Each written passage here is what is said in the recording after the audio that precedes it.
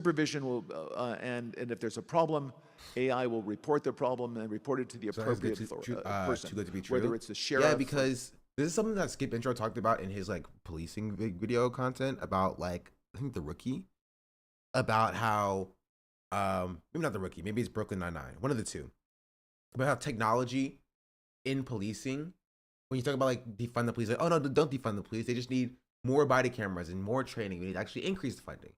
That funding usually gets funneled to things like this that are supposed to hold the police accountable, but actually serve as an arm for the police to continue to, get it out for their behavior, right? This idea that like, oh, the police are going to be more accountable now that, there's AI watching them is not true, because what's often going to happen is that this technology is going to serve as a way to over police Black and brown people and poor people.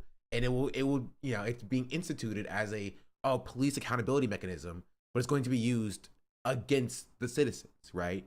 At worst, and at best, it doesn't do anything, right? Like Breonna Taylor, right, and her boyfriend. The police were, wearing body cameras, and like straight up broke the door down and shot people. You know what I mean? There's numerous instances where like the police wearing body camera footage commits horrendous crimes, like Derek Chauvin and the 4 police officers were wearing body camera footage or wearing body cameras. Actually, I don't think Derek Chauvin was, but like there were body cameras at the scene. That didn't stop George Floyd from being murdered. You know what I mean? Like these police accountability measures that are supposed to help hold the police accountable, either at best don't do anything, and at worst are used against the same populace that are supposed to be, safer with these technologies. And so AI being used to like monitor people's day-to-day life, I don't know how anybody can say that and think that it's going to be a good idea if they see any sci-fi movie, right? But like it's supposed to be like, oh, like a shooting, like you're gonna be immediate alarm bell is gonna be rung for the police shooting. Okay, well, what if there's like a just like a group of Black people together, and then like the AI thinks that they're dealing drugs or whatever. You know what I mean? What if, like, you know what I mean? Like, there are a number of instances where like false positives can be occurring, and like the worst part is that like a false positive in this case is like like worse. Like, can very well lead to death by like the police getting notified that there's like drug dealing in place, and it's just a group of Black people just chilling. You know what I mean? Or people playing with like Nerf guns, and the AI is like, oh, Black kid Nerf gun, that's a real gun, and they're shooting at each other. Send the police to go kill them or whatever. Like, there's a number of ways this can go wrong and poorly. The chief or whomever we need to take control of the situation. We have, same thing. We have drones. We just, if there's something going on in a shopping center, and I'll stop. A drone goes out there, get there way faster than a police car. There's no reason for, by the way, high-speed chases. You shouldn't have high-speed chases between cars. You just have a drone follow the car. I mean, it's very, very simple. Like, that's so stupid. Why do you need the drone to follow the car? You have a license plate. You have traffic cameras. Even that's stupid. And that's his best point. He's right that there should not be any high-speed chases between cars. That's stupid. You know what I mean? But you have traffic cameras for a reason, to pick up on things. Right? The license plate. In most urban cities where like high-speed chases are happening in the first place. And the new generation of autonomous drones. He's like, yeah, no, we just need like thousands of drones flying overhead. The people need to be scared for their lives. Thanks, bro. Thanks, bro. Appreciate that. Appreciate that.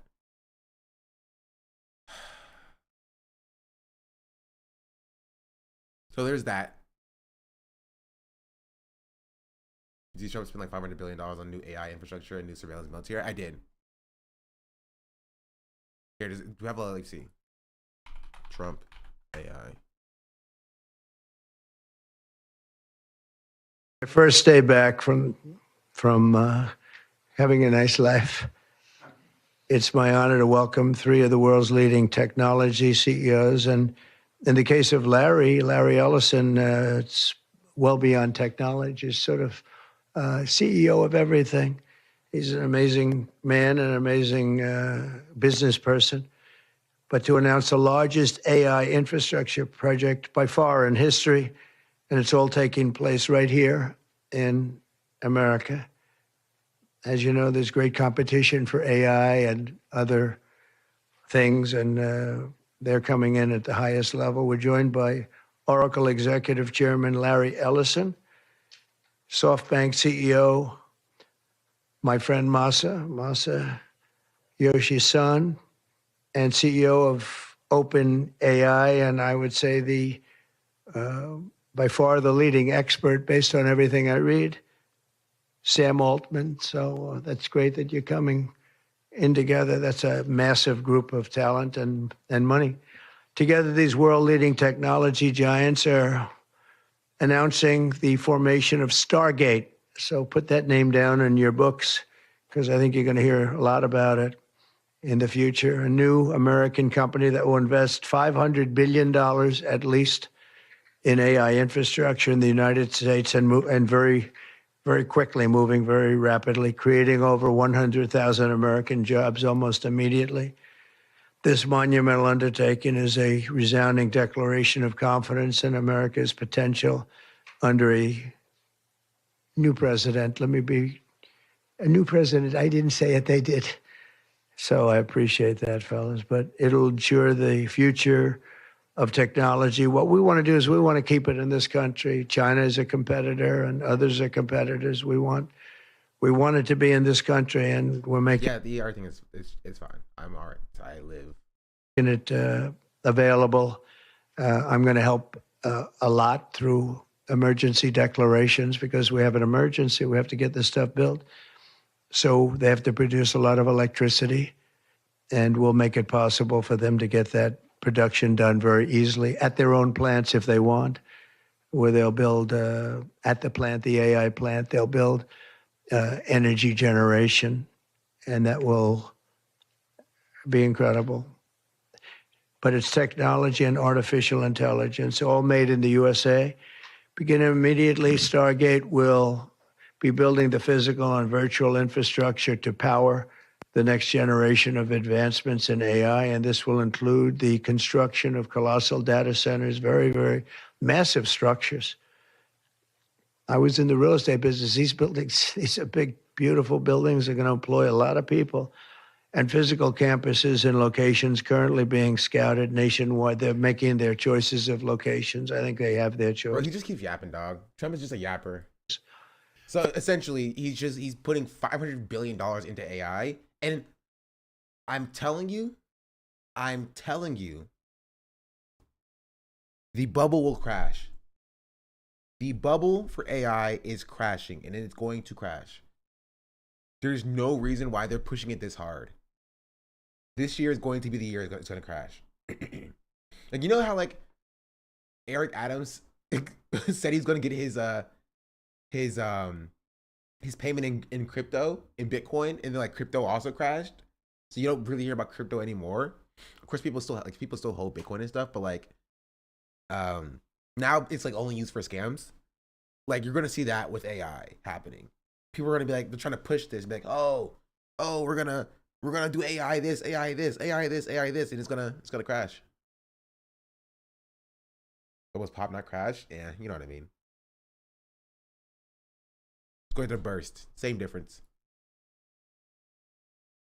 I truly think it's gonna happen. It's my lock for this year.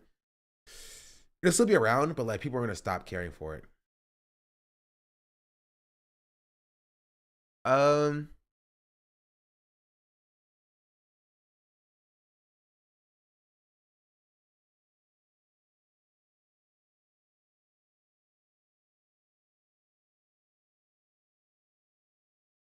I can't think or remember. It will never be able to. The same way the toaster would never be sentient.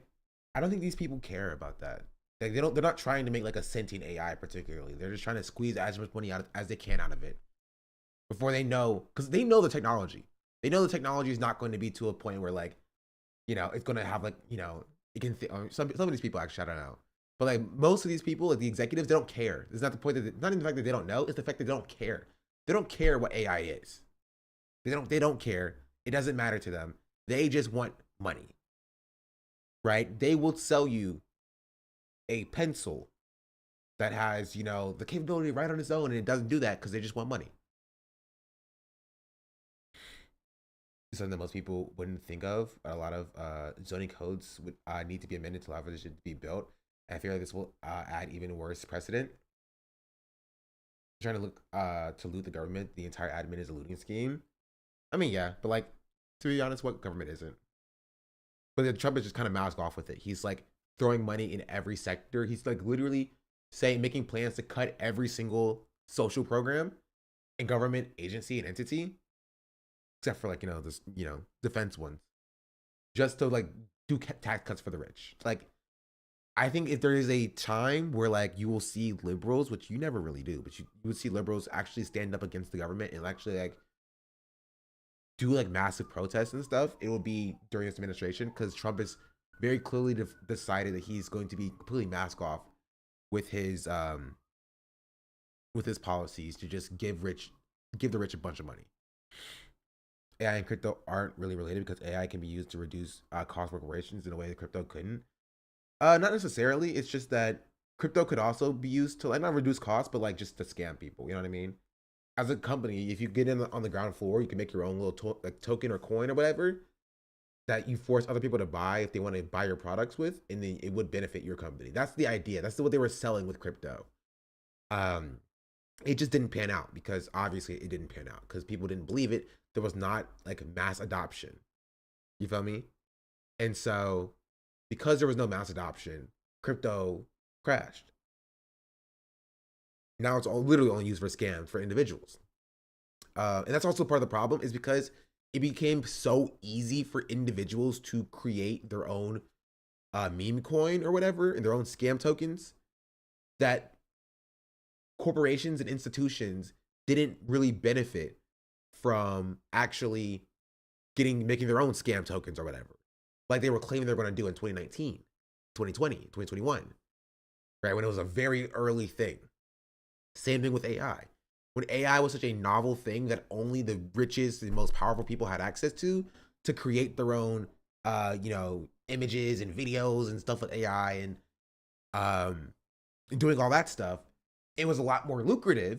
But now, any random, Tim Dog, freaking random Joe, average person is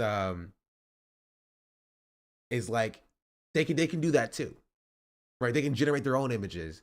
And so how much benefit can a corporation glean from publicly available, inaccessible, like, technologies? You know what I mean? Not much. And so when corporations realize that people aren't going to go to them for AI, and then they can use the AI themselves, they'll just drop AI and go to whatever next thing was going to make them money. You know what I mean? Before it gets mass adopted. Now, what that thing is, I don't know. Right? Almost impossible to tell. But like, and then after the corporations move on, the people will also move on. And then AI will stop being as prevalent. My freaking neck. Will stop being as prevalent. There are things that AI can do, but it's nowhere near as useful as they want to claim. Yeah. Currency is practically nothing without violent reinforcement. True. The AI, crypto, housing, GPU bubble will pop before they get a chance to move on, in my opinion. My take is that it will pop and then they'll move on. But like housing is a different story, because housing is an institution.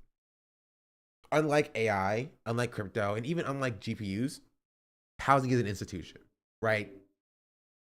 AI, crypto, and GPUs are tech company things. That's not old money stuff. That's new money stuff, right? Housing is banks. Banks are old money. Banks are in deep with the government, right?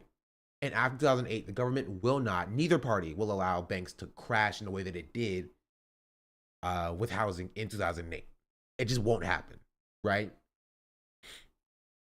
Unlike AI, crypto, and GPUs, that I can definitely see having a, definitely like maybe the GPUs a little bit less, but AI and crypto having a huge crash.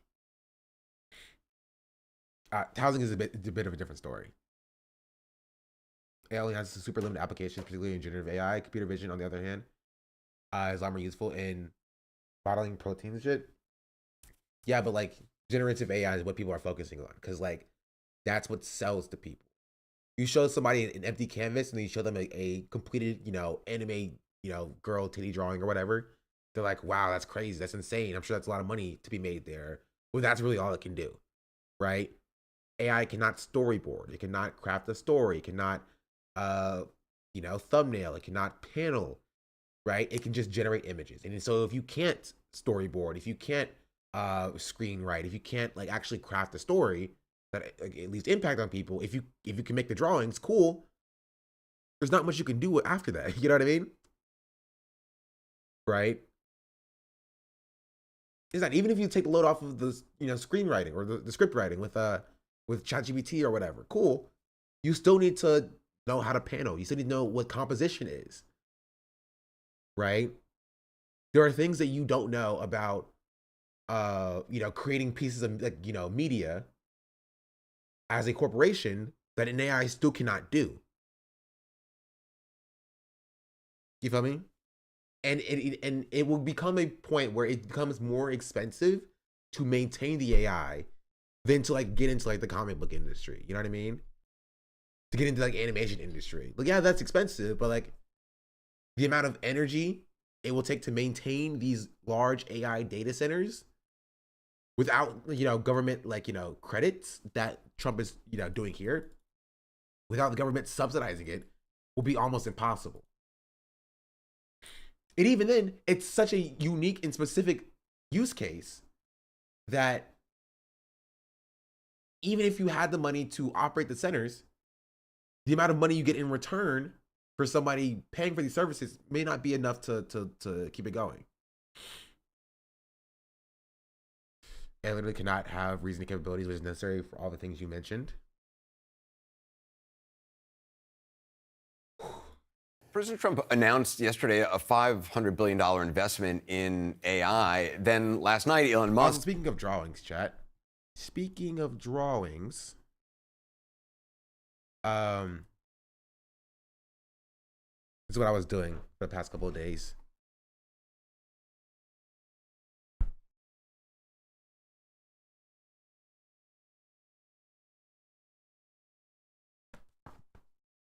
This is my newest drawing. This is 10120.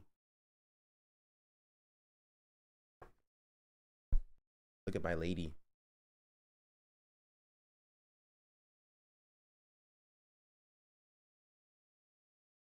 Hold on. Boom.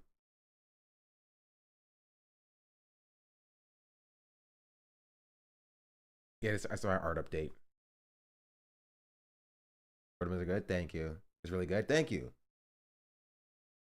If you compared to my first faces that I've made, this is on page 1. Page 1. That's Rebecca. She's kind of struggling if you couldn't tell. So from that to I draw Goku. You think I actually haven't drawn Goku before? That to this.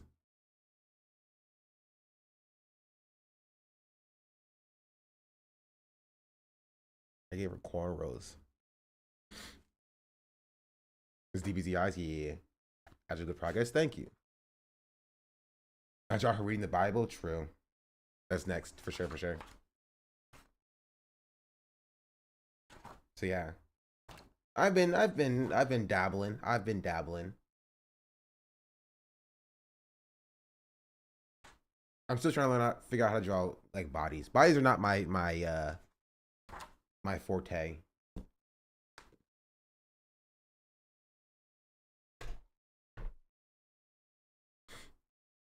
But yeah, that's my art update. That's all I have so far. Publicly criticized it, saying that they didn't have. Technically, this sketchbook started on 05/19, but I got like about a week in, and then I stopped for a while, and I picked it back up in like August a little bit, and that's why I'm drawing more digitally. Where's my It's back there. Give me a second. Let me grab it. Let me grab it.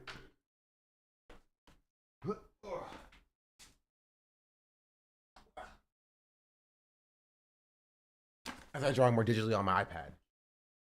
The best advice I can give you is keep at it.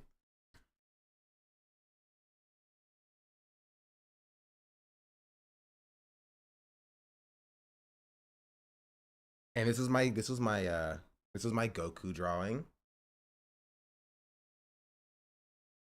I've shown these before. This is my Goku. I did digitally. This was like back in like October. Ugh. And then I draw a lot of Dragon Ball stuff. To be fair, I draw a lot of Dragon Ball stuff. This is my Goten and Trunks drawing as well.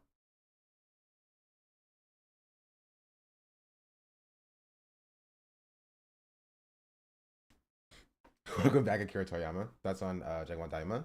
I haven't finished yet. I have not finished it yet. I am on episode 13, so no spoilers on the ending. If there is an ending, I don't even know if it's ending yet. I like it though. I enjoy it. It's very Dragon Ball-esque, right? It's less Dragon Ball Z. So I think a lot of people don't like it because it's very Dragon Ball. It's very adventure and less direct action. This was also a Trunks Goten drawing. I just never finished it. Wait, yeah. Yeah. Okay, it's kind of hard to see. It's there. I promise you it's there. And then I have... Wait.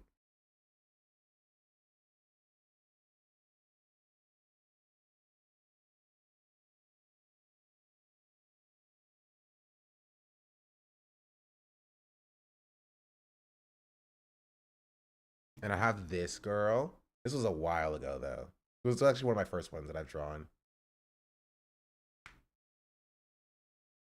Not my favorite, but it's a thing.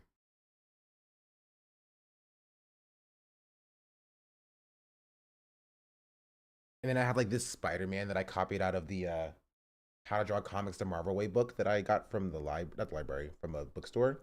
Hey, come on. The camera doesn't want to focus on it. Yeah. There it is. Okay. Spider-Man. Spider-Man. He's punching something. Does whatever a spider can. Yeah. He thick, you know it.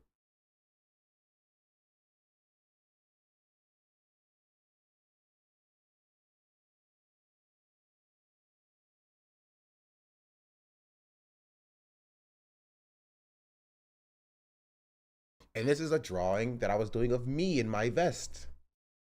In my Streamer Awards outfit that I wore for my Kamala video. I never got around to doing my face or anything. The shoes are just colored in. Don't worry about the shoes. I didn't have the picture of my shoes yet. And this is Trini from the Power Rangers series. She's the Yellow Ranger, if you couldn't tell by all the yellow. Yeah.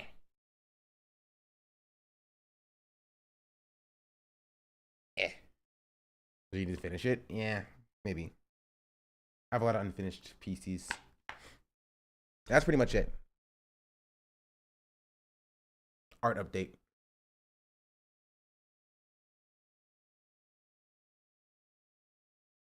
So yeah, I have a lot of issues. I have problems with I never liked the villain of the week format of the Action Power Rangers is 10 out of 10. Well, the comics don't really have villain of the week. Comics have a pretty cohesive story.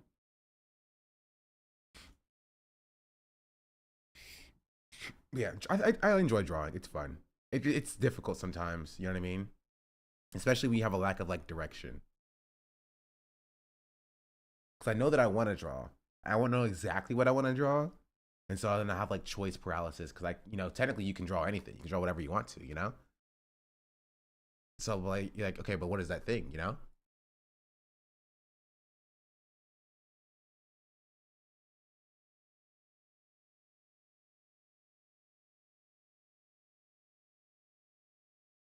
You play Dragon Ball Z Dokkan Battle. I'm not a fan of Dokkan Battle. Or most mobile games. Except for the ones that I promote and you should support. To draw everything and find what's the most fun and fulfilling. I know I want to make a comic book. That's what I know. I want to make a comic book. I know that is the case. And that's my New Year's resolution for 2024 is to make a comic book. Just a one-shot comic book with my own characters, and it'll be super sick and cool. And that's what I'm trying to build up to.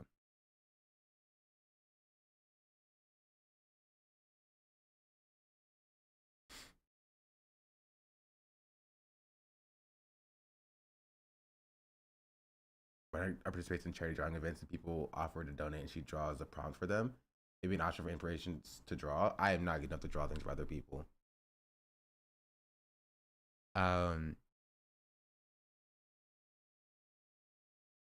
Anyway, back to this. Let's see. Close. I'm closing all the extra tabs that I don't want to talk about or cover. Let's continue with this. Have the money. Your Monster Make Other Day, and it's pretty good. I've read it already. It is pretty good as well. What's that all about? So when I covered Trump in his first administration, there was this huge announcement around Foxconn. They were going to build this electrics factory in Wisconsin. It's this Taiwanese maker. And there was all this publicity around it. It was a big White House push. They encouraged reporters to talk about it. And then it never ended up materializing, certainly not in the way that it was touted. It did not create anywhere near as many jobs as they said initially. And so when this came out yesterday and Trump was in the Roosevelt Room making this announcement, I reminded people that this did happen before, and with these announcements, you kind of have to wait and see what happens before you go too far. Now, on this one, we don't know. This is a data center that they're creating, hoping to kind of expand infrastructure in the United States when it comes to artificial intelligence, because people like Sam Altman, who was standing next to Trump in the room yesterday, have warned we're way behind China when it comes to the AI race. But Elon Musk is pouring cold water on this idea that this is a $500 billion investment. Initially, it's supposed to be $100 billion and then get up to $500 billion. Elon Musk is claiming that this company doesn't even have $10 billion behind this to do this. Now, Sam Altman, the CEO of OpenAI, is disagreeing. They are basically in legal warfare. That's important context here between Elon Musk and Sam Altman. They're suing each other, or Elon Musk is suing them. And so it is important to remember there's tension here. But really the story of this is Elon Musk is undercutting Donald Trump on one of the biggest announcements he made on his first full day in office. And it raises that question we've been talking about, which is, what does this look like when someone who is not afraid to have voiced his opinion, neither of them are, when those conflict, and what this ultimately looks like. But the White House is saying that people should take Trump's word for it, not Elon's. Yeah, I mean, Elon Musk's criticism was that this consortium doesn't have the money. The $500 million, $500 billion. I mean, they can raise that money pretty easily. But it's fascinating to see this criticism of something that President Trump is touting as a major accomplishment. From yesterday, Caitlin. We'll see you at 9 o'clock. We're going to talk more on the second guessing right now by Elon Musk. I want to get perspective from tech journalist, author, and Pivot podcast co-host Kara Swisher. So, Kara, I don't know if anybody should be surprised by this, but what do you make of Elon Musk appearing to undermine this major announcement from the president? Well, he wants to undermine Sam Altman. That's his goal. He's obviously in a lawsuit with him. He had a lawsuit, then he stopped at a lawsuit, and then he had a lawsuit again because of his involvement with OpenAI. So this is a long-running feud between these two tech entrepreneurs, specifically around AI. They used to be friends, They did. Yeah. They did. Oop. Long time ago. Not very. It was many moons ago. But like a few lot years ago, Altman was on Twitter singing up the Trump while Elon was replying, laughing, crying face. of people that talk to Elon a lot, myself, Reid people just don't Hoffman, like many Elon. others. They're not. There's been a real break, especially between Altman and Musk over a variety of things. And Elon's alleging certain things, and Sam is denying them or just shaking his head, essentially. In this particular instance, I mean, he's alleging, they don't have the money. I know you've spoken to some of the parties involved in the Stargate project. Even if they don't have cash on hand, I assume they could raise this money quickly. In 4 no? seconds. Yeah, I mean, there's a Anderson. lot. I know mean, of a lot of people who would want to invest. Yeah, there's no lack of money among these people. They could do it out of their own pockets. Just Larry Ellison standing there, that's it. That's all you need. And interestingly, Ellison is close to Musk and has invested in Twitter and everything else. So there's plenty of money here. I mean, I think he's trying to impugn the thing because he's not part of it, or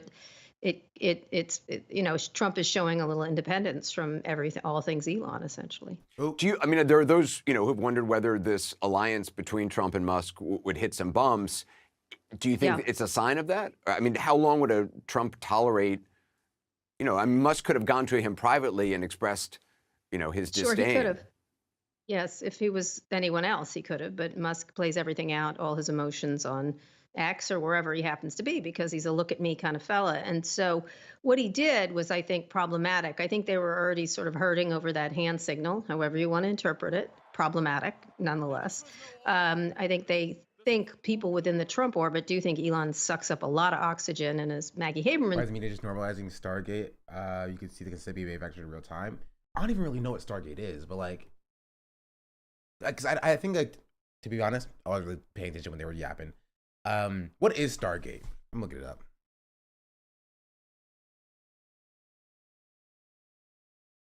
What is Stargate? When President Trump announced a $500 billion Stargate AI venture from OpenAI, SoftBank, and Oracle on Tuesday, he promised it would ensure the future of technology in the U.S. So far, Wall Street has seemed to agree with some analysts speculating the potential to transform the tech industry. But the project has also sparked some questionable skepticism, including pointing criticism from one of Musk's closest advisors, tech billionaire Elon Musk. They don't actually have the money, Musk wrote on. Wait, how would you know? See, this is the problem when you allow these tech billionaires in your close orbit. Now they're starting yapping about we don't have the money, the budget is this and this and that and this and that and this and that. Of course they don't have the money. Of course they're going to cut the money from other places, right? And it's definitely not going to be for tax cuts. You know what I mean?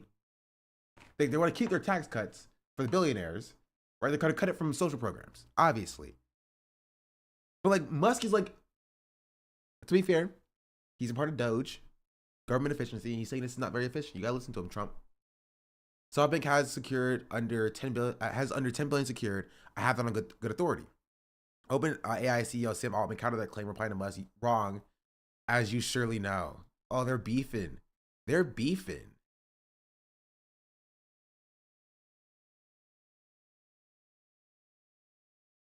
They don't actually have the money. SoftBank is 1 under 10 billion secured. I have a good authority. Wrong, as you surely know. Want to come visit the first site already underway? This is great for the country. I realize that what is great for the country isn't always optimal for your companies, but in your new role, I hope you put America first. Did you just not reply? I hate both of these people.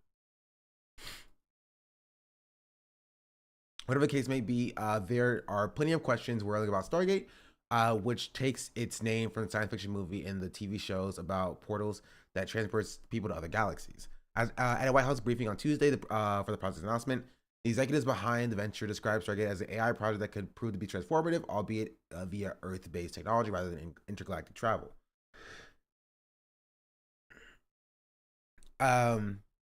This will help people's lives. It will help solve many, many problems with the power of AI, says SoftBank CEO Matthew Shison, who joined President Trump at the briefing, along with Altman and Oracle co-founder Larry Ellison. I think this would be the most important project of our era. Okay, none of this is telling us what this is for. What is this about? It's just they're just building server farms somewhere, for some potential purpose in the future.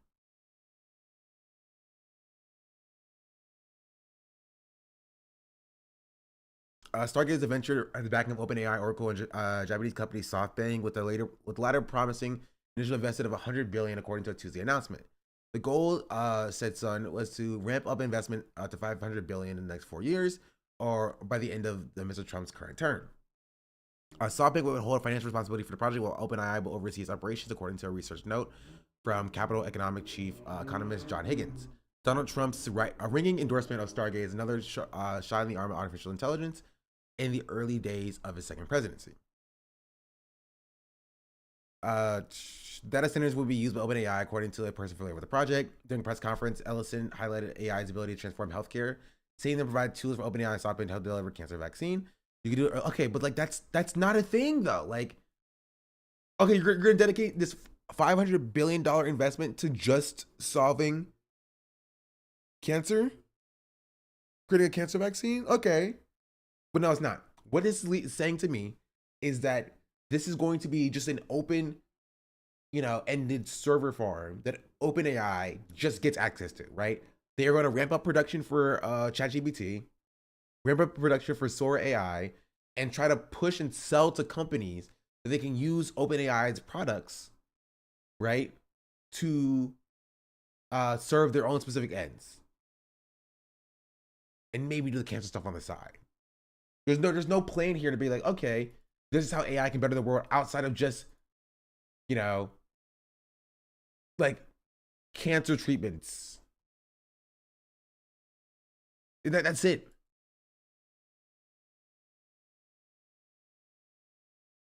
He's saying sci-fi AI could maybe cure cancer, so he wants that cash to pretend that he's making that.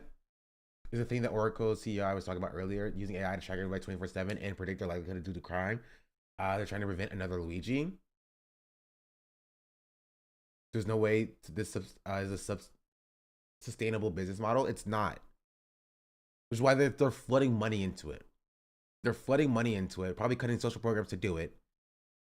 They're not even pretending like there's any product involved, right? It's, well, maybe it will cure cancer in the future. Maybe they're going to be like cancer detection and blood tests. Maybe. Are we going to work on that? Not really. But maybe that's something that it could be done.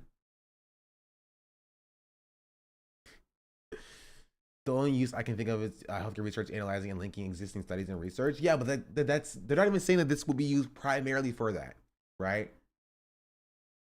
It's just like one use case for it, because it's obviously going to be used to like enhance OpenAI's already, created products, and to bolster their capital even further.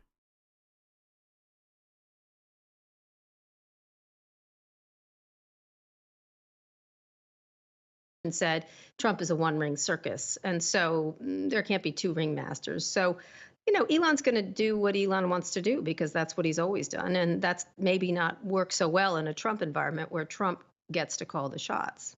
Can you just talk about the idea that that they're proposing with Sam Altman and the SoftBank and Oracle? Mhm. Well, SoftBank has had a history of this, saying they're going to promise this much money and this much money. And he's a great entrepreneur, let me just say. He's had some disasters, but he's had some huge successes. Masayoshi Son. And so, like a lot of people, like Elon Musk, by the way, has had some disasters and some huge successes. And so this is an idea to bring more AI into this country so that we don't rely on China as we do when we make phones. Oh my freaking goodness, bro. Maybe we should have a question about whether we should be relying on AI at all. Have we considered that?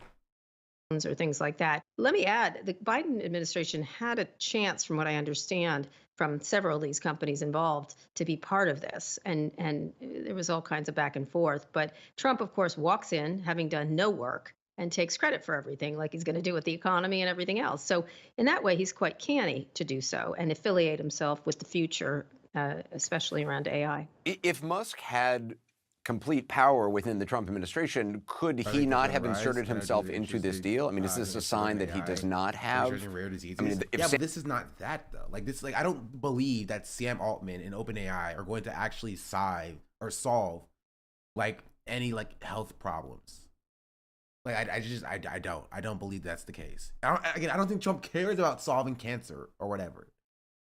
Like, it's obviously a ploy to try to like bolster their own capital by baking off the backs of AI.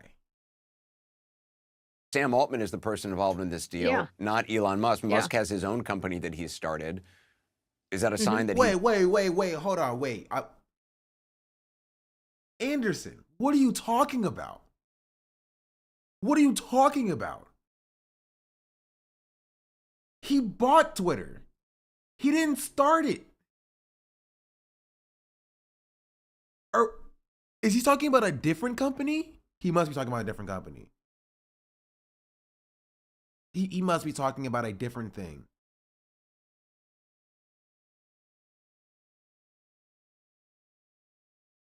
Is Grok its own company?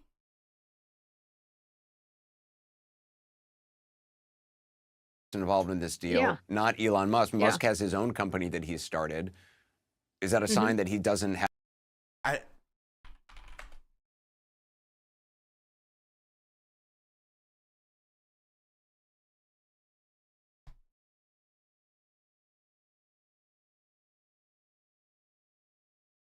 Oh, I guess maybe XAI is the company that he started. Perfectly close.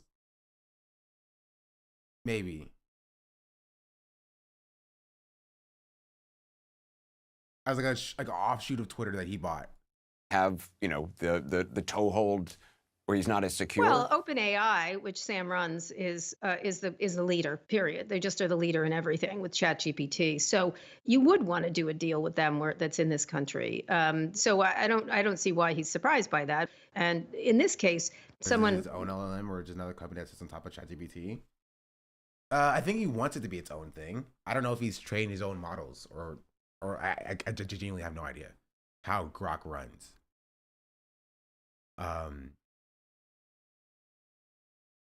I mean, they have the servers to run their own AI off of those servers. Whether or not they're doing that, I just don't know. The person who basically invented modern AI, Jeffrey Hinton, is a professor at the University of Toronto, and he's been going around warning people about how big of a danger it is. close to not the OpenAI, but other people involved said that. Notice he wasn't in the Roosevelt room. He didn't wander in like he did with Jeff Bezos. He didn't wander into meetings, which he tends to do at Mar-a-Lago. The White House is a little different. You can't just wander into things. And specifically, those companies didn't want Elon near this thing. And Trump seemed to agree with it. What did you think of the hand gesture Elon Musk gave? How did you? I think it was a fascist salute. I think he knew what he was doing. I don't know. I don't live inside that head of his. So I think, everyone, he tried to describe as he's awkward. He was saying all kinds of things. As I said. Also, he never came out and denied it. He never came out and said, no, I'm not a Nazi. And no, I do not align with Nazis. He kind of just said, oh, wow, I guess people think that I'm a Nazi and a Zionist. Like, come on, bro. The other night, I think he's a troll above everything. And I think he probably knew what it would do because he likes to set people off. That would be my guess from having seen him do it up close. Let's see what happens when I do this. That's sort of his personality. And he likes to do that. He likes to poke bears. He likes to say all kinds of controversial things and watch everyone lose their minds. I think let me just say, this is a 53-year-old man. He really needs to do this kind of stuff. I don't understand it, but it took attention away from Donald I don't think Trump. she's trying to cover for him. I mean, she's very clearly said that she thinks it's a fascist salute, right? Like that's at least stronger language that I saw on freaking MSNBC. You know what I mean? Like, unless you mean like the society in general, like the right wing. I mean, you would be correct. Trump the very first day, no matter what. So he needs to be more careful in public if he's going to be a representative of the Trump administration. Kara Swisher, thank you. Thank you. Also, I think that let's talk about it right now. So I didn't cover this because it happened after I went offline. Valuetainment. I'm so valuetained.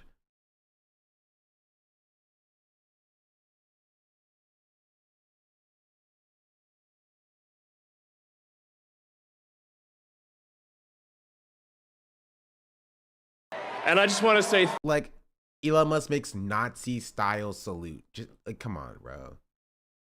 Come on, bro. This is covering, right? I say, if you say, oh, he did like a Nazi style salute. Oh, it was like fascist like salute. A Nazi style salute or a fascist like salute, right?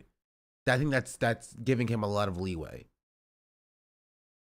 Yeah, or an awkward salute, right? Calling it a fascist salute, which it was, or a Nazi salute, which it was, is accurate reporting. and I just want to say thank you for making it happen. Thank you.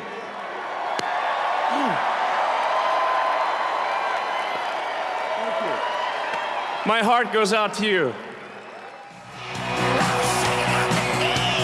Yes!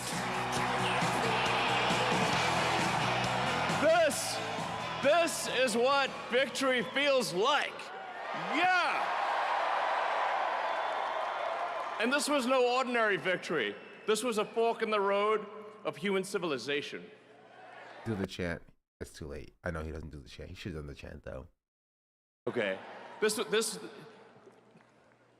you know, there are elections that come and go. Some elections are, you know, important. Some are not. But this one, this one really mattered. And I just want to say thank you for making it happen. Thank you. Like, come on. Like even my mind was rewriting history about this, right? I thought he said, "My heart goes out to you" before he did it. But no, he just says thank you. He just straight up does a Nazi salute. He turns around, he does it again, and then he's like, "My heart goes out to you." Like, come on, bro. Thank you. Like, it's so clear.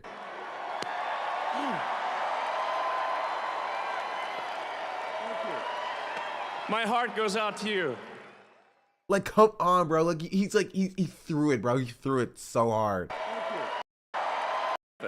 Thank you. That's insane, bro. That's insane. That's insane.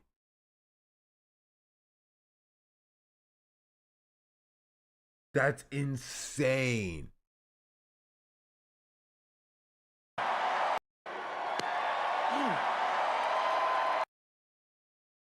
That's insane. Right? And maybe the excuses that people are having, like, oh, it was an awkward gesture that he did twice. Maybe I would believe those excuses. Maybe those would work in my mind if he wasn't literally a fascist. You know what I mean? If he was not literally a fascist, maybe that would work. Maybe I would agree with you. Maybe I would agree with you if he was not literally a fascist. If he did not support far right parties, if he did not support you know,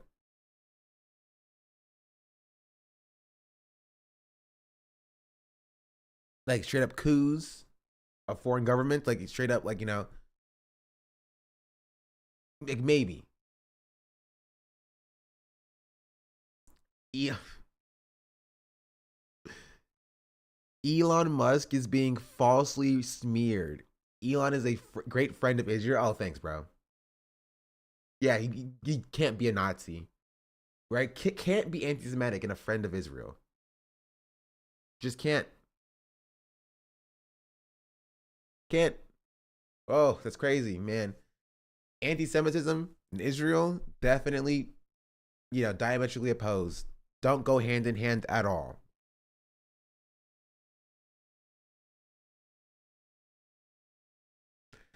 Elon is a great friend of Israel. He's visited Israel after the October 7th massacre, in which Hamas terrorists committed the worst atrocity against Jewish people since the Holocaust. He has since repeatedly forcefully supported Israel's right to defend itself against genocidal terrorists and regimes who seek to annihilate the one and only Jewish state. I thank him for this. Of course. You know what I mean?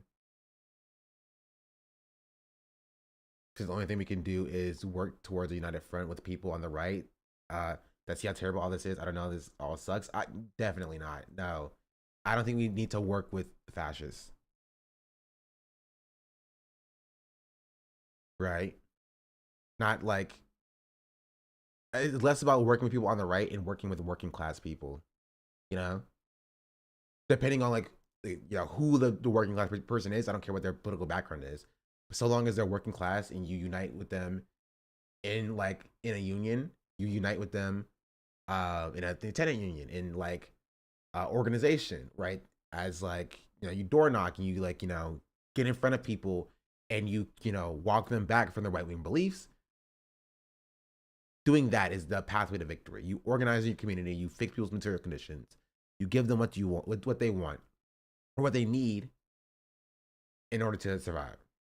I mean, Fast is talking about the blue collar workers and the that vote right because they don't know what they're voting for. Okay, I think that's a bit different than, like, you know, I guess people on the right. The thing was saying the same thing. Yeah, some people, you know, you have to be very poignant in your language, because some people do think you should work with fascists. You know what I mean? Like Zhenk is like, yeah, dog, We need to work with Charlie Kirk. We need to work with Charlie Kirk. Because Charlie Kirk knows how to speak to working class people. Like, I think we should be meeting working class people where they are and getting them to a position where they understand and work for workers' rights, and understanding that the Democrats and the Republicans don't fight for or don't believe in their or have their best interests at heart. Sorry if I'm talking very slowly. It's very difficult to talk. I still have some breathing issues. But yeah, I don't think we should work with like people like Charlie Kirk. Charlie Kirk is bad. There's so much time trying to factually correct people who don't care instead of we should be shaming. I don't know. True. I believe other races and fascists can communicate to each other. I guess it depends. Like fascists, kind of implies people with power, and like I do agree that people with power and fascists, they should be left to their own devices. People who are racist or hold racist beliefs, I believe can be talked down from the ledge that they stand on by appealing to their working class sentiments, as I don't believe that they are inherently a lost cause. Yeah, this is just an example of a fascist supporting a fascist. You know what I mean? So that's not surprising. Working class people where they where you don't actually have to move to the right. You don't have to give them an actual. You actually have to give them a left wing option so they don't run to the Republicans. Nazis will always have each other's backs. Yeah, I do want to see what Bernie has to say though. I was at the Trump inauguration yesterday, and needless to say, I just take on this Ryan Grimm tweet about DEI. I gave my take in Assange chat yesterday, and I can repeat it again. Here it'll be quick. So, Christopher Rufo, who sucks, who's like the anti-CRT person, said, "This is personal. For 5 years, leftists have doxed my home, tried to get my wife fired, threatened my children, targeted my reputation, and spread lies about my work, dragged me into lawsuits, and prosecuted my sources. We're going to abolish DEI everywhere and then salt the earth." Ryan Grimm says, "DEI was an active impediment to the project of building a multiracial working class movement capable of taking on corporate and oligarch power. Rufo did left a favor by nuking it." We didn't go hard enough on Chris. True. And so my take on this is that I understand Ryan's point. I get what he's getting at. But I think it falls into the realm of class reductionist sentiment, kind of pretending and acting like there is not a disparity for Black and brown people, for women, for trans people, or other marginalized people in the workplace, right? What we do know is that one, the disparity does exist, right? Two, working class people as a whole face oppression from the ruling class in the workplace. And three, there does need to be a, multiracial working class movement capable of taking on corporate oligarchs, right? We do know these things. But in the interim, while that movement is being crafted, you also have to understand that, Black people still are underrepresented in leadership in the workplace.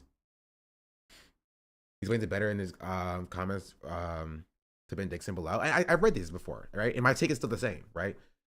Ben says, "You can't be serious, Ryan. The subtext here is the impediment to working class solidarity. It's anything that addresses the centuries of systemic disadvantages to minorities. No doubt at all, DEI, as practiced by corporate America and universities, reproduces systematic disadvantages to minorities by co-opting and undermining genuine, authentic attempts to address them," right? Even with this, right? And maybe he does in the future somewhere else. And Ben says, "Give me examples. In fact, give me a statistical significant study that allows you to blanket a statement across the entirety of DEI. Or are you going off anecdotal statements?" And then I'd ask, whose anecdotes are you going off of? Further, let's see Joe and maybe some of these programs got it wrong, but wrong doesn't dismantle the entire program. And further, wrong enough for you to co-sign the Trump agenda, which was not grounded in getting it right, but obviously grounded in destroying all civil rights gains. I agree with Ben here, actually. I do agree with this entire take. So I'm curious what Ryan's response is. I have seen organizations get credibly accused of systemic racism and respond by hiring DEI consultants to ask people to interrogate their privilege. That moves the problem from structural to personal and lets orgs off the hook, right? Nobody's saying this is a good thing. Nobody's saying an organization gets credibly accused of systemic racism and then hiring a DEI consultant is like a good thing. But like to put that at the fault of like DEI specifically, like as an initiative, because don't get me wrong, DEI is a band-aid solution. DEI as a solution to systemic racism is not even a solution, right? It's a band-aid fix, right? It's like trying to, flex seal a dam. It's not going to happen, right? You're not going to fix systemic racism with the use of DEI. However, focusing on removing and erasing DEI as an initiative, specifically as a Trump-style initiative, right, is also not going to fix systemic racism, and it will remove the very few avenues that Black people have or marginalized people have at achieving at least a modicum of success under the current system from existing in the first place, right? DEI is a band-aid and it helps a little, but there is so much more to do to make the actual issues better. Yes, right? And nobody is saying we stop at DEI. I don't think anybody who looks at DEI and thinks DEI is like a fine thing is saying, okay, we have DEI, we're good now, right? There's always more work to be done, right? But eradicating DEI is not going, this is like, it kind of leans into a little bit of accelerationism, right? It leans into an accelerationist mindset, right? Of, if we just get rid of DEI, that will wake up, society to like how bad the plight of like, people like, Black people have it. And then the working class movement will come together and fight against corporate oligarchs, right? DEI is a very new thing. And guess what? Even when DEI wasn't a thing, there was not a multiracial working class movement fighting against oligarchs. They read it wrong, but I didn't read it as him critiquing the concept of DEI, but the way that it is practiced. But him agreeing with Rufo here is him criticizing the concept of DEI, right? Because if he agreed with the concept of DEI, he wouldn't have had this take, right?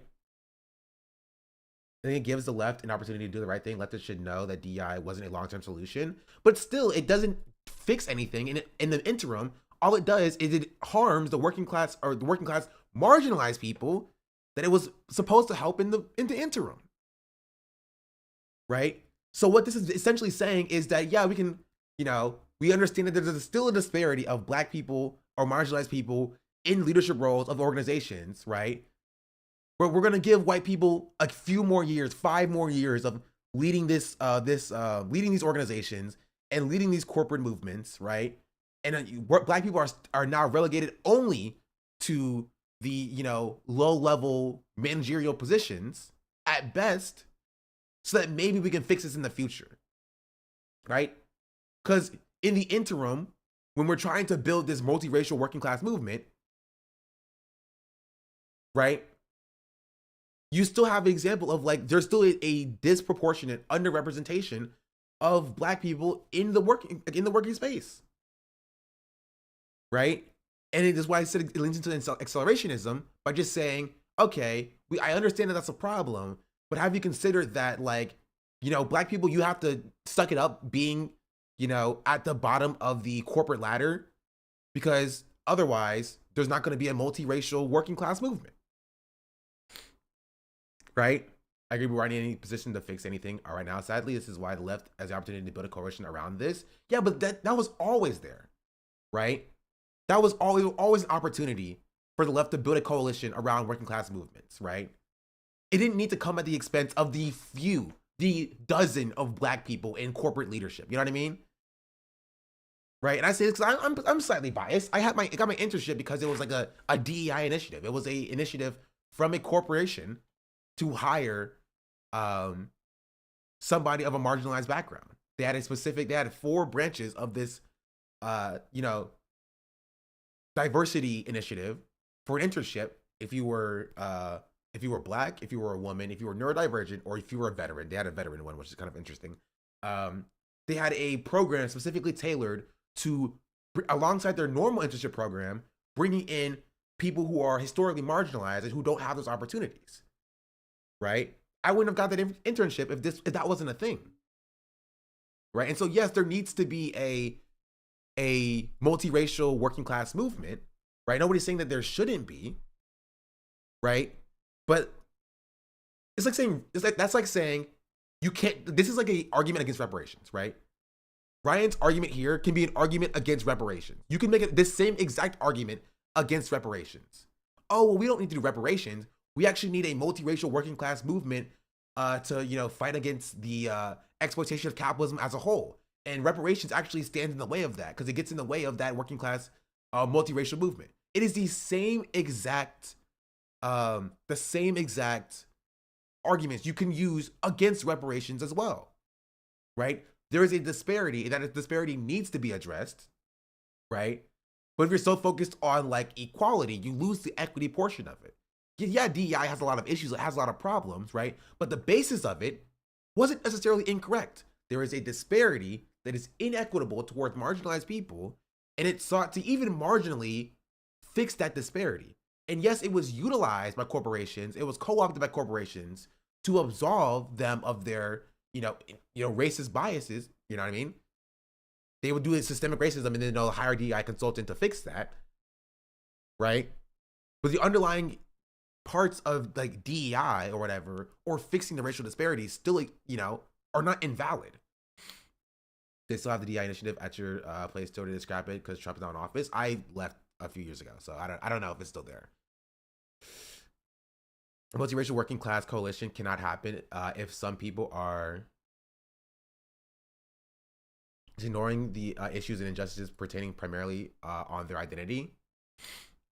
Structures of corpos and the drive for profit will always be in the way of diversity. None of it has really moved past a feudalistic style of thinking, really.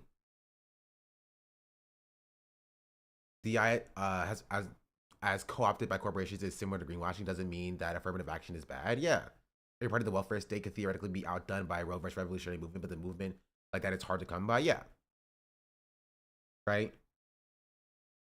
And so essentially, this is what I get from what Ryan's saying here. Essentially, this talking point can kind of be boiled down to, and this is very reductive of Ryan's talking point, but to be fair, his own talking point is reductive to the entire, system of, why DI exists in the first place, is that you can just, if you force marginalized people to be a part of the working class instead of, a few of them being a part of the leadership of, corporate structures or whatever, or even because it's not even DI is not even just being, because he brings up here hiring a DEI consultant, but that's not all what DEI is. You know what I mean? This is a as Ben was saying, an anecdote, right? This is anecdotally. DEI is not just about hiring consultants. DEI is also about the hiring processes in general, right? When it comes to corporate work, when it comes to white collar work, even getting past the barrier of entry, that is the hiring process, right, is a part of DEI initiatives. You feel me?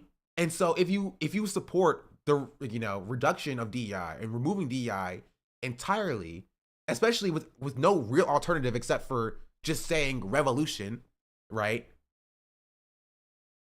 What you're saying is you don't really care for black people being hired or marginalized people being hired for in corporate America. You feel me? And this again is allowing the entire disparity of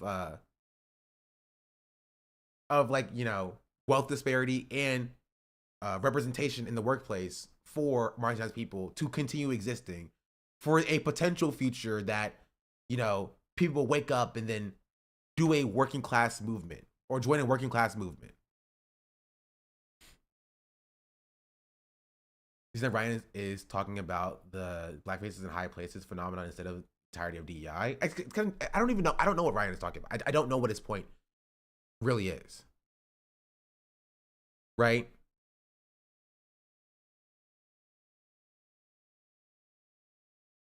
And here, even like really explain how it was an active impediment.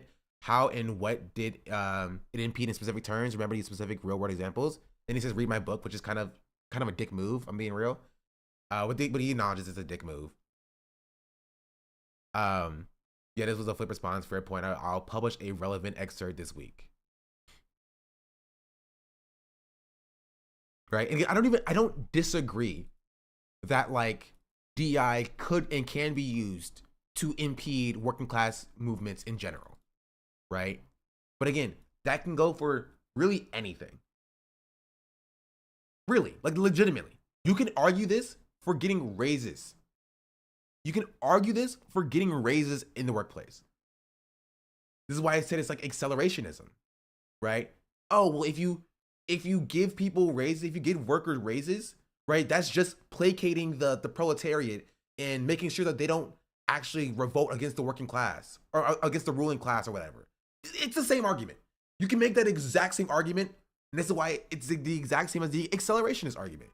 Oh, Medicare for all, that has its issues and its problems, but like if you do that, you're actually placating the proletariat and you're making them okay with like not having free universal healthcare the way it really should be, because there's problems and issues with Medicare for all.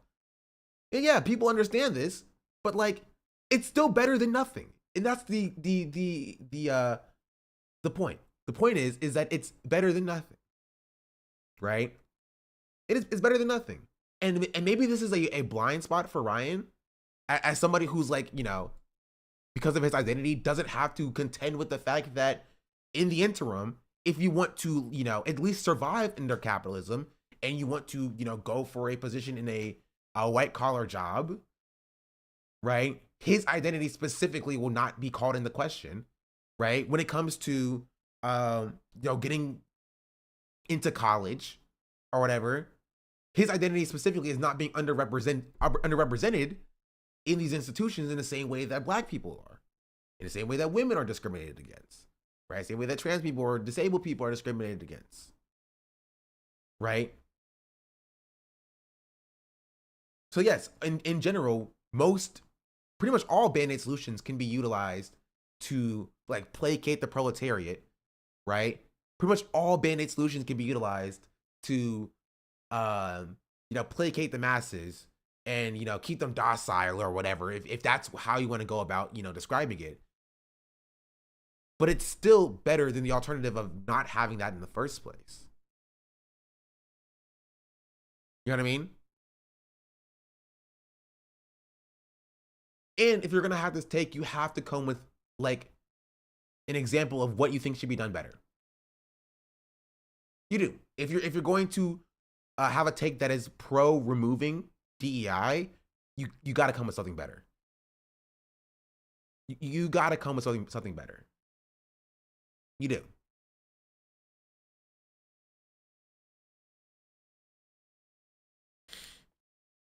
You do. Because the alternative is just removing DEI.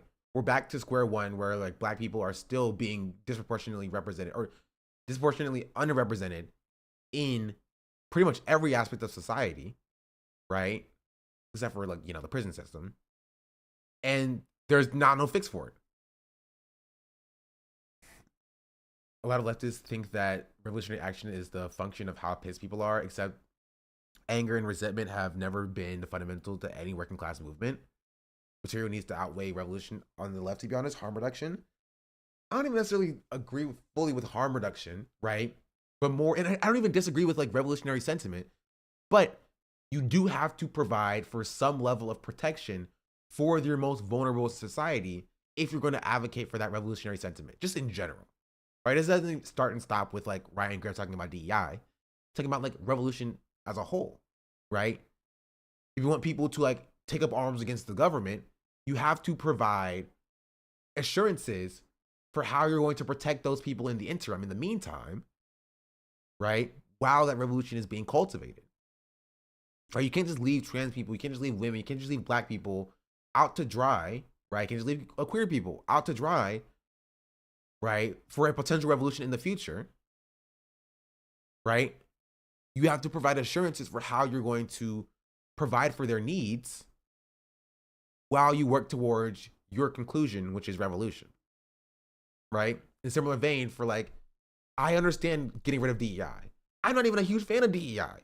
I think that there could be alternatives that like address the problems of all working class people, right? 100%. But what I do know is that there are still disparities that exist in the workplace for representation for black people in, you know, managerial positions or in white collar jobs. That does exist. There's still a wealth disparity for black people that does also still exist. And we need to figure out how to address these things without removing something that addresses it 1%, because it's like, oh, well, like, this only addresses the problem 1%. Therefore, we need to get rid of it so we can put something in that addresses the problem for like 5% or whatever. Because I'm like, sure, but like, figure out what that 5% addressable thing is so that we can institute that and then remove DEI. You know what I mean? Like, why would you remove the one thing that exists to help fix the lack of representation for black people in, you know, white collar jobs, in, like universities, without having an alternative already in place? You know what I mean? This doesn't make any sense.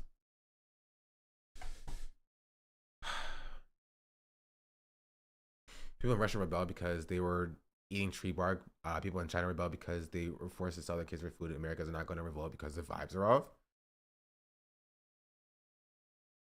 Yeah, that's my take on the Ryan Grimm tweet. I just feel like it kind of just leaves marginalized people out to dry. But like leftily, you know what I mean?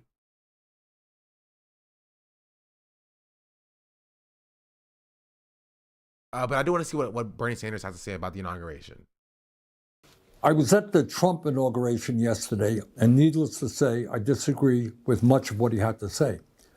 But what really struck me, however, is not what he said, which was not surprising given his rhetoric, but what he didn't say. The simple truth is that Donald Trump gave a major speech, the first speech of his second presidency, and ignored virtually every... That's pretty cool. I'm on the shorts feed, chat.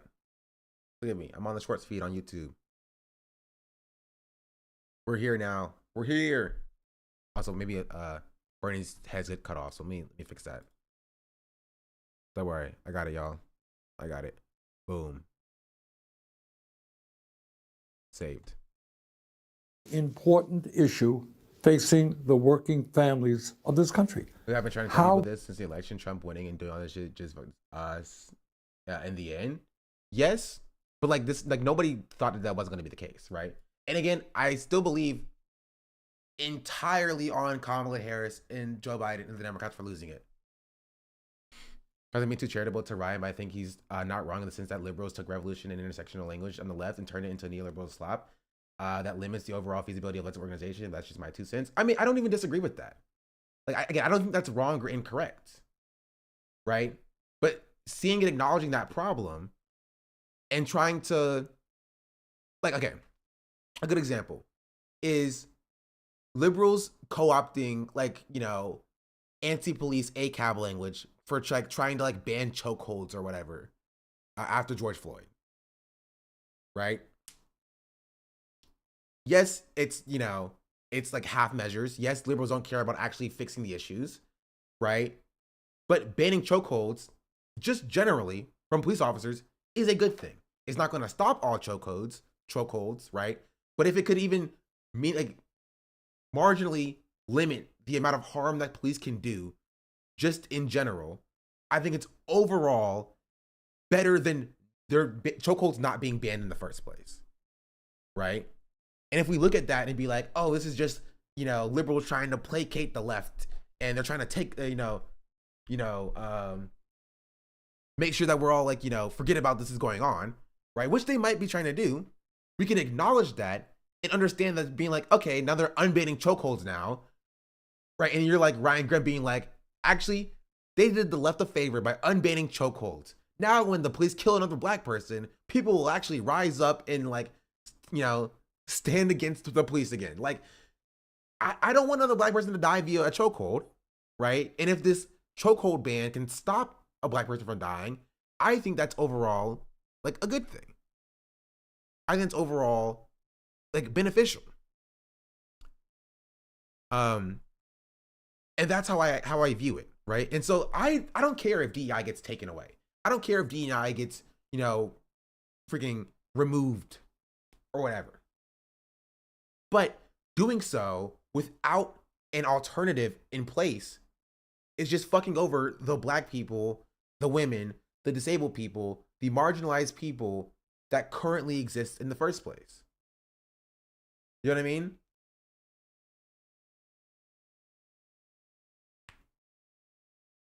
Quanner's on the way. Raid spoilers. Also, I did see Caroline was live today. Too much time again trying to convince people that who don't care or won't care, instead of going, I have the power, I'm making the change, is best, whether you want to acknowledge or not. Japan begins. I want to go to Japan so bad. I also think that very soon American standard of living is going to plummet after Trump's mishandling of the economy, and there's not much we can do about that since Kamala threw the election. It's like leftists being like, fuck recycling because personal responsibility is not the way to solve climate change. Yeah. Oh, my alert box is muted. I didn't hear it. Yo, Caroline, thank you for the raid. Welcome in. Hello, raiders. What's up, Quantarage? Hope you're doing good. How's Japan? Hello. We're talking about this Ryan Grimm tweet, actually, not the Bernie video yet. Pearl Harbor raid is crazy. That's wild. We got a new art doll. W.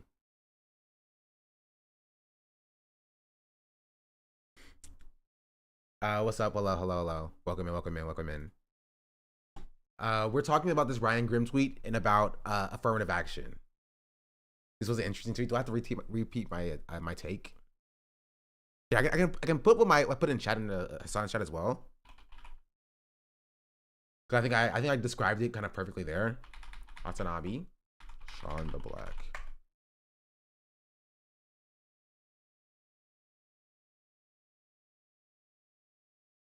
Hello. Oh, there's a lot of follows. Thank you for the follows, chat. Yo.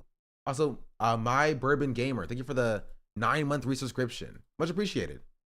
I think corporate DEI is an impediment to unions, to be honest. I don't necessarily agree with that.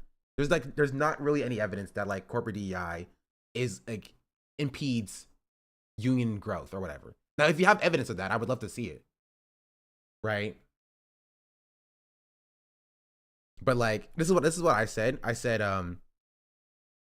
I see Ryan's point, but it's pretty reductive and it's an argument against progress. DEI isn't great, but forced diversity is better than no diversity. There's a disparity that does need to be tackled. I think in a unionized space, it's called stratification. Yeah, but like, okay, think about it like that. In a unionized space that has DEI or that doesn't have DEI, there will be no black people. You know what I mean?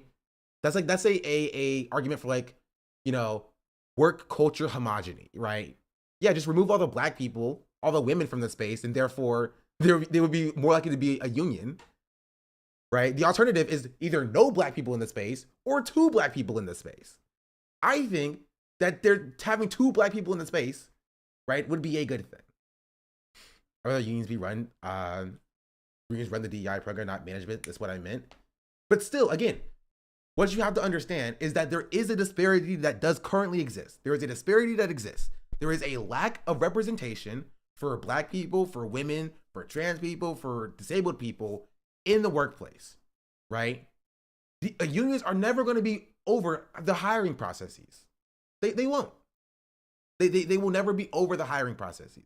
Unions will never like decide who gets hired and who does get hired. That will always be a thing, at least under capitalism, that is decided by corporations, right? And so when you understand that there is inequity happening in the hiring processes, right? DEI, which I don't even think does a good job of solving this problem, right?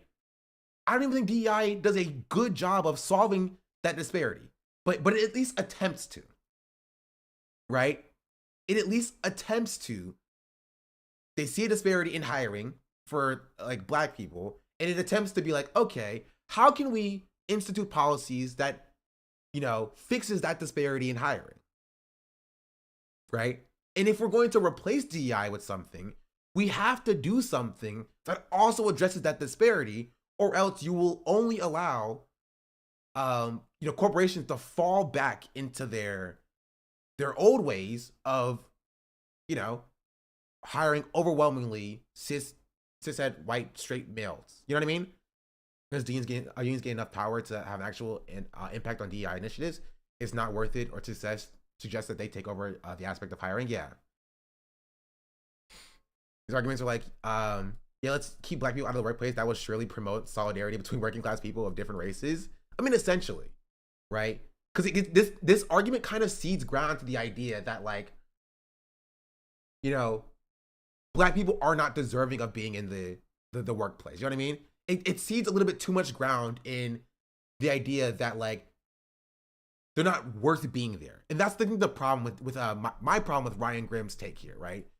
It kind of feeds into this whole idea that, like, DEI is putting people who don't deserve to be there into the space, right? They're like, oh, Black people who would have never gotten hired here before because they're not, you know, hardworking enough or whatever, into the space of, you know, working out freaking Amazon, got there because they don't deserve it. Therefore, that causes strife in the workplace, right? That's what it reads like to me. Instead of reading DEI as a way to try to, you know what I mean? As a way to try to tackle the disparity that we see in the hiring processes, right? That are overwhelmingly, you know, or disproportionately hiring, you know, cishet white straight men over marginalized people just in general. You know what I mean? It's like patching a leaky pipe in your house. It needs to be replaced, but for the moment, it's okay. But now we have to argue with people in the house who are going good enough or even too much. It's just let it leak. Yeah. Again, yeah, we need to replace the pipe. I do agree we need to replace the pipe, right? And if you provide me a plan, if you call the plumber and the plumber comes in with a plan about how the pipe needs to be replaced, I'd be totally down with you, right? I mean, yeah, get this pipe out of here, right? It sucks. It wasn't even doing the job very well, right? That Flex Seal, horrible. But in order to replace this, in order to replace the pipe, you have to actually, like, have the replacement pipe on hand. You can't just remove the pipe and then let the pipe just, you know, let the water just gush out now. Because now you're not only not fixing the problem, but now the water's gushing out everywhere. All this DI discourse just makes me think there are a ton of people that think that POCs aren't qualified for any job. It's a good first step to workplace inclusion, but it's not enough, and blowing it up doesn't really help. Yeah, that's my take. Also, I haven't even gotten to this part yet. You never have to hand it to Chris Rufo for anything. You know what I mean? Like, even if Ryan Grimm was like, they're shutting down DEI, let's now refocus on a multiracial working class movement, I'd be like, yeah, I'm with them. All right, guys, DEI is gone now. We have to refocus on something else, right? But there's no reason to give it to Chris Rufo. This guy sucks, right? Don't give it to him, please. Reducing people's avenues of success will never make them see the contradiction of capitalist society. Instead, make them only more miserable and unable to comprehend the class issues.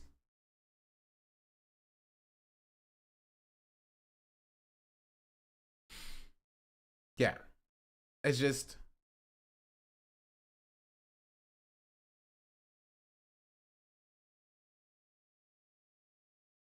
This is also pretty funny. I agree with you, but it was the old left that was more correctly focused on class, whereas newer generations are more trained to refocus on race, gender, and orientation. Like, this is so stupid, right? This is class reductionism, chat. Right? And we can have smoke for id poll, right? We can yell at people who have identity or who like focus on identity politics, right? The identity politics liberals, yes, yell at them. They're stupid, they're dumb, they're not focused on the correct issue, right? But like, identity still exists. It is a thing that informs society. It does.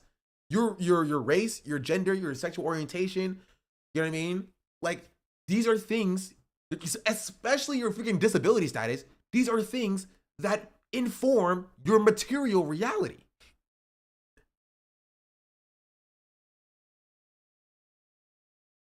Like, this is what marginalization is. All working class people are marginalized people when it comes to their class position. They are all oppressed under capitalism via the ruling class, objectively so. On top of that, there is also other systems of oppression that are intertwined with capitalism that exist to oppress specific subsets of workers. White supremacy oppresses non-white workers, right? American exceptionalism oppresses immigrants who are also workers, right? The patriarchy oppresses women who are also workers. You cannot just fix class issues and then expect the other system of oppression to go away. You will never fix class issues by ignoring other systems of oppression. You can't do it. You won't do it. In the same way that you will never fix those other systems of oppression, you will never fix white supremacy by ignoring capitalism, right? It's impossible. They are inherently intertwined. Inherently intertwined. I mean, this is like, and these people, it's funny because these people think that they're better than like the id poll liberals. They're the same, in my opinion. There are two sides of the same coin. You have class reductionists on one side, and then you have identity politics liberals on the other side. They're the same people to me. I never forget being in a race ethnicity and society class 2 years ago, and some white baby leftist said with straight face that Thanksgiving was a gift for the working class. Person looked at them with straight faces that my brother works at Whole Foods, which is a Whole Foods job on Thanksgiving. Thanksgiving was a gift for the working class? What?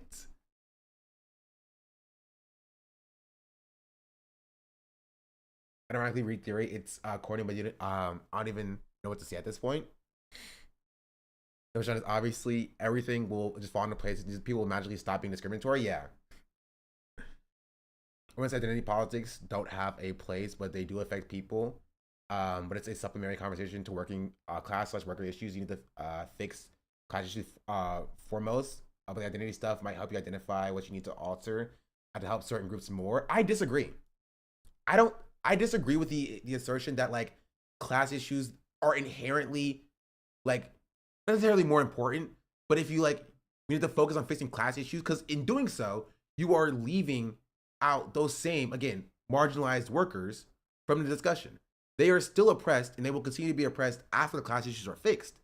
And it is something that needs to be tackled from both ends, right? It's not as simple as just, oh, we just focus on class issues because the idea of focusing on class issues primarily, in my opinion, this is going to be a very deep take, right? Very leftist take, is white supremacy.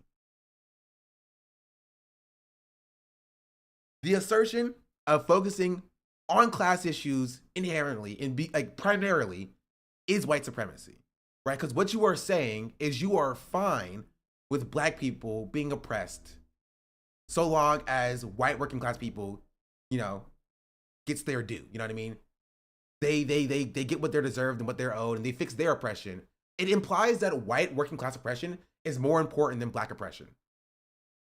I don't let Eddie hear that, bro. I have a lot of beef with Eddie, so much beef with Eddie, because I do believe Eddie is a class reductionist,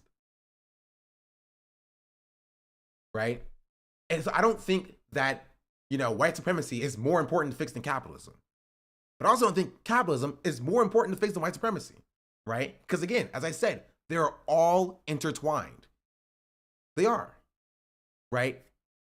white supremacy was bred and born out of capitalism's, trying to find the new exploitable class to exploit outside of, poor working class white people.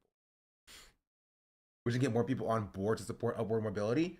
But again, that's just co-signing to say, oh, well, like, believe me, black people, believe me, it's greater for the wider movement if we put your issues to the side right now and focus on working class issues. And I don't vibe with that. I don't.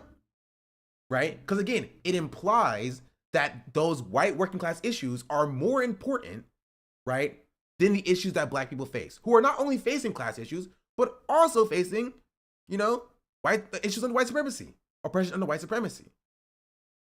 Right? That's what the implication is under that. Class issues are not objectively more important than, say, race issues. They are both systems of the same superstructure, and they must be addressed together, or else there is no movement at all. They cannot be seen in isolation. One only becomes more important than the other in the different material context. As of now, white supremacy is more important because it is also impeding anti-capitalism. So heavy rebranding DI initiatives are going to be hard to re-implement. I mean, under Trump, it's not going to be re-implemented at all in the first place. Class can be the connecting node of a ton of people, but it's not the whole graph. Yeah, and again, I think interpersonally, if you want to talk to a white working class person and appeal to their class position, do that. You know what I mean? I'm not saying you go to white working class people and tell them that black people are being oppressed right now, right? Obviously, that's not what my take is, right? When you were having a conversation with trying to convert working class people, you meet them at the points of marginalization that they face, right? But we're not gonna sit here and act like, for like even if you're in a conversation with you're like one person in a room full of white working class people, right? Understanding that, racial oppression does exist, and why that, that room is full of only white working class people in the first place is important, right? It's important to acknowledge and understand.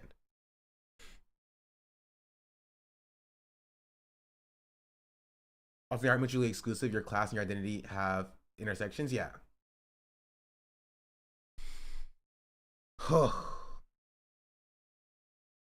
Workers to gain their ultimate rights, all workers need to be equal. I think that racial issues need to be done first, but if not at the same time. I think that, again, most of this comes from the same tree, right? They're all apples born from the same tree, right? So when addressing class issues, you're also going to be addressing race issues. And when addressing race issues, you're going to be also addressing class issues, right? Like you are. You're going to be like policing, for example. Policing disproportionately affects black individuals, right? Especially in black and brown, low income communities.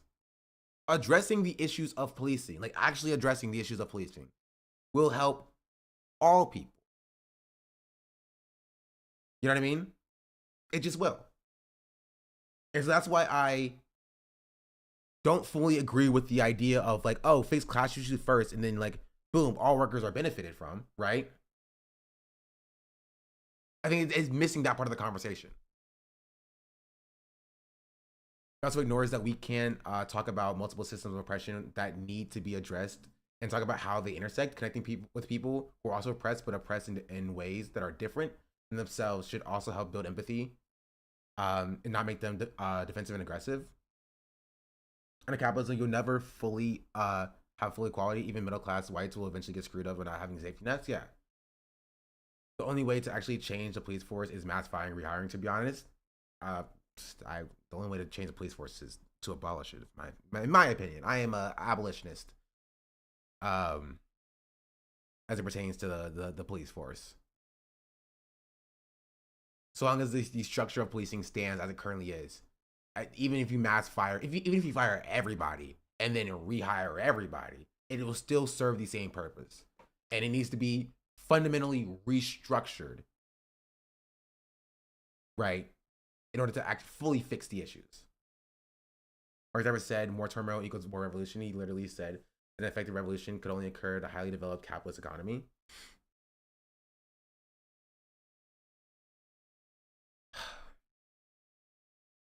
I think it's best for the police. I think if the police are guards on a castle, they're not here for us. Yeah, they are not. Anyway, that's a very different conversation, a very deep conversation into like DI as a whole. My point purely is that we have to, as the left, look out for our most marginalized. Right? We do. And removing DEI does nothing but harm the most marginal. It's like again, you can make the same argument about affirmative action. And removing affirmative action does not do anything to like benefit the marginalized people that it was supposed to help. It doesn't. Even if it was a blanket or a band-aid solution, even if it didn't actually address the actual root issues, right? Especially the reasoning why it was removed. I don't think it's something that we as the left should be, supporting specifically. You know what I mean? A good example is like the H-1B visas, right? For the H-1B visas, you see a lot of leftists side with either like the MAGA conservatives or Elon Musk and Vivek Ramaswamy when it came to like the H-1B visas. We shouldn't be siding with either one. I'm gonna be real, right? Because both groups of people did not serve our interests. You had Elon Musk and Vivek Ramaswamy saying, "Oh, we need more H-1B visas to be, we need to hand out more H-1B visas so that we can,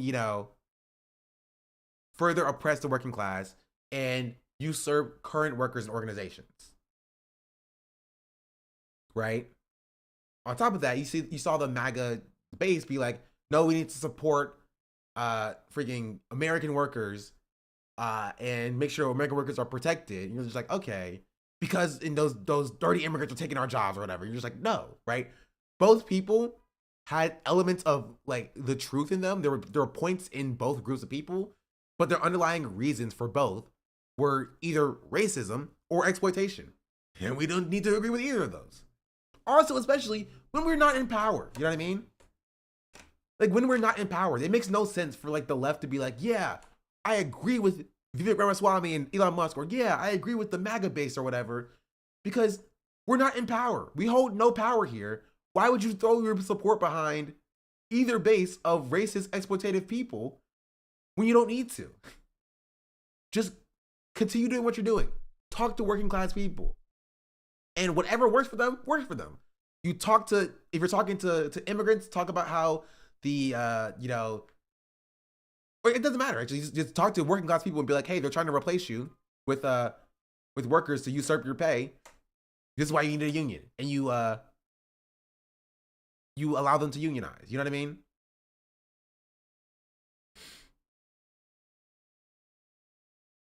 Wait, what?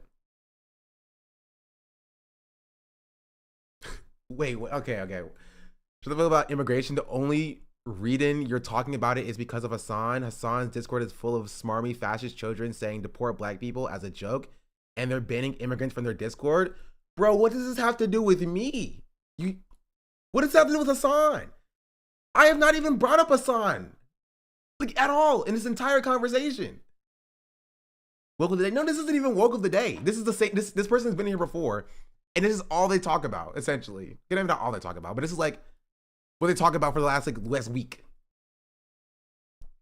So I remember this chatter. Hasanabi chatters and mods are racist AF. Yesterday on Discord, a user said something about deporting black immigrants, and the mods did nothing except banning the wrong person. And they said this is about to be a movie next week, which I don't know what that was referring to. And they came in here today and said this as well. So about immigration, the only reason you're talking about it is about because of Hassan, which I don't know what he means by this. And the only reason I talk about like immigration is because of Hassan. Hassan's Discord is full of smarmy fascist children saying deport black people as a joke and banning immigrants from their Discord too. Like, oh, it's about the H3 nuke. Oh, am I racist? You may be racist.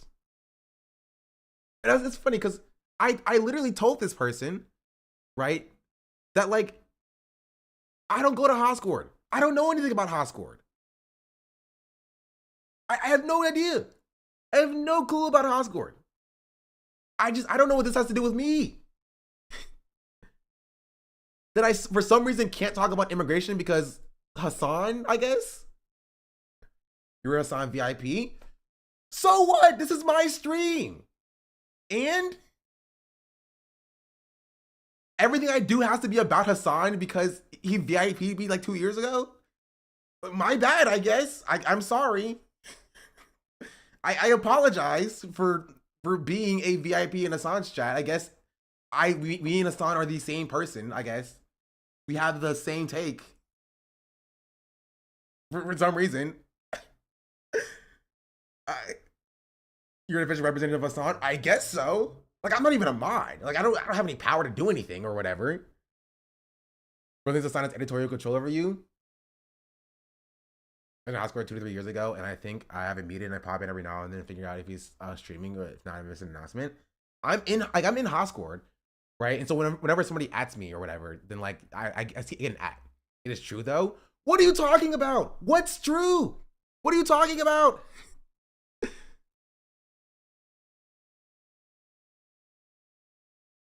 Immigration is the topic that has clearly informed me that leftist Twitch streamers are grifters. You're always talking about immigration because it's a fad. What are you, bro? What are you talking about? What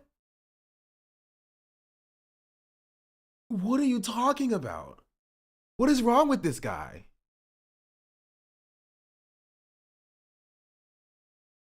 Did he used to be normal?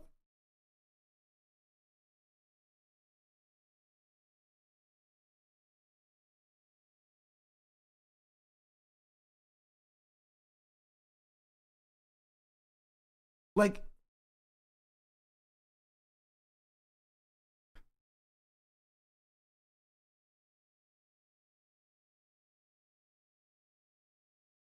your comrade Mike from PA believes Trump will win. That if Trump wins, he'll do a Walter Schaubig from Big Lebowski. That is, if Puerto Ricans are deported, he can just grab border patrol officers in the morning and fist fight them to let them go. Mike from Central Committee banned is the funniest thing. Is this guy banned in Mike's chat? I don't know. Do I have any Mike mods in here? When leftist communities don't have any respect for the subject. Like, what are you even talking about? The last couple of days, leftist communities have been making jokes about immigrants. What are you talking about, bro? You are literally just yapping. Nobody knows what you're talking about, chatter. Nobody has any idea what you're talking about. Even if this is true, what does this have to do with me? What do I have to do about this?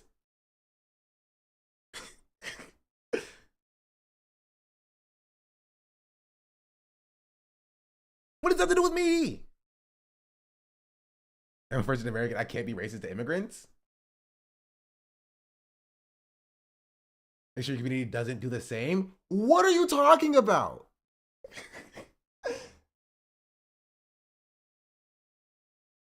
Then why are you yelling at me for? If you're implying that I didn't do it by just saying make sure my community doesn't do the same, what does that have to do with me? Leave me alone. Because your chat doesn't go racist against immigrants? It hasn't. Nobody has been racist against immigrants. And you haven't even demonstrated that anybody has ever been racist against immigrants in like leftist communities or whatever you're talking about. Or besides like claiming that like in Hassan's Discord, they said deport black people. That's a joke. You know what? We're moving on. I can't do this right now, bro. Okay, wait. Actually, before we move on, I have the log thing open right now. I have to see this guy's logged in Hassan's chat. Is he banned?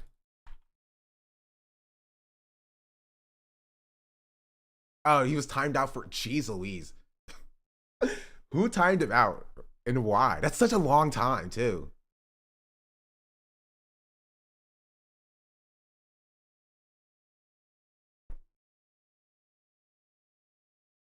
What did you say?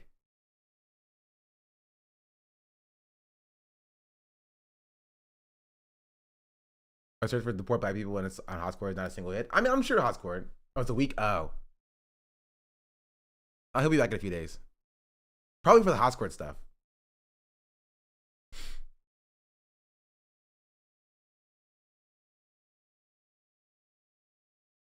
Anyway, that's the DEI spiel. We went crazy on the TL.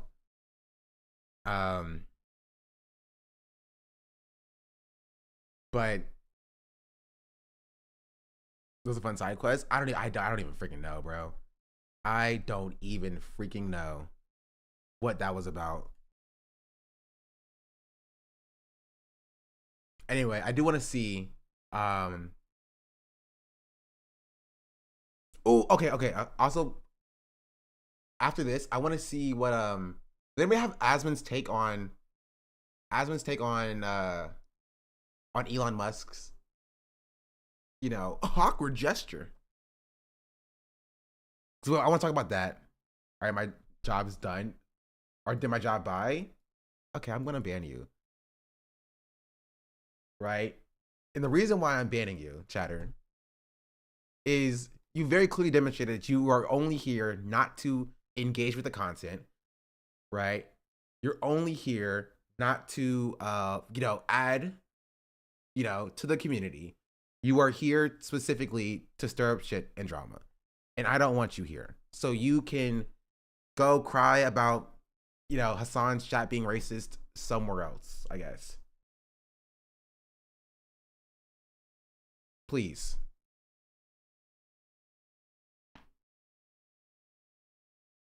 I haven't said Holocaust probably happened. Yeah, I heard that too.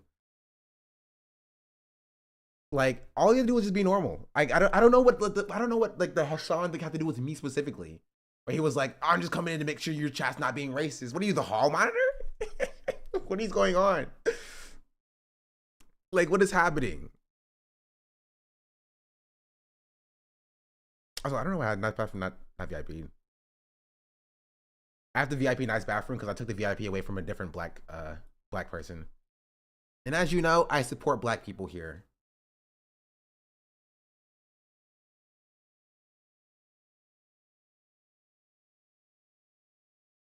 A question about having conversations with people, and the conversations about talking to my family, and I couldn't tell the person I'm talking to means well. I just asked them if they believe in human rights like food, water, healthcare, and more. I'd appreciate advice on this, on reading into these people. And I know this is off topic, but I had a question about having conversations with people and knowing when to end the convo because I was having talk with my family. I couldn't tell the person talking to means well. I usually just ask them if they believe in human rights like food, water, housing, healthcare, and more. And I appreciate any advice about reaching these people. I would say people are selfish. So talk about their life. They're probably a worker. They probably want a raise. Talk about how they're being like oppressed by their peoples. I earned it for real. Yeah, are you okay? I'm chilling. If you couldn't tell, like me like talking is like it's kind of tough because I've had a lot of respiratory issues, and so yeah. But it's chill. I need to go get my prescription a little bit later, but that's the asthma clip. This clip doesn't even work.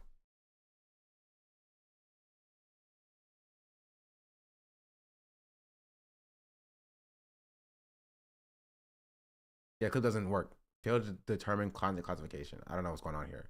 Maybe I'm banned in asthma clip's chat, so I can't see it. Nope, I'm not banned. I don't know why I can't see it.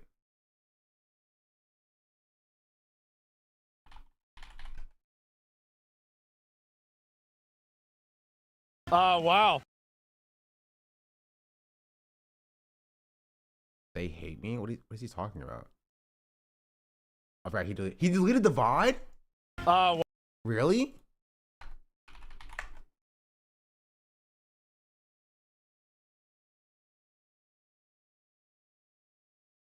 Okay, where's this SQC kind of fell off, chat. Oh, wow. Only 72K in a day. 1.4K of votes, 1.5K downvotes.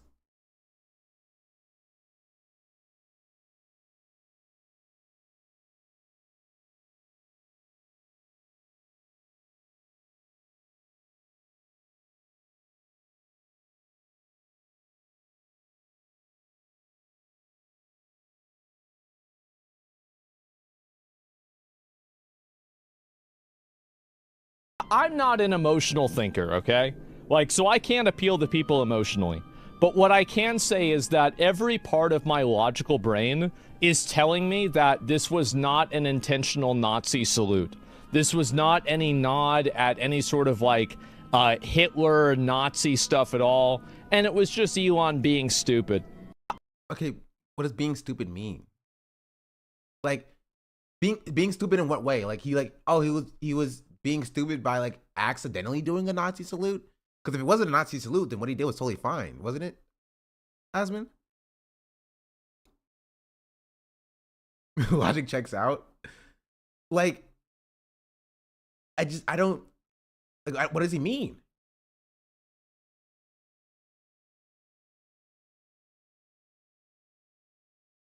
Because again, if it wasn't a Nazi salute, then what he did was totally fine, right? So why is he saying he was being stupid? Like, why was it? Like, I get people saying it was like an awkward gesture, like, oh, well, yeah, he was doing something and it was accidentally a Nazi salute. Like, you know, I wouldn't describe it as stupid if that was the case. Either it's a Nazi salute or it's a mistake. Yeah, either it's a Nazi salute or it's a mistake. Instead of being stupid, like, was he being stupid at like doing a Nazi salute? Like, what does he mean? I'm not one of these Holocaust deniers. I think the Holocaust probably happened. I think probably 99% certainty it happened. Like, okay. Okay. Okay. Ooh, one more time. I'm not one of these Holocaust deniers. I think the Holocaust probably happened. I think probably 99% certainty it happened. Like, okay. I want to put what he said in a different way to make my point, right? If you were like, which they have done this as well for Joe Biden. In the 2020 election, I think Joe Biden probably won the election. Like, there's a 99% chance there was no cheating happening in the election, right?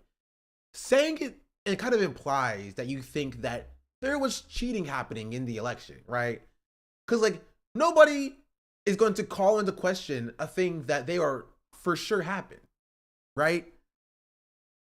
Like, there's no reason for you to say probably or 99% unless you are trying to call into question or make people think about that 1%. You know what I mean? Especially if you are sure that it happened.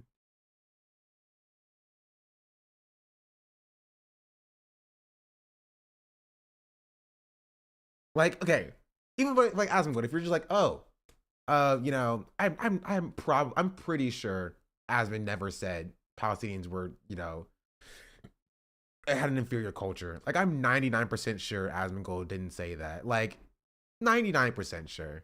I'm implying that like 1% that like he did say that. That's the implication there. The implication is that I make you think about that 1%.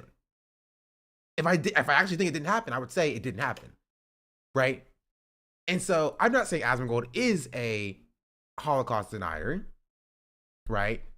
I'm just saying that, you know, there's a 99% chance that he might be. Who knows? No, I think he's scripting. He's for sure like he's dog whistling. He's dog whistling like a Nazi audience. He wants to like. Again, I genuinely don't think Asmongold doesn't think the Holocaust happened.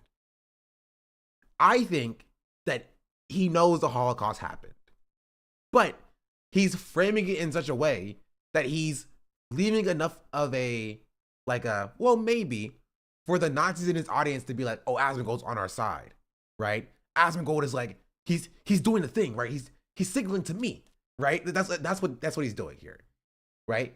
And I don't think appealing to a Nazi audience is any better than like being a Nazi himself. So like, is Asmongold a Nazi? I don't think Asmongold is an ideological Nazi.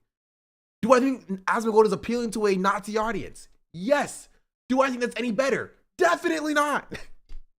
It's still bad. It's still a bad thing. It's horrific. You should not be doing this. It is at least, right? At least. It is, what's the word I was looking for? Irresponsible. It is an irresponsible thing to do. It is, right? Because Nazis are not going to go, or Holocaust deniers are not going to go to somebody's stream who says the Holocaust definitely happened. People who didn't believe that they didn't happen are Holocaust deniers and the Nazis, right? They're not going to go to that person's stream and be like, I'm going to support you. But they are going to go to somebody who gives them an inch, right?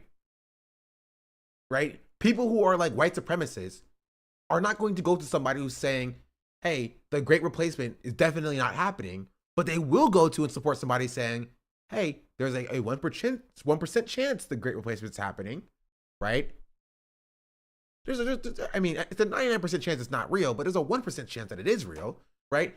They're going to go to that person and be like, yes, they're doing the thing. He's doing the thing, right? He's doing the thing. I'm going to support this guy. And that's the audience he's cultivating. Like, why? In political news, I want to see the Elon Musk is under. I want to see the. Oh, hey, I want to see this actually as well, from Man Carrying Thing. Basically, how the news has covered this. In political news, Elon Musk is under fire for making a.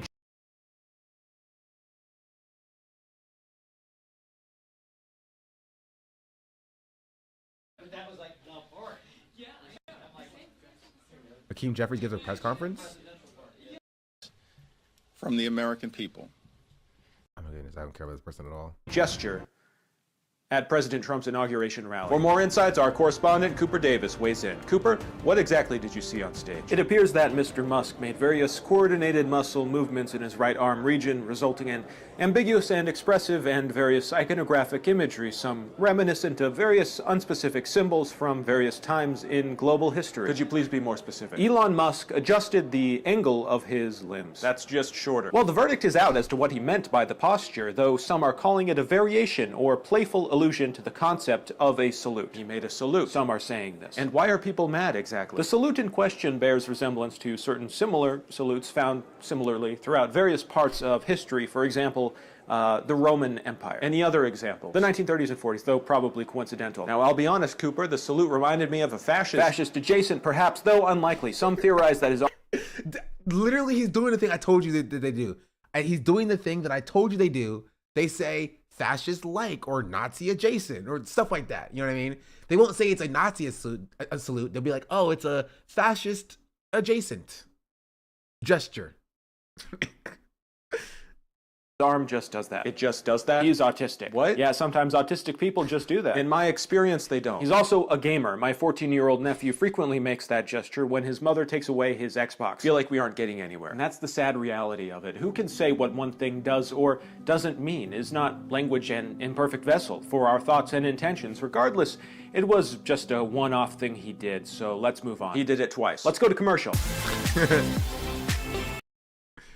That's a good bit, yeah. That's pretty good. It was very clearly a Nazi salute. I'm just gonna say it. I'm gonna say it. You know what? If nobody else wants to say it, I'll say it. It was a Nazi salute. Confirmed. Confirmed. Yeah, this is Asmongold just... Honestly, this is Asmongold just being Asmongold. And what I've learned, actually, is that, like... Okay, maybe, like, I've learned, but, like, outside of Asmongold's audience, most people like see this and are just like, this is kind of bad, right? Asmongold has crafted an audience of people that enjoys this type of content. Like, he's like technically the largest political commentator on the platform, right? But outside of his audience, people look at this and just like, hey, this is probably not a good thing. You know what I mean?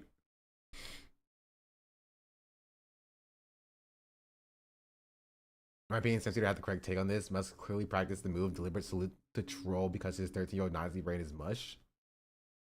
Have you considered the fact, chatter, that he is autistic? Case closed. What did XQC say? Billionaire oligarchs speaking at the inauguration. My heart goes out to you. Did he just sig high? Billionaire oligarchs speaking at the inauguration. Like, bro, he hit that so hard, dog. He hit that so hard at the Nazi rally. I think if a Nazi goes to a Nazi rally and does a Nazi salute, walk like a duck, talk like a duck, Nazi salutes like a duck, and then turns around and Nazi salutes again like a duck, I think the duck's a Nazi. Personally, that's just me though. Maybe the duck's not a Nazi. Who knows?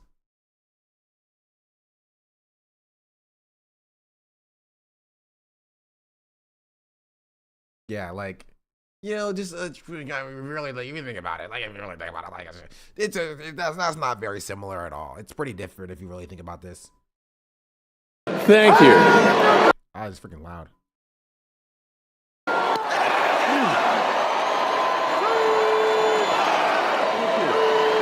My heart goes out to you. Like, the most charitable is that he was trolling, and that's not good. Yeah. I don't think he realizes that the more he posts things like this, the further isolating himself on the internet is the worst way possible. Like, Asman's going to end up in the worst possible place on the internet by the end of the year. I think he'll get himself banned. Like, I think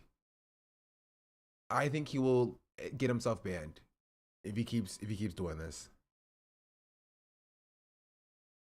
Again, I mean perma. Like, obviously Twitch is not like the bastion of like left-wing sentiment. You know what I mean? But like, once you cultivate an audience, like his audience is like kind of like mirrors like Nick Fuentes' audience. I mean, he was already removed from OTK. He was removed from his leadership position at OTK. And he was removed from the website, but he's not departed from OTK. Is he back on the website now? I'm curious.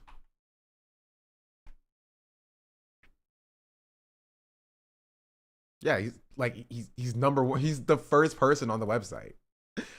He's still a part of OTK. So he just does nothing. Yeah, like he's not departed from OTK. He's actually removed. I remember Backburner removed from leadership. I don't follow it enough. For last I heard, he was removed from leadership. But again, I don't even know because OTK deleted the statement. They deleted their statement on Asmongold. And so I don't know if Tips' statement's still there. I don't know. But the statement's gone. I remember because I was scrolling through my Twitter feed and I saw my reply and I saw OTK, but the tweet wasn't there and I clicked it and it said this statement has been removed or whatever. You know what I mean? Like, or not the statement. This said this tweet has been deleted. I was like, what? And the tweet I made up was about Asmongold. I was like, it's good on. I'll find it. I'll go find it. Here. What? When was it, Chad? It was like November. My neck is killing me a little bit. Niggas rather die for better or for worse. He's never getting kicked unless he actually killed someone.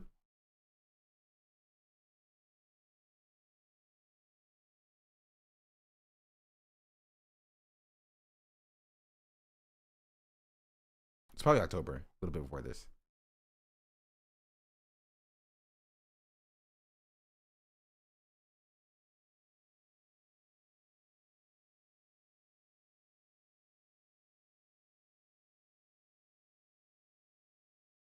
God dang, like all these posts are just gone. Oh, Ole's back on Twitter. The more you know. The more you know.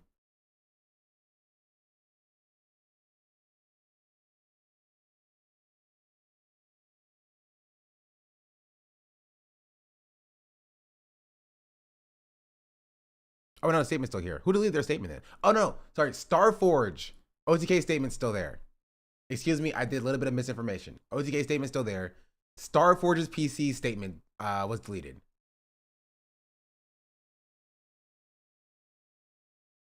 About Asman stepping down from his leadership role at Starforge. That statement's gone. This supposed to have been deleted. The OTK statement is still there. I did misinformation. I have to correct the record. It's still there.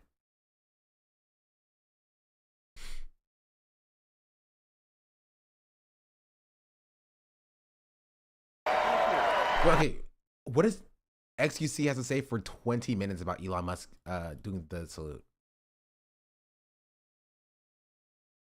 He literally just waited it out. He regrets nothing. My heart goes out to you. I mean, not even like he just waited it out. You know what I mean? Like he benefited from it. Like, bro got banned. He used that ban to propel himself in the like, you know, landscape of being canceled or whatever, and like continued to double down on, like, you know, right wing sentiment to the point where, like, he had 300K watching the inauguration.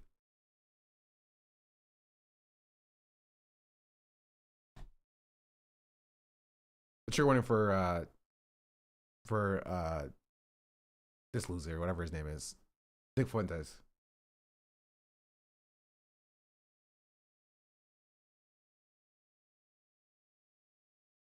And then the, like, straight up, like, that was a serious Roman. It wasn't even like a subtle, like a wave, like one of these, like a Laura Ingraham. Remember when Laura Ingraham did that?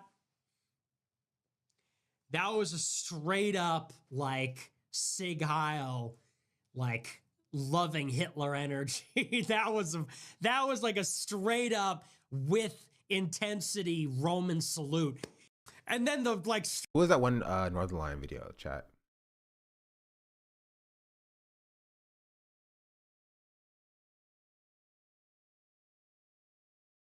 I could probably find it.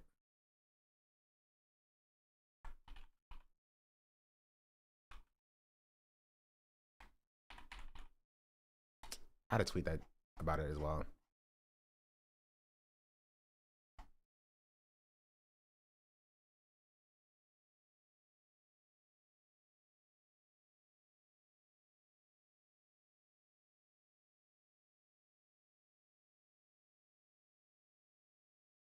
Where is it at? I'm pretty sure I tweeted it. As it was in that one Northern Lion. Gosh darn it. Let me see, wait.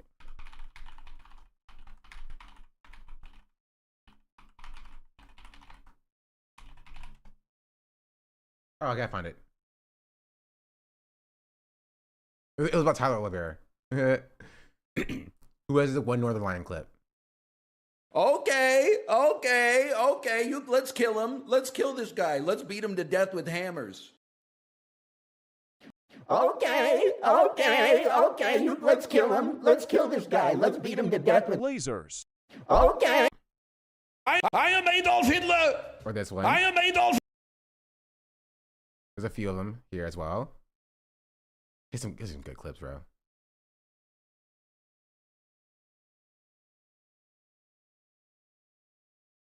But yeah. Just Sig Heil.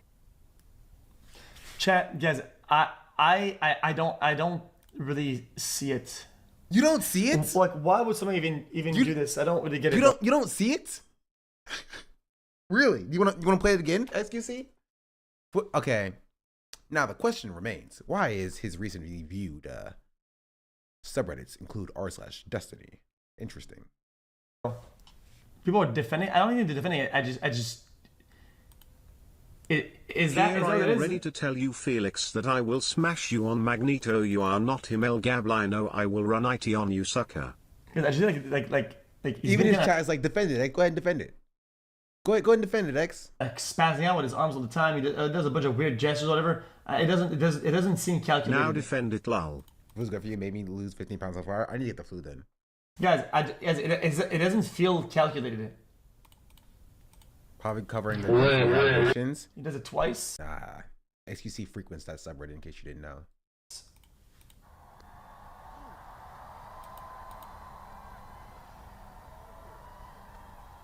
Making it happen. Thank you. XQC's fall off taste is so good, not gonna lie.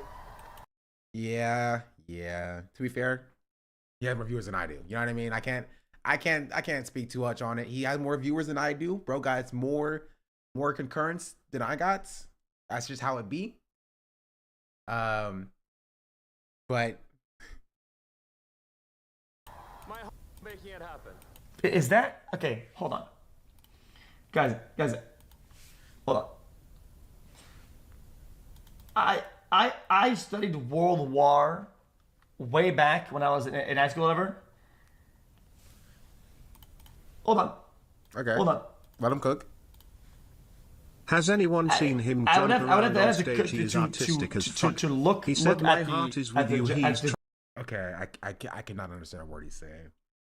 Also here, let me boom, so you guys can see this on. Hold on. Okay, hold.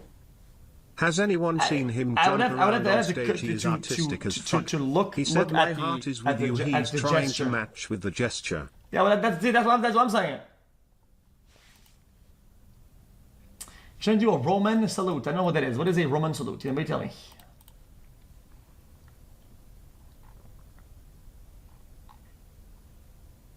Whoa. What, a lot of words? A lot of words, X? Yo. That's mean. I'm sorry. That's mean. Let me stop. It looks a bit more like that. Yeah, I agree with that, definitely. 80 clams knorr. But is that... That's mean. That's mean. Okay, I'm sorry. I feel bad for that one, okay? I feel bad. Bad? Is a Roman salute bad? Let me Google this up. Hold on. It's the Roman salute. Guys, we need to do a debunker live. guys, edition number 6 of Debunker live on stream. Debunker chat. Debunker chat.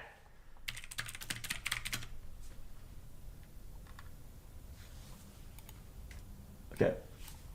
Yes. Oh, it's only Elon Musk. I want to see, that's the bad one. Yo!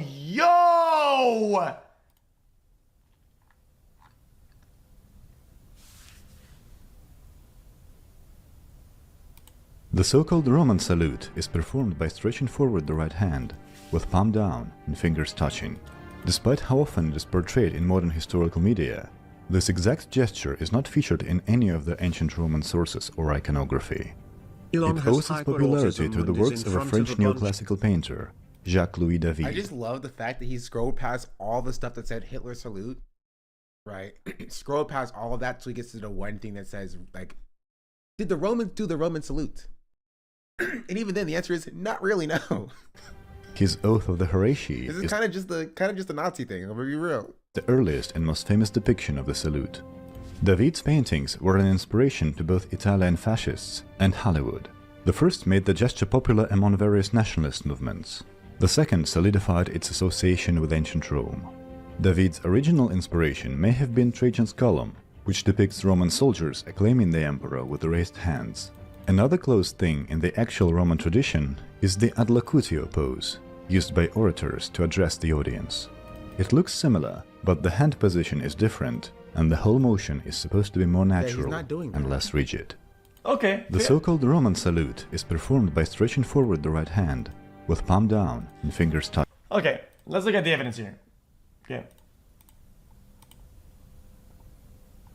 Hold on.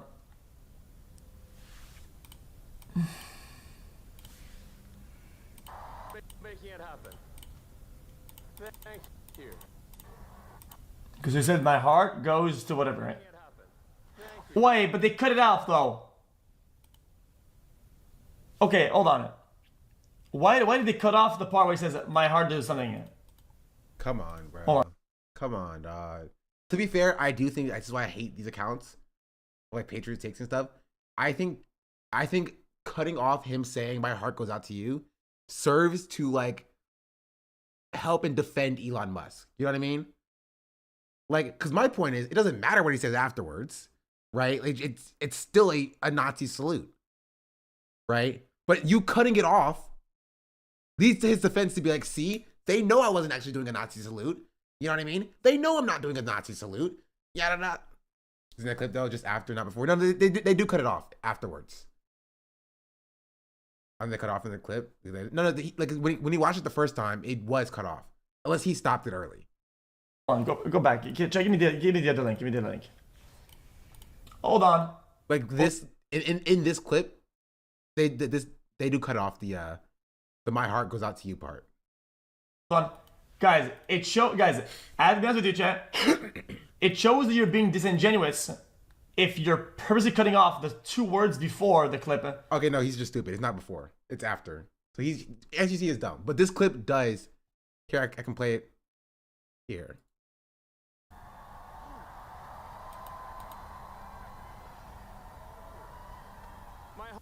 See?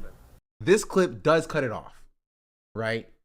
That's my point. My point is cutting off like this part serves to serves Elon Musk's purpose to be like, in his defense, to be like, see, you know that I'm not a Nazi. You cut off the context or whatever. And I'm just like, it doesn't kind of doesn't change anything. I agree, it doesn't change anything, right? But it does serve to his defense that like the left is trying to hide that like his extra context or whatever. My point is that the extra context doesn't change anything, which is why you shouldn't, like, why cut it off in the first place? Why even cut it short in the first place? Because the context doesn't change anything anyway. That's my personal gripe with these like Patriot takes, the Midas touches, right? Because they purposefully cut things to make it look bad or whatever, but like it's already bad with the context, so why even cut it in the first? I don't know. I don't get it. That's just a separate thing. But SQC is just stupid because like he says he cut off beforehand and he does not say it afterwards, but he says it, or he doesn't say it before, he says it afterwards. Making it happen. Thank you. Because he said my heart goes to whatever, right? Wait, but they cut it off though. Okay, hold on. Last portrait from the museum. Why did they after this? So we know what the Germans think of the salute. I mean, it looks a little bit like a Nazi salute. I'm just saying. Maybe we're the crazy ones. You know, maybe everybody on the internet and in media as well are the crazy ones. But XQC got it right. You know, if you really think about it, XQC is the one who got it right. Yeah. They cut off the part where he says my heart does something. Hold on, go back. Give me the other link. Give me the other link. Hold on. Hold on. Guys, it shows. Guys, yeah. I'll be honest with you, chat. It shows that you're being disingenuous. Not what that is, though. You only say what benefits you. You don't care. Yeah, you could see that. Kill. Yeah. I mean, I can see even his chat, which I think is kind of crazy because XQC chat is not filled with the Nazis in the same way that Asmongold's chat is filled with Nazis. And so they're just filled with like 14, 15-year-olds. They're like, you know, they're the juicers. And so that's where it's a little bit different. Where like Asmongold in his chat is filled with people being like, it's not a Nazi salute. And they're being like, yeah, it's definitely not a Nazi salute. And then some chats being like, no, it's Nazi salute. And I like it because I'm a Nazi in Asmon's chat. You know what I mean? But here, these are just children. And so they're just like, I don't know, bro. It looks a little bit like me. Like it looks a little bit like the salute to me, just a little bit. No, you could see that. I used to be a juicer. That actually makes a lot of sense. But I gotta be honest with you. I think if you see bad things everywhere, you're more likely to be bad and to cause bad. Wait. If you see bad things everywhere, you're more likely to be bad and to cause bad. Wise words from XQC. Wise words from XQC, for sure. Yeah. Then the people that you're chasing down. Something I've noticed a lot, okay, is that I'm just saying, if you're always looking at, there's no way this is it's not that, and you're always saying that's got to be something, it's got to be racist, that's got to be. all the time, right? You're gonna cause more harm than you would have healed if you say something, don't say something, or your words. Got it? Yep, that's like QC steak. You defended like, yeah, you have to approach it in a more, in my opinion, like analytical way and kind of give it a chance, unbiased. But if you're not willing to do that, unbiased. Elon Musk has defended Nazis in the past. He's personally unbanned Nazis. He's personally agreed with Nazis. He's personally backed far-right parties in countries such as Germany. He specifically tried or, stated interest in coupping other governments for no reason, as he said. So all of that behavior leads to him being a fascist. He's speaking at a Trump rally. Trump is also a fascist who's defended Nazis. He's defended the state of Israel, which is a fascist state. And he's doing the Roman salute. Unbiasedly, it does not look good for Elon Musk, in my personal opinion. Personally, it's always this weird devil advocate thing, even when he knows he's wrong. Yeah, I mean, true, but like it's kind of out. Okay, I want to compare this to Asmongold's views. I'm curious. What? Like this video came out 1 day ago on the 21st.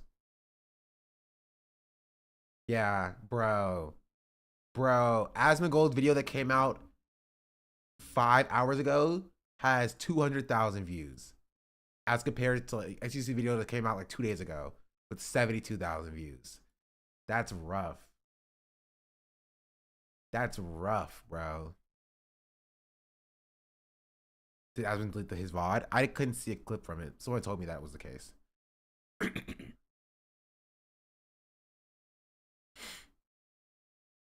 From majestic Quebecois. Like, come on. 96,000. And it's a gameplay video. You feel me? And then 51,000, 62,000, 14,000 on his official YouTube channel with 2.3 million subscribers. Do you have clip channels that get more views?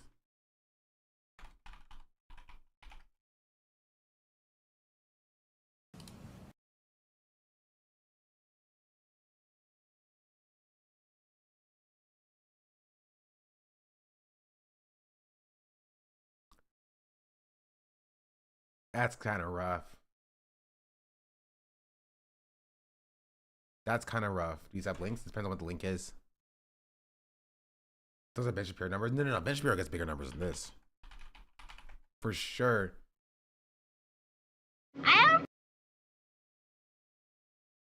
Yeah, at least Ben Shapiro's hitting like 200, 400. Just 42. Bro, Ben Shapiro fell off as well. That's now Elon Musk is a Nazi? Yeah, not now, but yeah. Everyone's Hitler. Come on, bro. Come on, bro. I mean, his Blake Lively. Oh, because Megyn Kelly's in it, not because like he's in it. I'm gonna be real. 16K, bro. Is he good? That's kind of rough. That's rough, buddy. That's rough, buddy.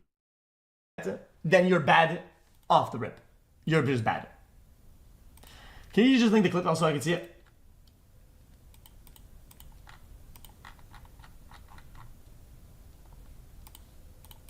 Billionaire oligarchs. Happy 53 months. Anyway, Trump's been in office 6 hours. Billionaire oligarchs.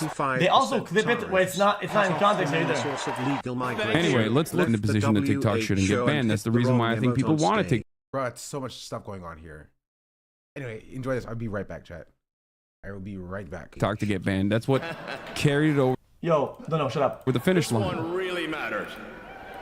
And I just want to say thank you. Anyway, let's look at one of these tech billionaire oligarchs speaking at the inauguration. My heart goes out to you. Did he just Sig Heil? It is thanks to you that the future of civilization is assured. Thanks to you. Chat, okay, Okay. It was under my understanding that when people do that motion, it's like hand down, pointing at a pretty low angle. Low angle. It's not. Am I wrong? Athanasius.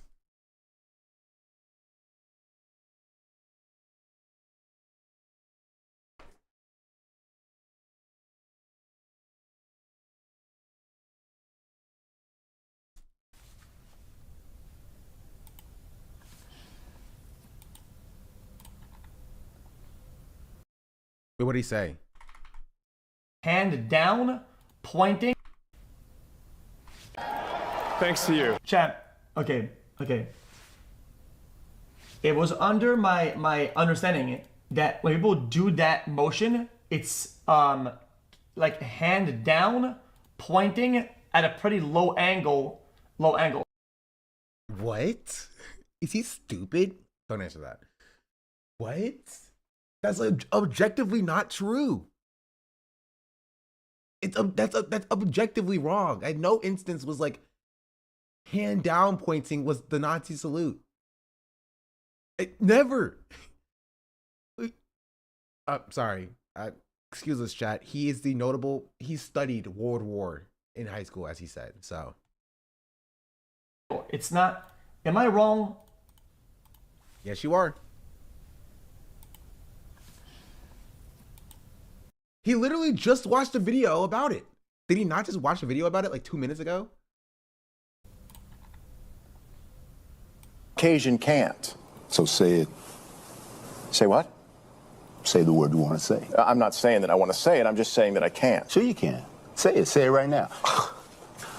I will say it with you. Okay. That's gonna brand it. That's like saying, hey man, this could be something, but we're choosing it to make it the bad one. Now do the one. Now do it also. If you don't think it's bad. So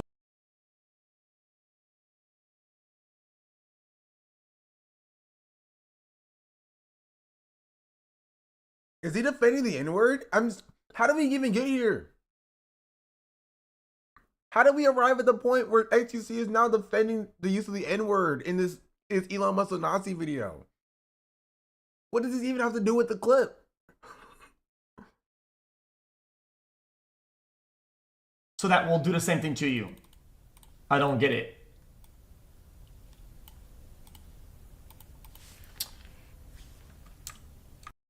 Oh, his chat was telling him to do the salute right now. Oh. Okay. So, I get it. His chat was telling him to do the salute. He said, I'm not going to do it. And so his chat was like, sent him that link, I guess. And he was like, that's brain dead, for some reason. Like, I mean, the chat's correct. Like, if it's not a bad thing, you should do it then. You know what I mean?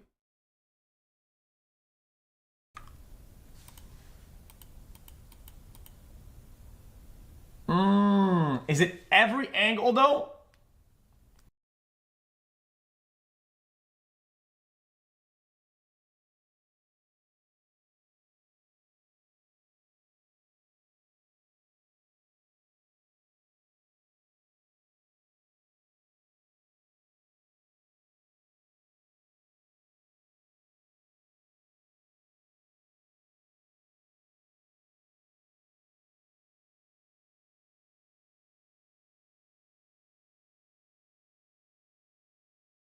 He's okay.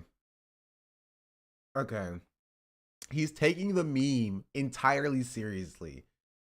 He's like, oh, okay, so these are the Hitler angles. Okay. Well, chat, have you considered that it's not every one of these angles that's the Hitler angles? Is it every one of them? Nah, it can't be. It can't be. It can't be every one of those angles. It's so okay.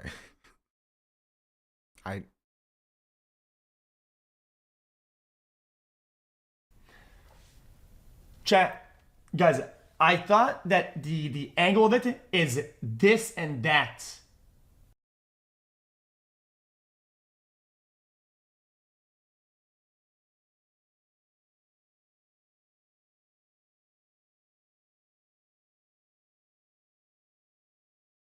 Come on, bro.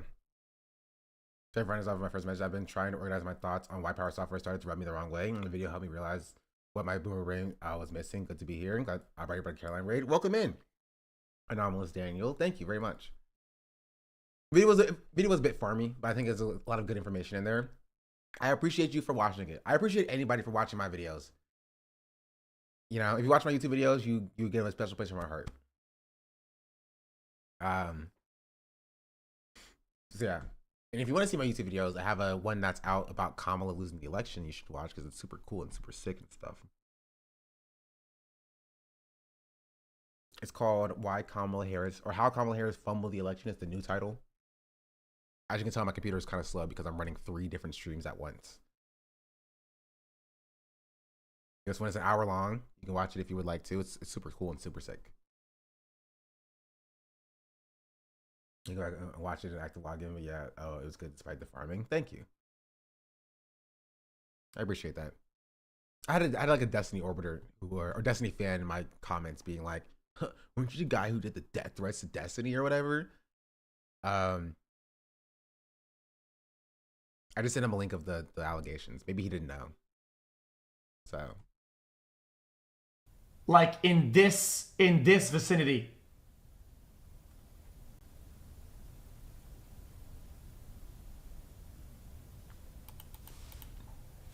Guys, I might have to look at shocking images to really give it an investigation, chat. Guys, in order to be unbiased, I need to look at footage, chat. As I kind of have to, no? oh, chat. Now I just have to watch Nazi footage. I kind of have to, you know? Come on, bro.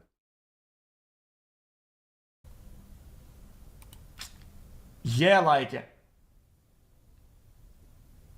yeah, it's just not this. I don't see it. How do you not see it? It's the exact same thing. It's the exact same thing.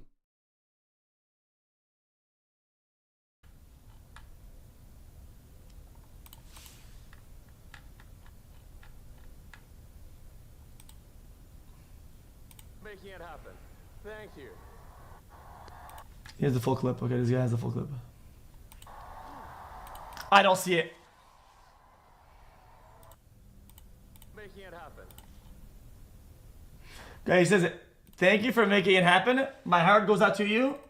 Do it. Then do it, XTC. Do it. Do the thing.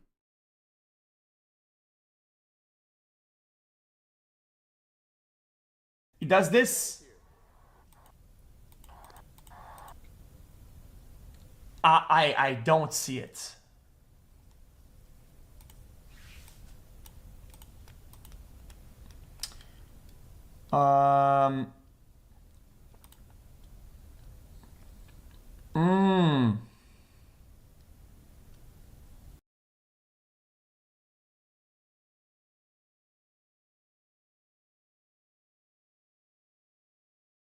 Even in this meme, if you refer back to this other meme as well,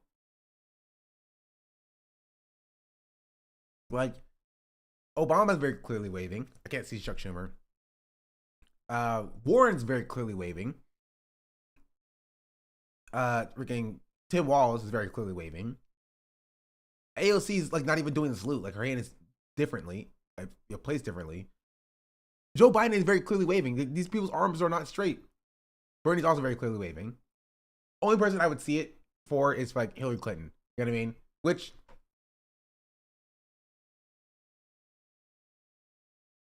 I'll give you that. You know what I mean? I'll give you that one. Interesting.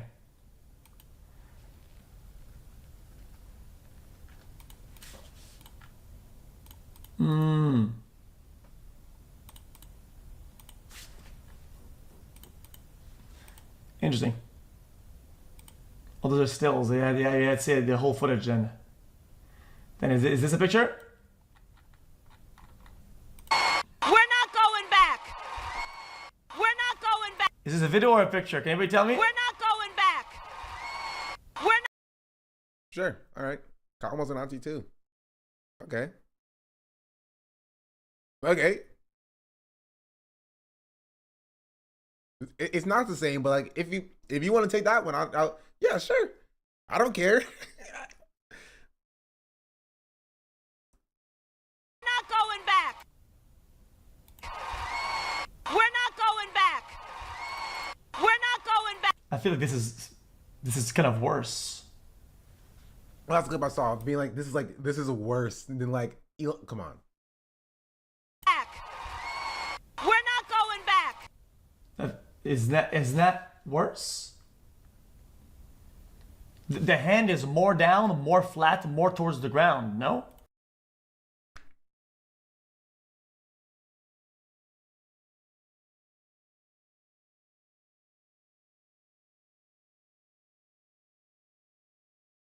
Bro is so stuck on like the angle of the hand and not like one, the person doing it, because Elon Musk is definitely a fascist.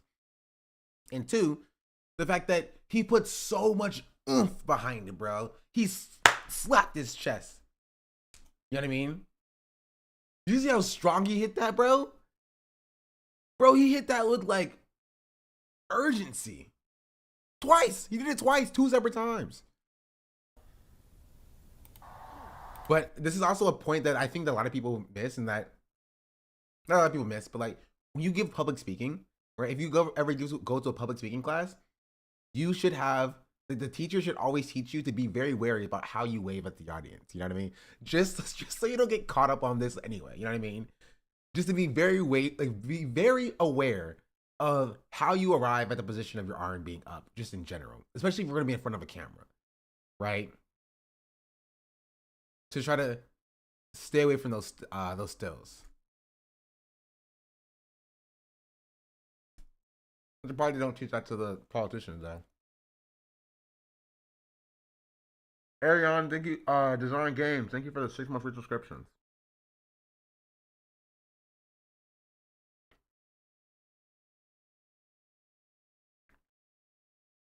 Timing and Pop-Tart. Thank you so much for the 6 months, W. Oh snap, we're only 9 subscribers away from 600 again. That's pretty sick. Where's my goal at?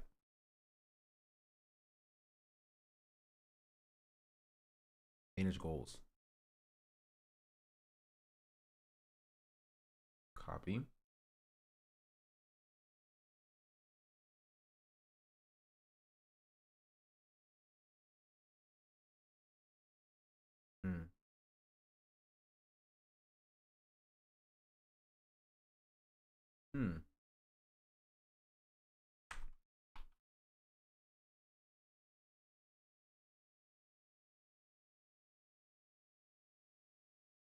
Oh, I don't know how to fix that, so it's fine.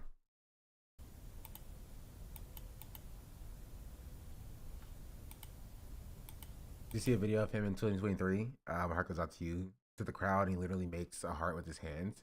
Times have changed. I have not seen that. It's kind of more flat, yeah.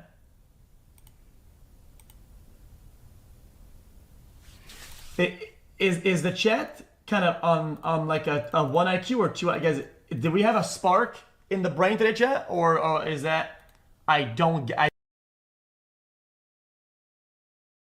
So I've seen that Elon Musk does know the difference between my heart goes out to you and a Nazi salute.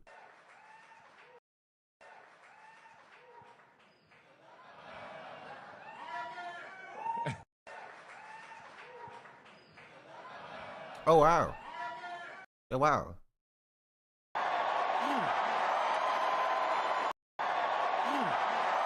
Like, come on. Look at the way he hits that, chat.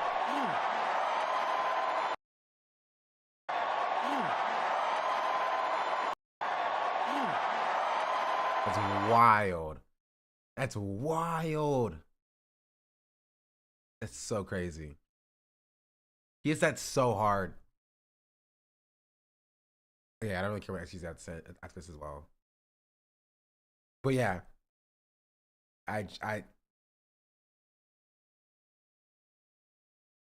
That's crazy. So that's what Asmon's and FTC's take on that was, because we all care. Here's what Andrew Tate's take was. He's grifting because he's going to jail. And so he wants to like make people care about him again because he's fallen off, he's going to jail. So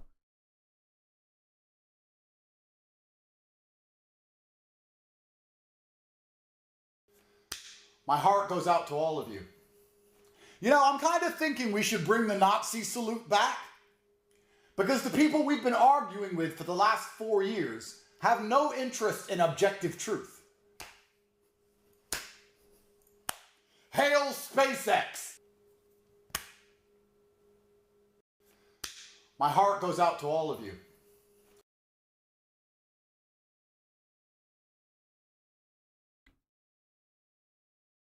He's going to jail, chat. He is going to jail. Did you know he's mixed race, or doesn't matter? Myron Gaines said the same thing. Which, I'm still gonna find it.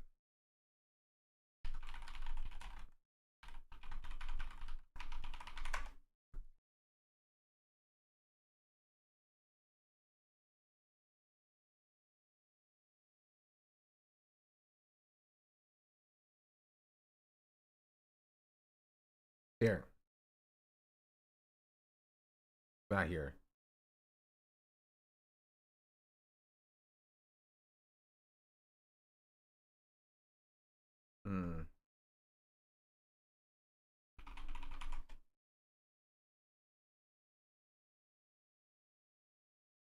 Because Myron was also like, I finding my own tweets is so difficult.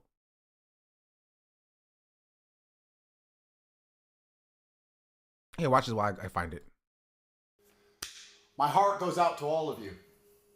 You know, I'm kind of thinking we should bring the Nazi salute back. Because the people we've been arguing with for the last 4 years have no interest in objective truth. Hail SpaceX! My heart goes out to all of you. You know, I'm kind of thinking we should bring the Nazi salute back. Because the people we've been arguing with for the last 4 years have no interest in objective truth. Hail SpaceX! My heart goes out to all of you. You know, I'm kind of thinking we should bring the Nazi salute back. I'm looking for it, chat. I'm looking for it. Oh, here it is. This was after oh dude, the Fresh and Fit guy responded to me. Where he gave Destiny the inward pass. I wonder what this is about now. I wonder how he feels about Destiny now. I'm sure he co-signs everything Destiny is doing at this point.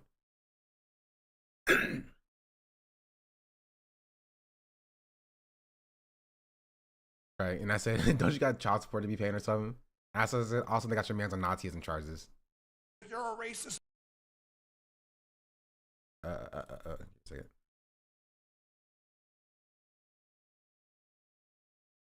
Cool.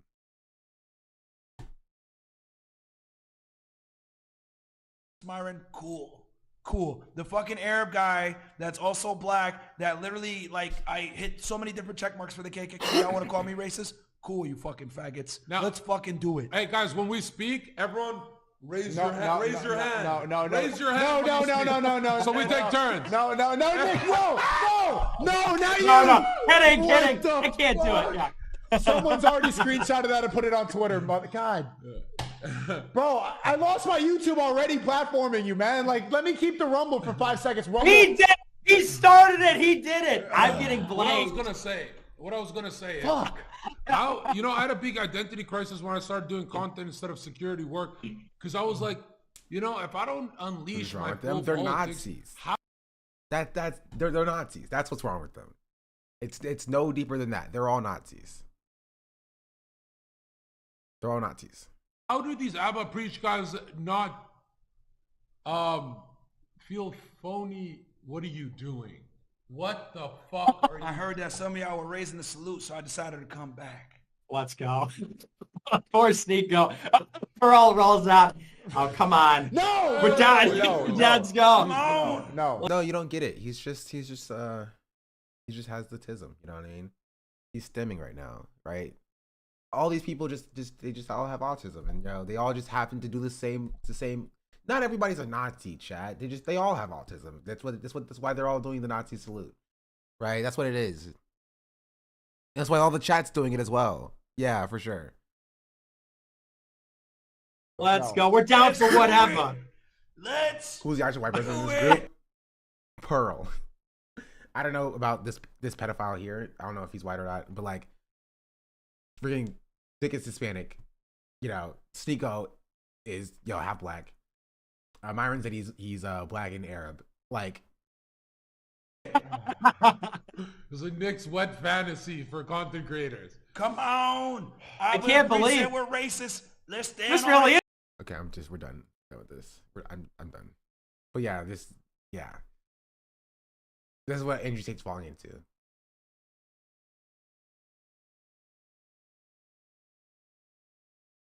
Sneeko's half Haitian. Yeah. It's also kind of funny when these people like get a taste of their own medicine. Because Sneeko, people were calling like Haiti like a trash heap and stuff.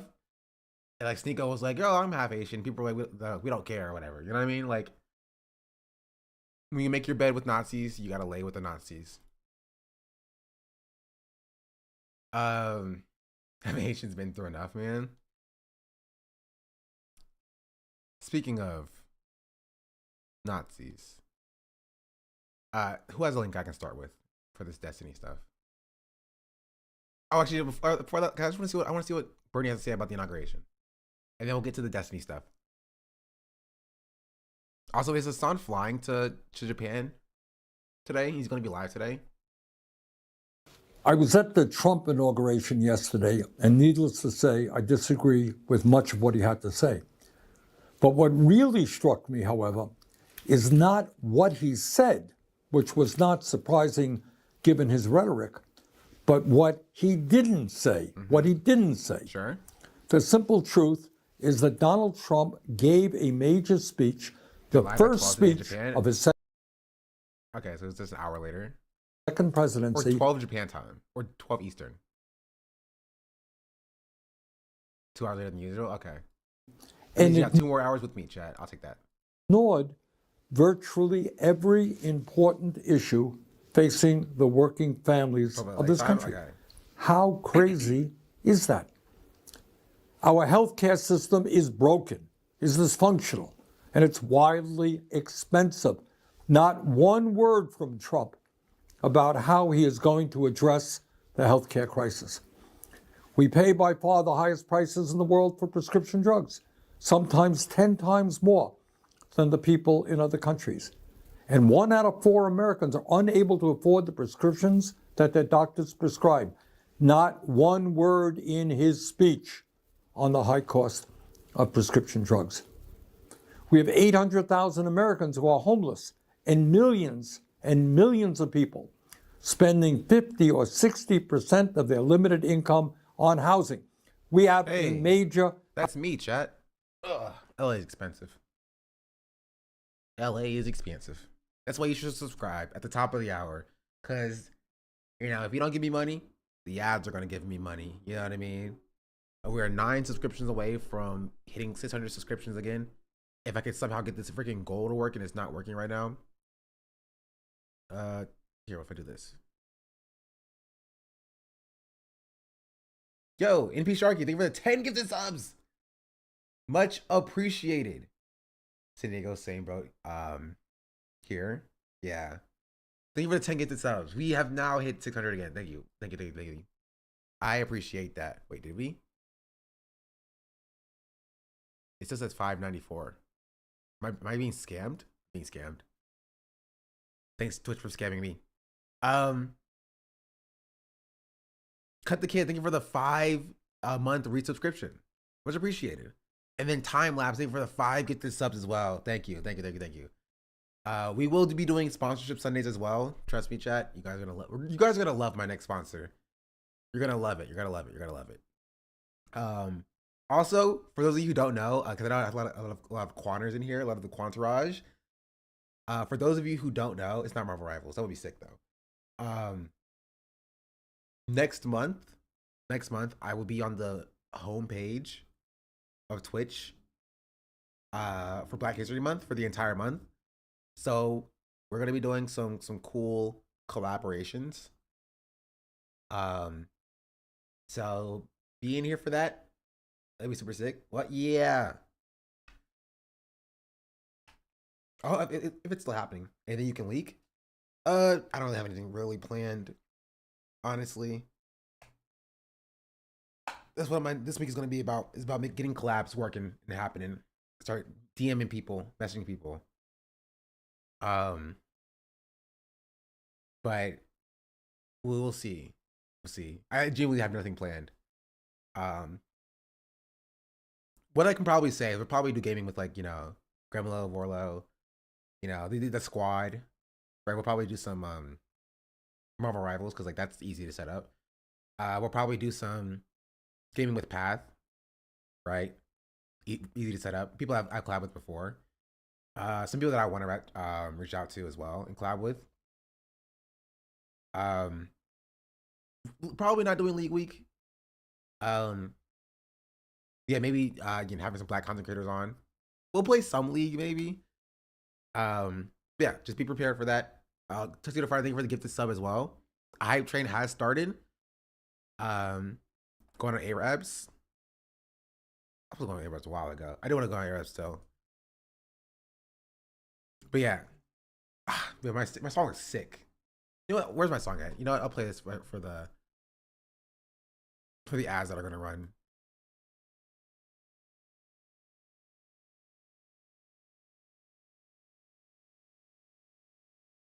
You scared easily plays boogie games. It's not November. I mean, November, October.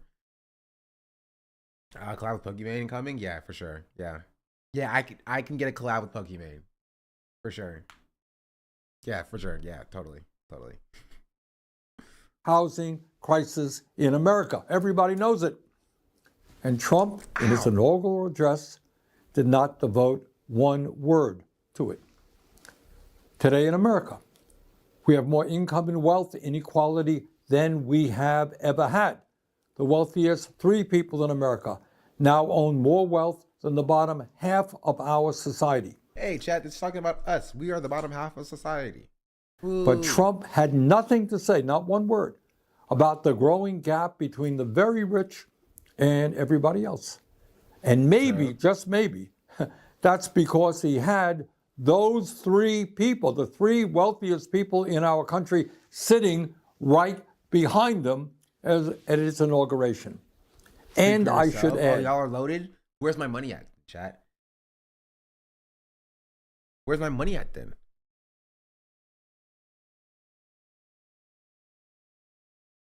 Where the gifteds at? If you are not the bottom half of America like the rest of us. Exactly. Where my Oilers at? Since y'all are the richest people in the world. Can the price of eggs to go down surely any day now? Bro, a carton of eggs costs $10. $10. When I went to the store, I didn't get any eggs. I just left. $9.99. $9.99. Thankfully, I have 3 eggs left, but now I don't want to use them. That's like liquid gold at this point. You know what I mean? Liquid gold. The carton in the US, how many of them? 12. 12.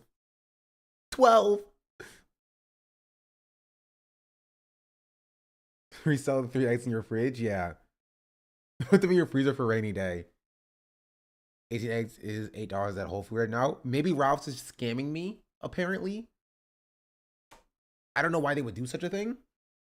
Maybe I don't even usually go to Ralph's, right? I go to Smart and Final because I'm a poor boy. And Smart and Final is a lot cheaper than Ralph's is. Gosh darn it. There's Aldi nearby. Are there Aldis even in LA?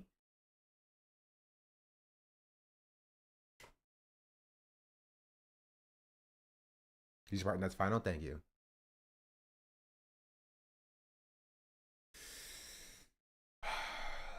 HB is still $4.30 for 12 extra large eggs. Oh, jeez, Louise. Aren't there Kroger's in LA? Well, Ralph's is owned by Kroger's, so yes. Also, never go to Trader Joe's. Okay, like I'm not shopping at Erewhon or whatever it's called But like, I was like, oh, Trader Joe's is like the less expensive grocery store. You know, it's like supposed to be cheap. It's not cheap. Those are freaking liars. Freaking liars. 100%, bro. The cheapest grocery store that I found in LA so far is Smart and Final. That's the cheapest one I've seen.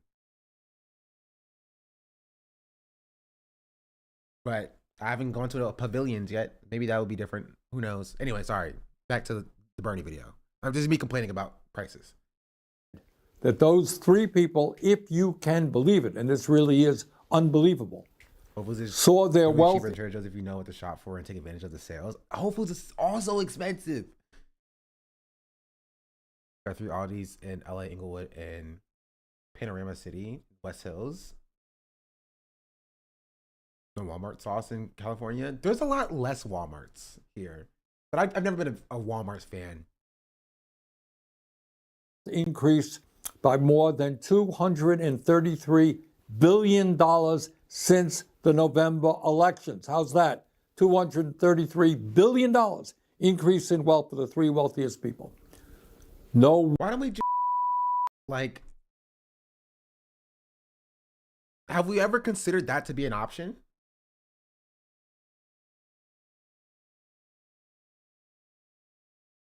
You know what I mean? You're telling me that the richest 3 people in the world had their wealth increase by like 233 billion with a B? Right? There's only 300 million people in America. If we all split that money between us, you feel me? That's like, I don't know, what is that? Like $1,000 per person? It's pretty solid. So yeah, we just, they don't need it. What are they gonna do with it? He's gonna sit in a bank in investments and stuff? Is it only $1,000? Yes, but that's how much they've made in an increase. Their net worth is larger than that. So if you wanted to, and then, you know, all of their net worth, we could do that as well. And if we would get more than about $1,000 a piece.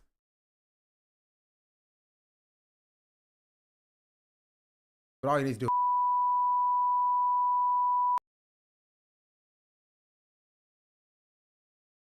I'm just saying.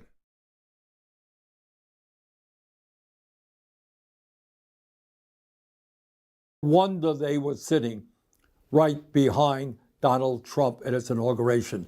They couldn't be happier. During his inaugural speech, Trump did not have one word to say about how we're going to address the planetary crisis of climate change. The last 10 years have been the warmest years ever recorded, and extreme weather disturbances. And but have you seen, Bernie? Excuse me, but have you seen it's snowing in Florida and Texas? So, like, global warming, you say? Explain that. Natural disasters are taking place all over the world, from Los Angeles to India, across Europe to North Carolina.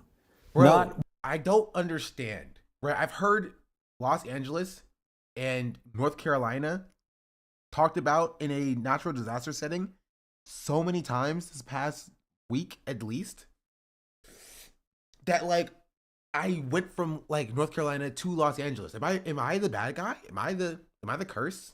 Am I the jinx? Am I bringing the natural disasters to wherever I go?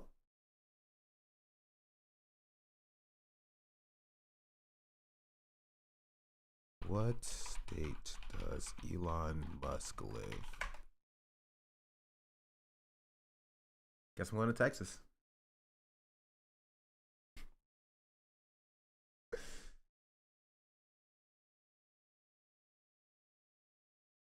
Also, yes, Aaron, I'm good. One word from Trump about climate change, except, of course, to make it clear that he intends to make this horrific situation even worse with drill, baby, drill. Just brilliant. It's also kind of funny because that's also Joe Biden's policy. You know what I mean? Joe Biden's policy was also drill, baby, drill. He's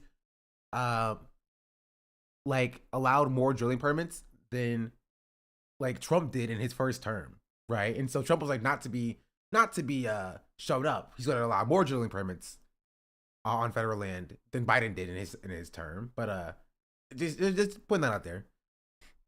I don't need anything. I'm chilling right now. Currently, I need my freaking prescription, but that's for later. In the coming Wait, today Tuesday or today Wednesday or today Thursday? Today's Thursday, isn't it? coming months and years, our job is not just to respond to every absurd statement that Donald Trump makes. Thank you. Okay, I fully agree with this, Bernie. On and years, our job is not just to respond to every absurd statement that Donald Trump makes. Our job is to stay focused on the issues that are of importance to the working families of our country, and in fact are widely supported by the American people. Let me just mention a few of them. Yes, healthcare is a human right, and we must join every other major country in guaranteeing healthcare to all people through a Medicare for All single-payer program. Healthcare is a human right. Yes, we must take on the greed of Big Pharma and substantially lower the cost of prescription drugs in this country. Yes, we must build millions of units of affordable housing and low-income housing. Yes, we must make sure that all of our young people... Yeah, if Bernie would have won the election 2016, wouldn't he be here in the first place, bro? I don't know what timeline we would be living in, and I don't know where we would be as a country. It wouldn't be here. have the ability to get a higher education by making public colleges and universities tuition-free. Yes, we must work with the global community to combat climate change by cutting carbon emissions and transforming our energy system away from fossil fuel. And is where he won. Yeah, like in like 5 to 10 years, there's gonna be a portal that opens up in space, and there's gonna be a ship that comes out the portal and it's gonna touch down. And it's gonna be a bunch of humans that look a bunch of futuristic with a bunch of futuristic technology, and they're just like, "What year is it?" And we're like, "It's 2035." They're like, "2035? Where's your flying cars? You don't have them. Where are your high-speed rails? You don't have them. Where are your spaceships? We don't have them. What? Did President Bernie not authorize these things when in 2016?" And they're just like, "No. No, Hillary Clinton became the nominee." And they'd be like, "Oh, you poor souls. you poor souls. Bernie was gonna solve all of this for you. Healthcare solved. Healthcare solved. You know what I mean? Wages solved. Capitalism was ended. We live in a socialized future. If only. If only. It's kind of ghetto here, yeah. You got the worst of the worst. And they're just like, you know that you guys are the bad timeline, right? Like, we've been to like millions of other timelines, and like they're all kind of thriving. It's you guys who are the problem. Who are the problem? Like, oh, good, great, awesome, amazing. Love that. Love that. We got the one timeline where Hillary Clinton won the nomination and then lost the election to Trump, and then Kamala Harris also lost the election to Trump. Love that. To sustainable energy. All right, PCB. Yes, we must pass legislation to raise the absurdly low federal minimum wage of $7.25 an hour to a living wage of $17 an hour. Anybody who works 40 hours. That's good. Still not perfect. It should be like 25 at this point. But, you know, it's better than freaking nothing. I'm also glad that he didn't stick with the 15, because it was supposed to be 15 like 6 years ago, 8 years ago. So now he's running on the 17. He's not running on anything, but he's like, you know, dropping 17 hours.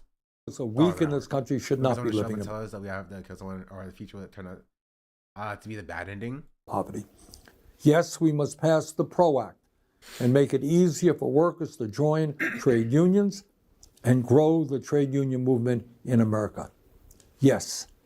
In order to help fund the needs of working families in this country, we must demand that the wealthiest people in this country, including those individuals sitting right beside Donald Trump at his inaugural, start paying their fair share of taxes.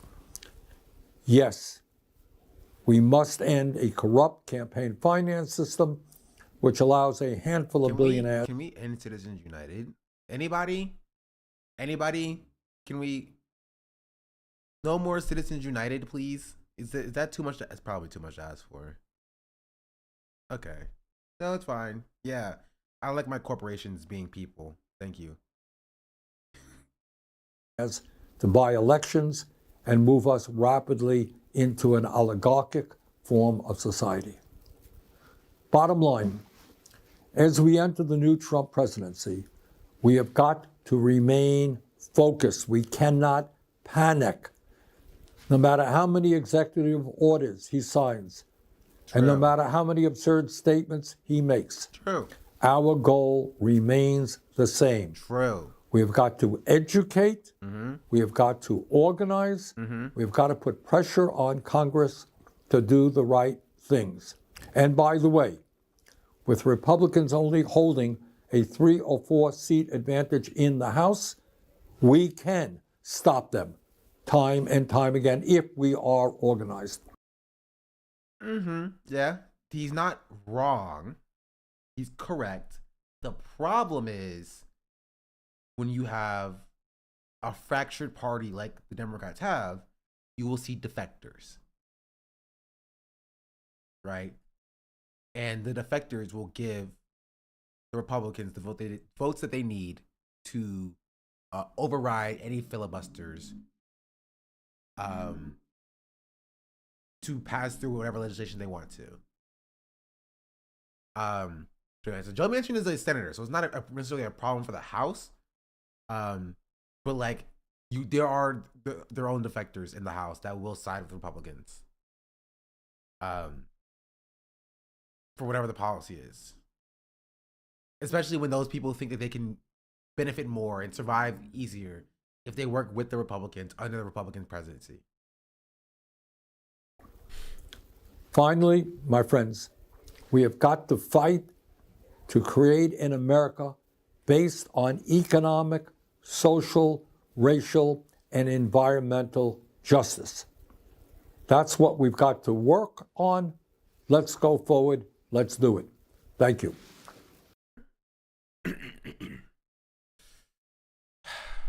Yeah.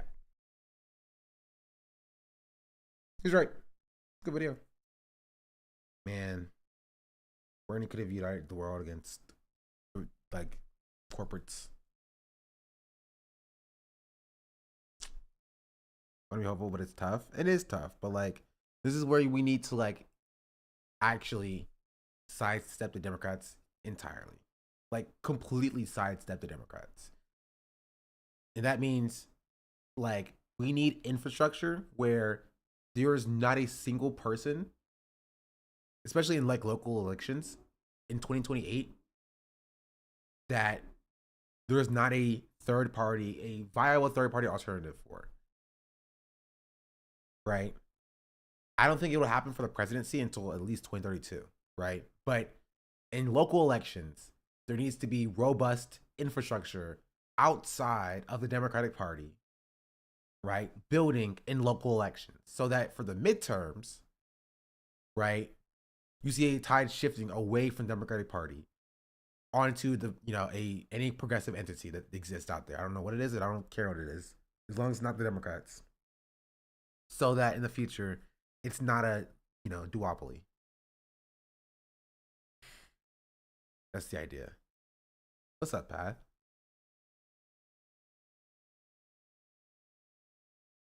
I hope you're well. We were talking about Trump inauguration, but we're moving off of that now. Okay. Did y'all see this from Theo Vaughn? Theo Vaughn apparently said some crazy stuff on this.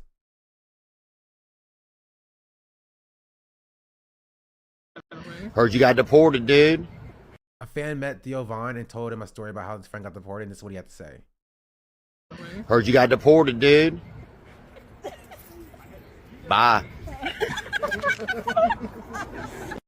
Heard you got deported, dude.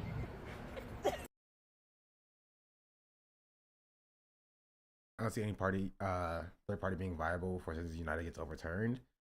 And it starts with like local infrastructure. It does. Never liked them. Yeah.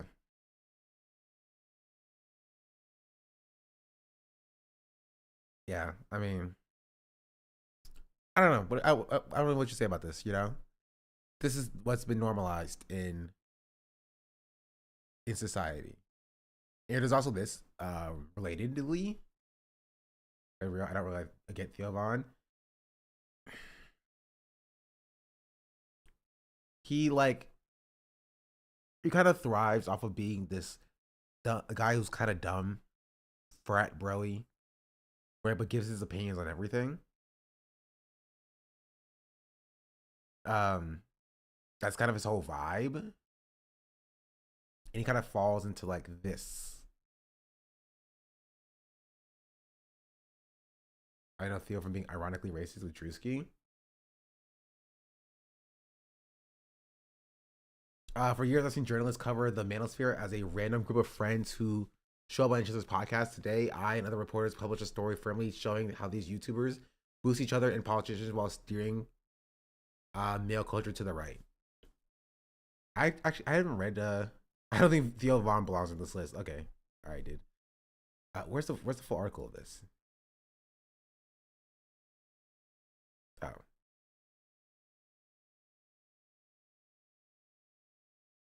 The second Trump presidency talk brought to you by YouTubers. Podcasters including Joe Rogan, Theo Von, and Logan Paul are mobilizing American men to lean to the right. Analysis of over 2,000 videos show how. As Donald Trump has sworn in as the 47th U.S. president on Monday, he was surrounded by family, donors, and wealthy tech executives. And just a few feet further away stood a political newcomer who's been credited for a lot of encouraging lots of votes, Joe Rogan. The fact that Rogan, the host of the world's most popular podcast, watched from the Capitol Rotunda as Republican luminaries like Florida governors Ron DeSantis were confined to the overflow, speaks volumes to the new dynamic in play in Washington and the media writ large. Just crazy. They made old dude sit in overflow, DeSantis sit in overflow. Where's Matt Gaetz? Is Matt Gaetz there?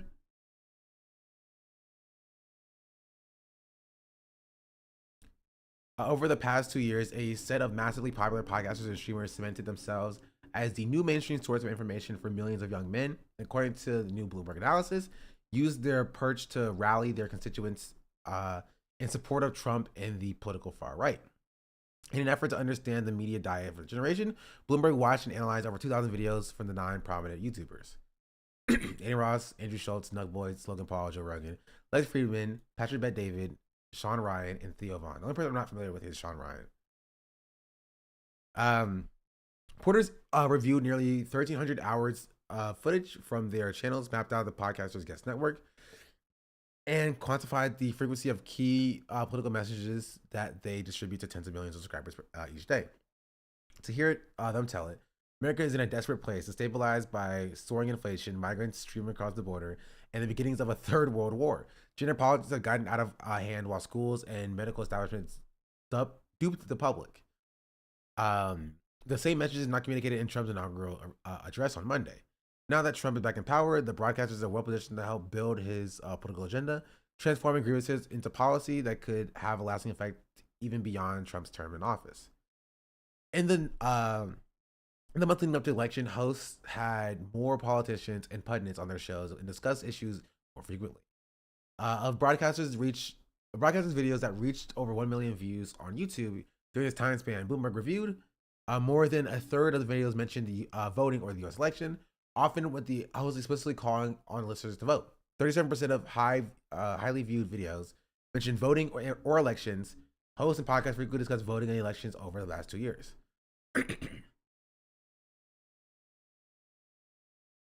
None of the broadcasters style themselves as political pundits, and their conservative talking points were sandwiched between freewheeling discussions of sports, masculinity, internet culture, gambling, and pranks.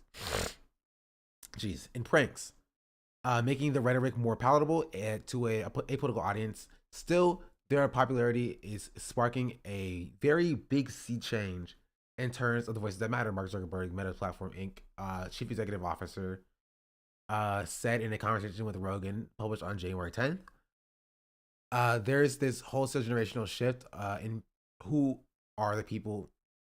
There's this wholesale generational shift in who the people are being listened to. According to Edison Research, close to 50% of the people over the age of 12 listen to a podcast monthly. Joe Rogan's 3-hour interview with Trump late October drew more than 50 million views on YouTube.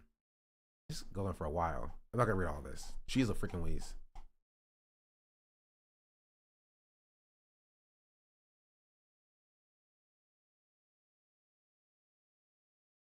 What does Adrian Ross talk about?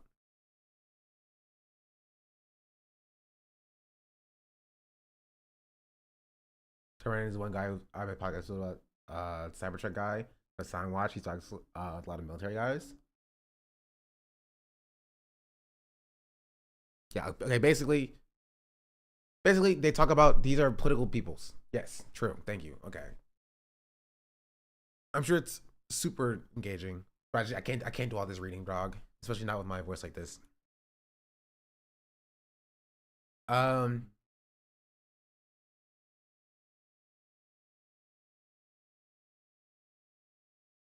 They need to make a video version so I can read it. But yeah, so in conclusion, I will say about that, there would not be a leftist Joe Rogan, and I don't think there can be a leftist Joe Rogan. There could be a liberal Joe Rogan, because liberals have the money to back the infrastructure of Joe Rogan. Like, liberals are also backed by billionaires.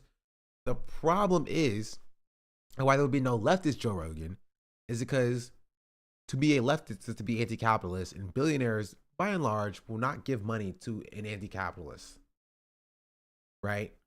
It just won't happen. And the reason why a liberal Joe Rogan would not work, got shut out from Legal Eagle? What do you mean?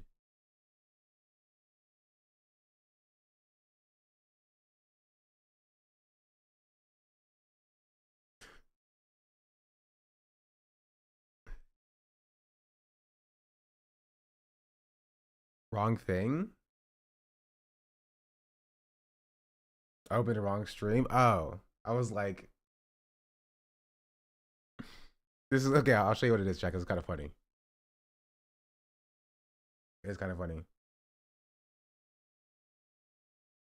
And the monumental paradigm-shifting event that it should have been. But I won't blame them because many... It says paradigm shift. I was like, there's no shot Legal Eagle knows who I am. It is true. It was not a Shonda Blacking event. It was a paradigm shifting event. Tragic.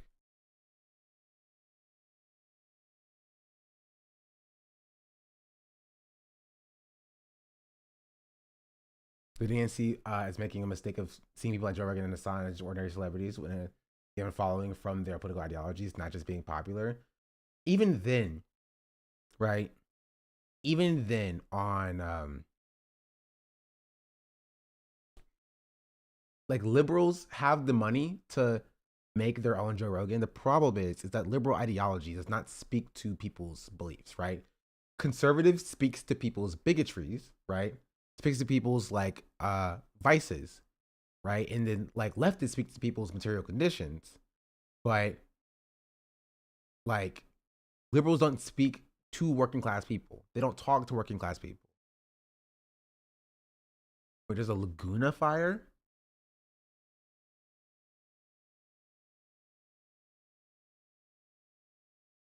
Oh, okay, never mind. Lost chopper feed. Make it work.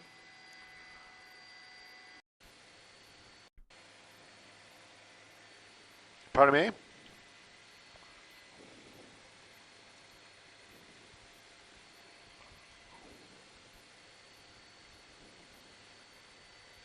Bro, where are y'all going? Isn't that in Oh, you want to go land there? Isn't that in the direction of the fire? You don't want to land at Air 7? Okay. All right.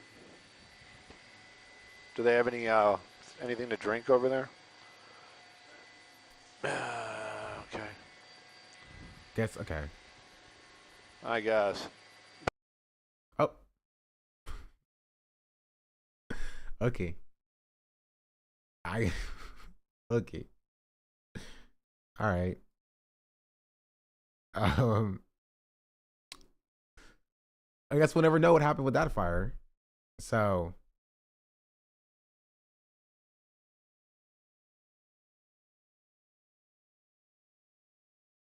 in the maroon hat. wait, how come they can have multiple live streams happening at once, but I can only have one live stream happening at once?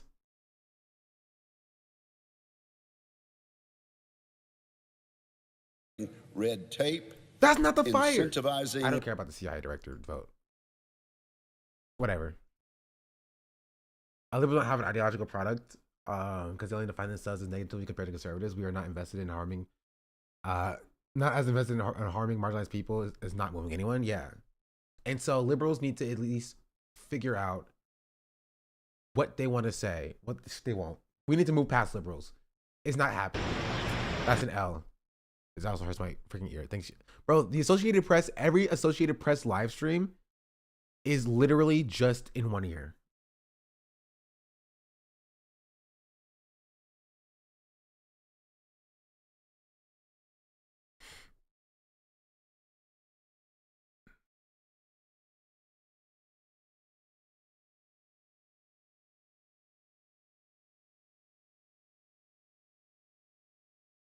I want to see Walter Masterson's video about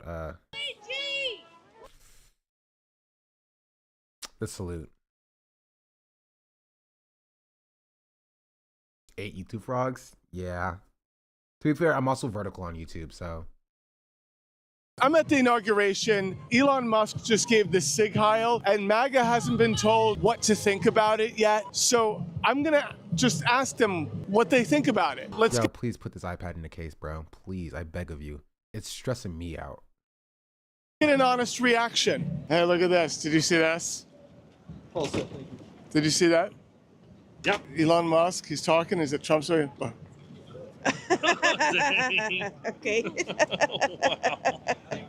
What was he saying? I mean, what can you be saying? What is there to be said at that point? I don't know. The rocket's shooting off into space, and he's like, and then going, shoo. My heart goes out to you. Oh, okay. My heart goes out to you. All right, that's cool. Interesting. That's All a right. Going out. Yeah, flying out. What do we think of this? My heart goes out to you. Look, right, and then he goes like this. He goes. I have no idea. That looks like AI to me. What? It looks it looks like AI? No, sorry, that looks like AI. Okay. Okay. Yeah. No, it's AI. Yeah.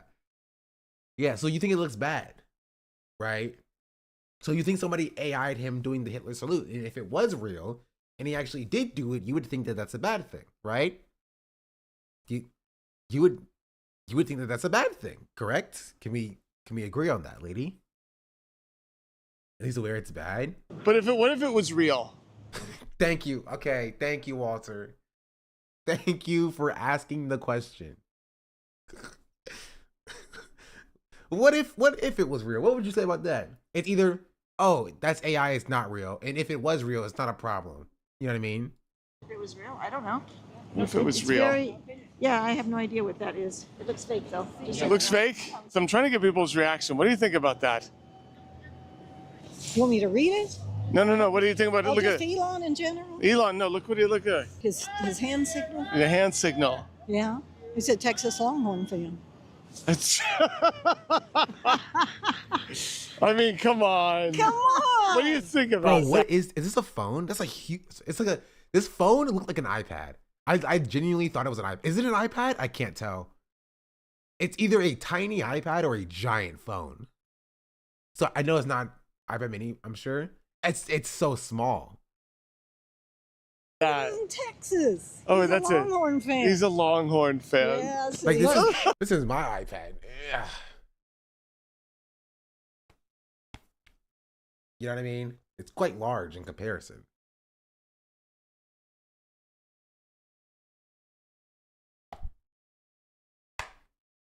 wondering if it's a Samsung Flip. No, it's definitely an iPhone. You can tell by this thing here. My iPad has the same thing. I know it was an iPad instead of a phone because of that thing there. That's what clips onto your the Apple Pencil. You know what I mean? Mine has it too.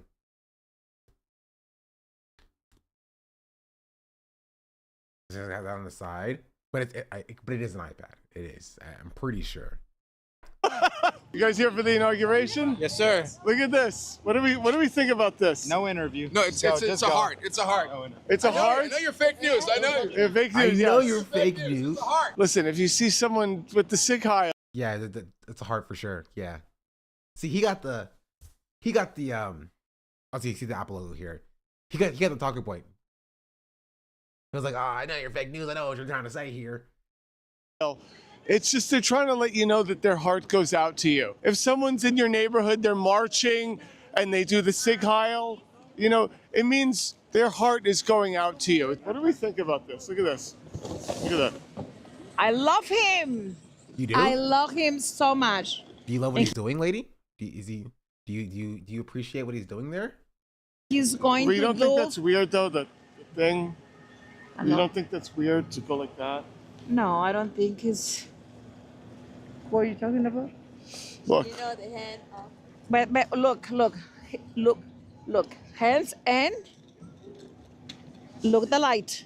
The light? What doesn't mean the light? The light? What light? What light is she talking about? I'm so confused. Oh, have you not seen it, Pat? Have you not seen the Elon Musk thing? Okay, I'll show you. Important context.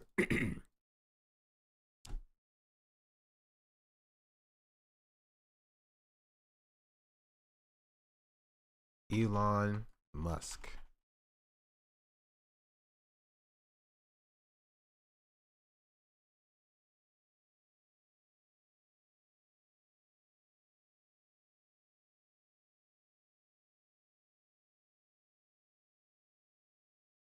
Where's the full video? Here, let me put this here. I'll close, I'll tap to the right. Videos.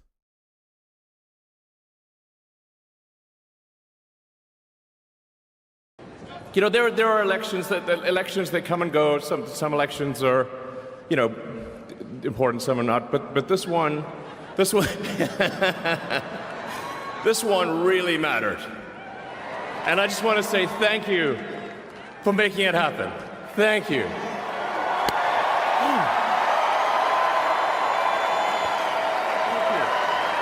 My heart goes out to you. It is thanks to you. My friend said he made an awkward arm gesture. Wait, okay. Wait, hold on. I need to know what a body language expert has to say about this.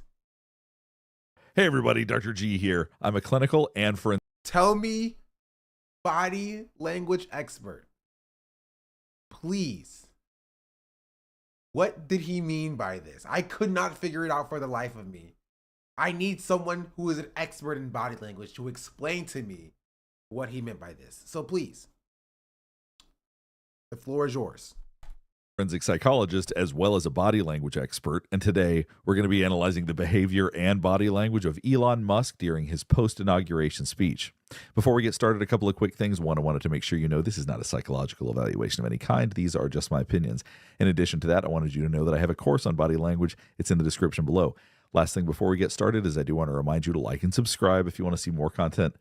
Okay, not to be anti-intellectual or anti-science here.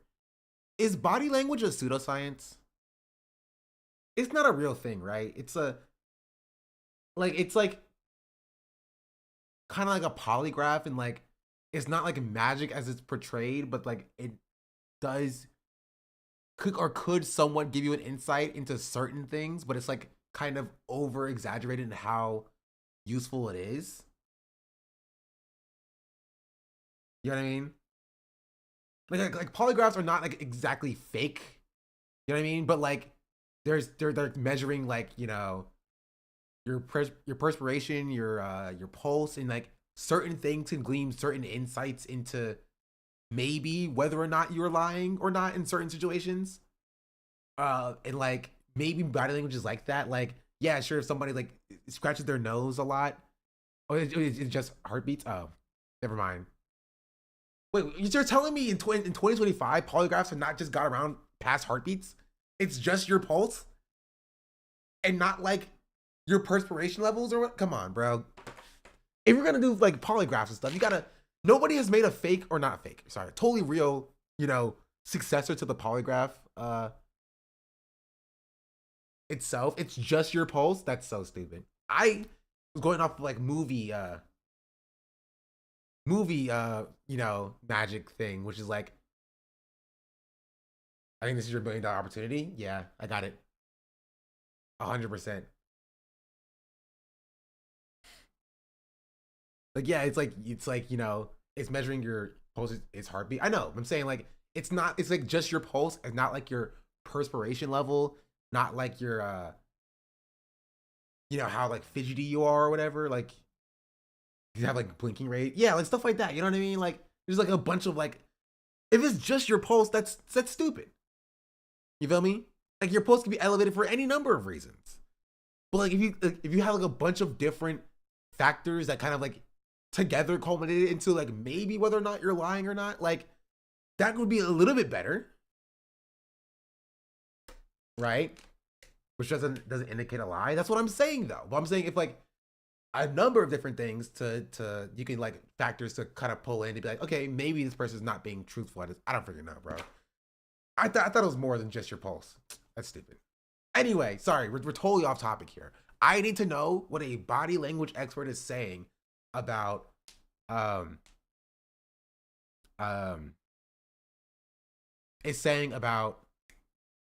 Musk and whether or not he's a Nazi or not by this. So explain, give it to me. Give it to me straight, Doc. Just like this. All right, let's go. So what we're going to be looking at today is Elon Musk's infamous salute. There's been a lot of talk about this, so we're going to watch it. We're going to give it full context, and then I'm going to give you my... I feel like the ads are running kind of frequently. Did Twitch change my ad rate?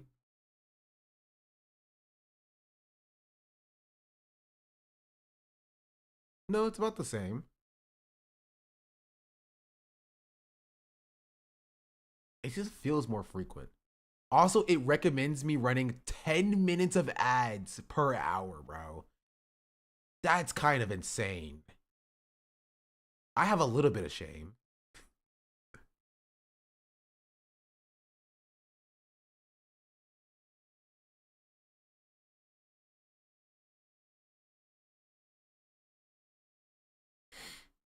There's a lot. That's not even the most. I could run 22 minutes and 30 seconds of ads per hour maximum. That's over half the content. That's a little bit less than half the content, to be fair. Right? It's 22 minutes and 30 seconds out of 60. That is 3 minutes of ads every 8 minutes.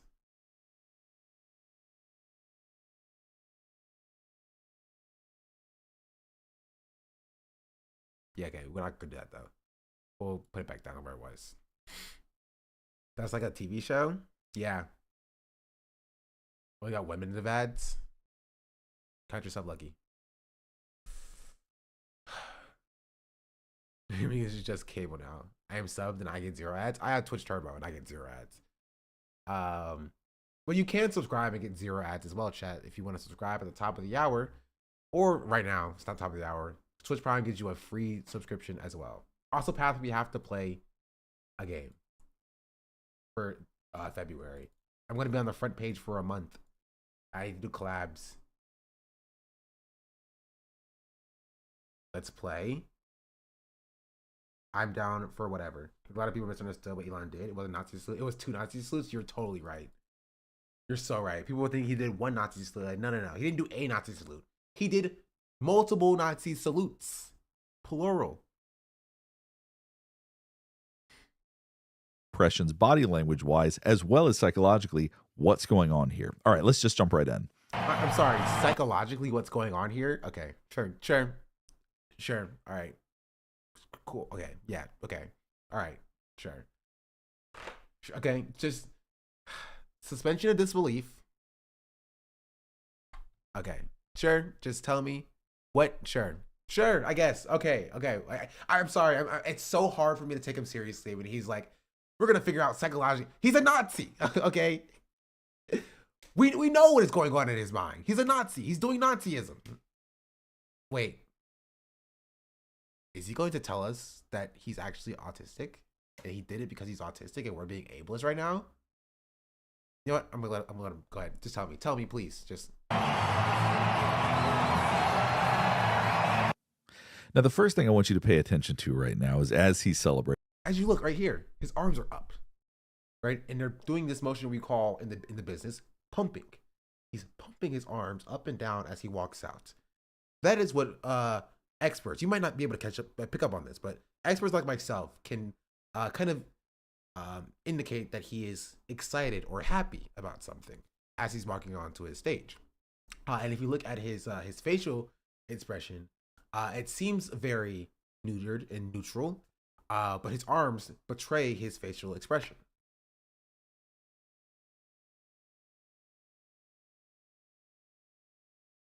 And putting his hands in the air, he keeps his fingers together.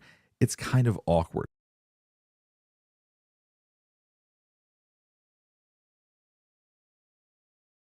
This is why he's the expert. This is why he's the expert and I'm not the expert. I didn't even catch up. I didn't even pick up on the fingers. Yeah, he's so right. I would have never guessed that Elon Musk is awkward. I'm so glad that he's here to tell us this. I am so glad that he is here to give us this information. I would have never known. I would have never known. Thank you very much. Continue. It's unusual. So with body language, we tend to react automatically. This is just naturally how he does this. Clearly, he's celebrating. Clearly, he's keeping his body very open. He wants everybody to see how much he's celebrating. But this does feel a little bit unusual. Most of us don't keep our fingers together like that when we're celebrating or when we're putting our hands in the air. No. I have to be. He's not going to say this. He's not going to say because Elon Musk, when he was celebrating, kept his fingers together, that is his natural positioning. And so when he put his arm out, it just happened that his fingers were together because that is his natural positioning.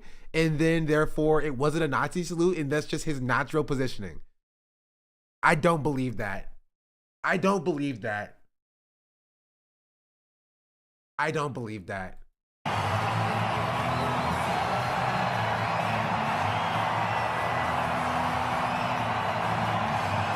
Okay, what about this here? His fingers are apart here. So like, explain.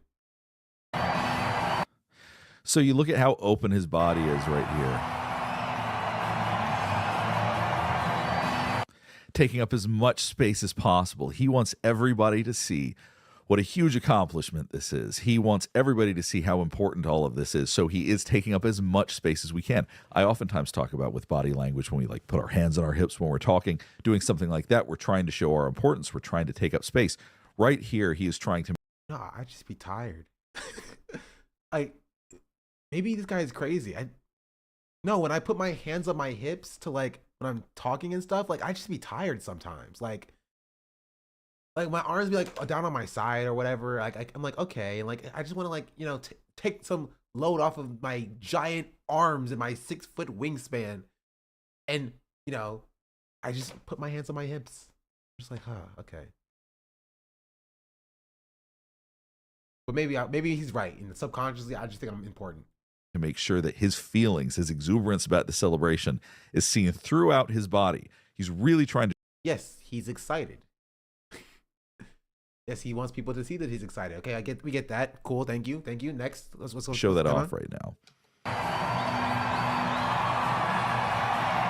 Oh, what here? His fingers are curled and they're open. So, is that his natural position too? Body language is oftentimes a representation of how we feel. Typically, what I cover is the more. That's okay. Sure. Yeah. subtleties about body language, but his is so big. He really wants people to know exactly how he feels. That's why we cover this as well. We'll get to that in a second. Do this, is we're trying to impart this information non-verbally. I want everybody to know how charged up I am. That being said, and I'm not making fun of Elon Musk, sometimes it comes across as a little bit awkward. The way he moves can feel a little bit awkward. And that's important as we get to the salute. That's why I'm telling you about this now, because some of his body movements can be overly rigid. At least that's how I interpret his body right here.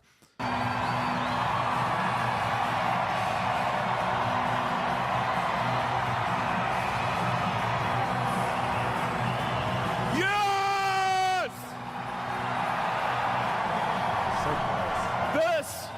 This is what victory feels like.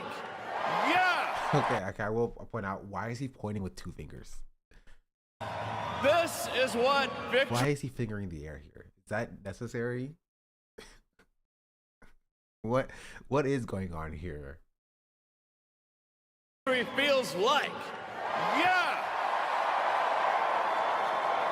And this was no ordinary victory.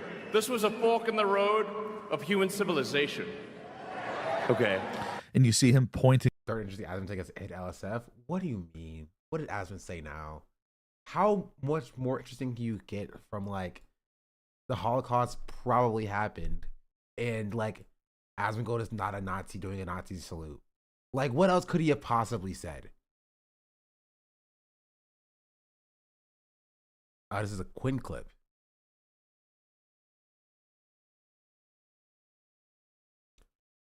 What? Okay. Sorry, I pre-watch every clip that I see on here, and I'm just like, it confused me. I am confused by like what is going on here.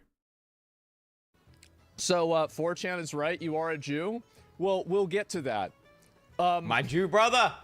My Jew brother. I do want to make one thing Shalom. abundantly clear. You will not find that on my early life Wikipedia part, okay? I'm German. Oh, what the hell? The opposite. Oh, fuck. The oh, opposite. No, what the hell? He's the enemy. He's the enemy. He's the enemy is crazy.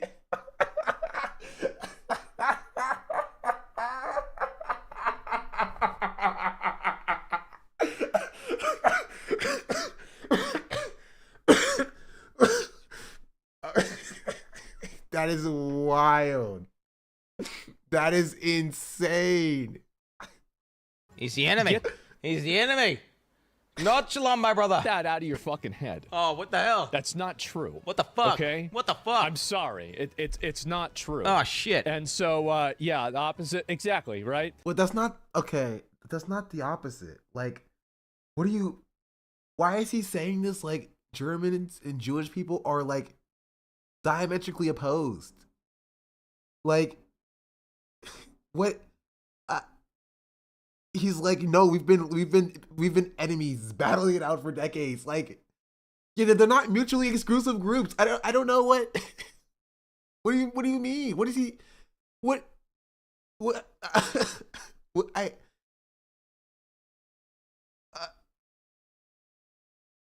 And so so that's basically it. Anyway, so it makes sense. Yes. So chat, to be clear, absolutely. I'm memeing, by the way, chat. I'm memeing. German guys are great. They are not the enemies. Okay. All right. Germany's done a good 180. There's some great guys. Some great guys. Love. The enemy was funny though. That made me laugh. That was a funny thing from Quinn.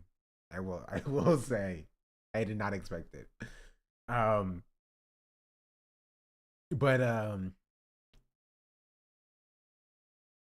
But yeah, Asman being like, oh, like, I'm the opposite of like Jewish. I'm German. It's kind of wild. That is crazy. Anyway, I don't know what to make of that, honestly. Except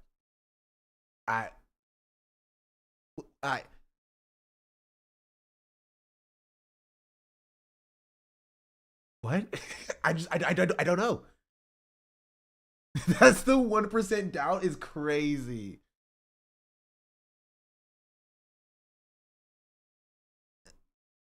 That's crazy. Basically, I've seen where they leave in the clarification. Yeah.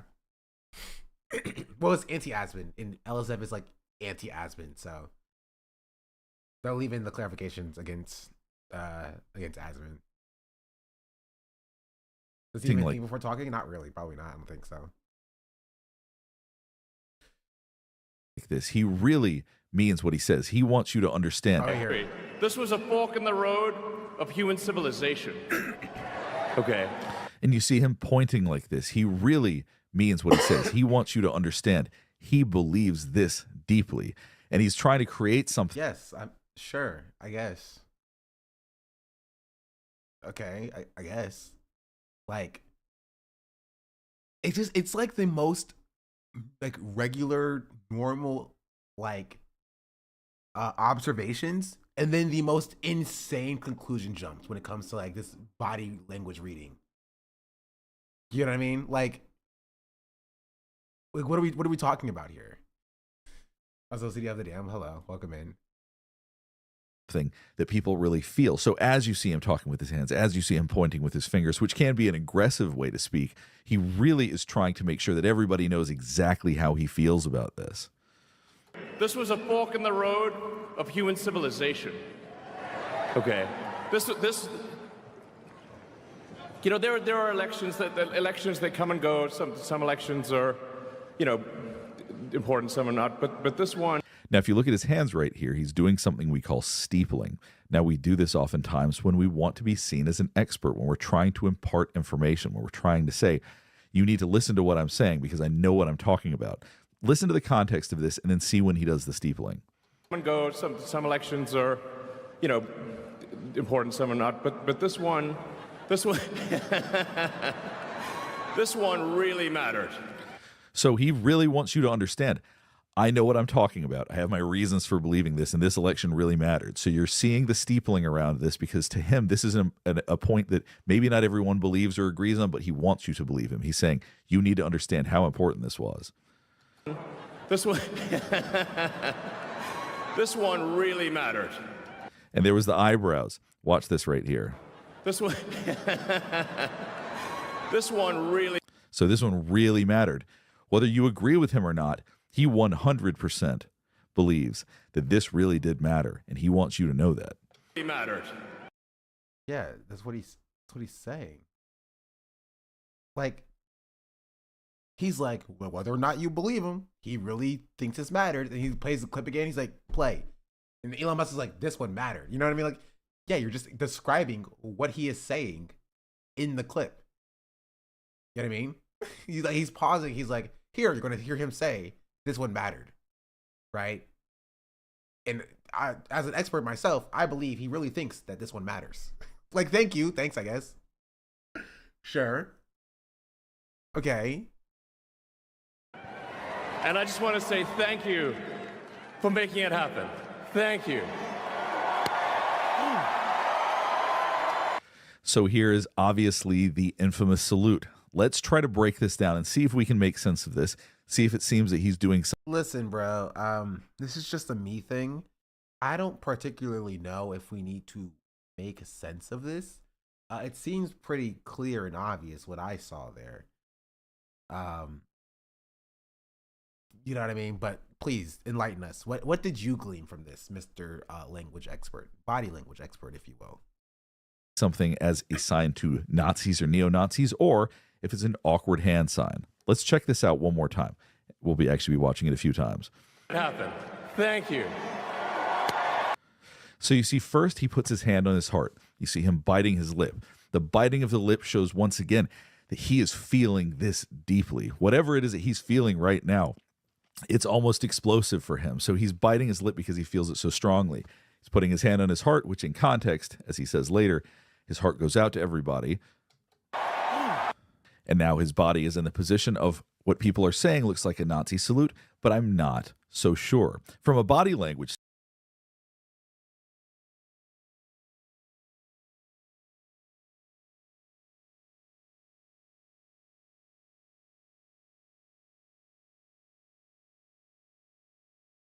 standpoint, the idea that he's reaching out, the idea that he's trying to basically send out his feelings to everybody else is a possible explanation. Now, I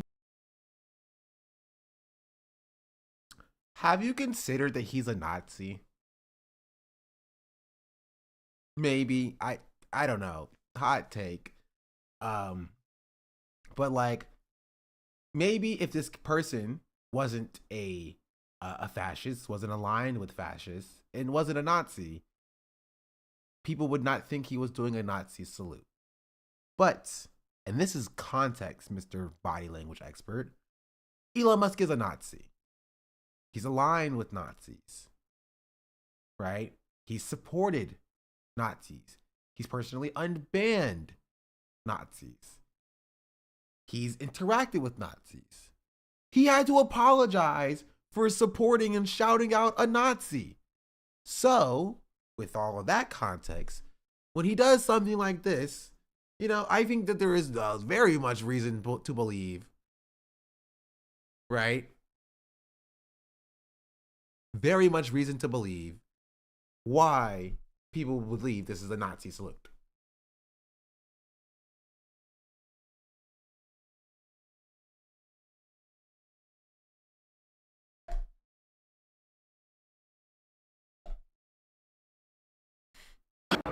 This one really mattered.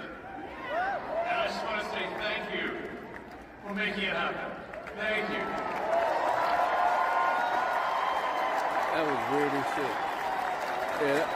Yo, that motherfucker just did the Heil Hitler joint. Like people in the stands, bro. Some dude who was literally sitting at a Trump rally, was like, what? He just did the Hitler jump. literally sitting at a Trump rally, was like, that kind of looks like a Nazi salute. And then we just have a body language expert being like, well, if you analyze it frame by frame, Who pays right? the tariffs? The Chinese? If you analyze it frame by, where's that? Okay, if you analyze it frame by frame, you will see that he's actually just super excited. Actually, super, super excited. Like, come on, bro. Come on. One more time, because it's funny. This one really mattered. And I just want to say thank you for making it happen. Thank you. That was weird as shit. Yeah. Yo, that motherfucker just did the Heil Hitler joint. Like, come on.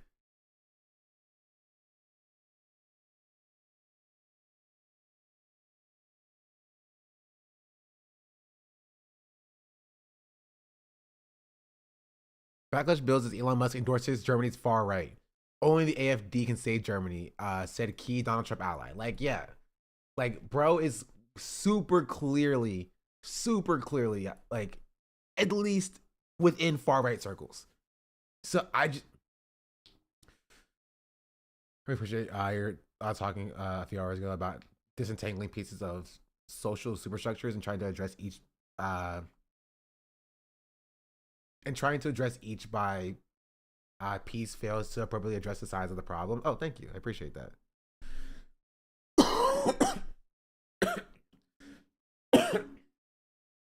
Jeez Louise.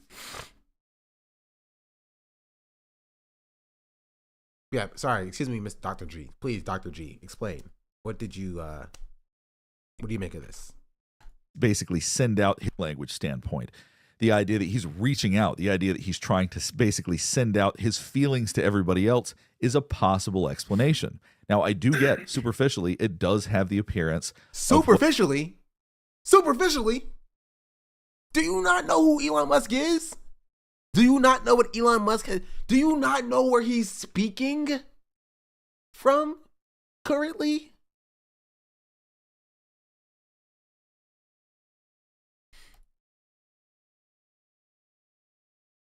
I need to know what this person's thoughts about Trump are just in general. Hey everybody, Dr. G here. I'm a licensed clinical psychologist and body.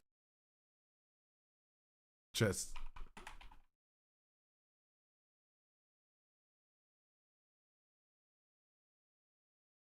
Because like I need to know what his thoughts about like Trump are in general.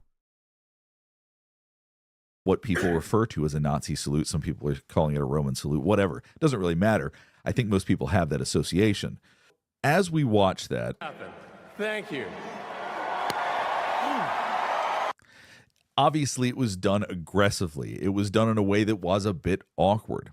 Now the question is whether or not it was not just a dog whistle, but whether or not it was a direct sign to Nazis. That I suppose the suggestion would be that whether he is one or believes and has Nazi beliefs or something to that degree. Which he does. Which, does he have Twitter? I tried to find it. I couldn't find it. I'm going to tell you first, that seems unlikely for some. Are you going to tell us with body language why you think that Elon Musk is not a Nazi?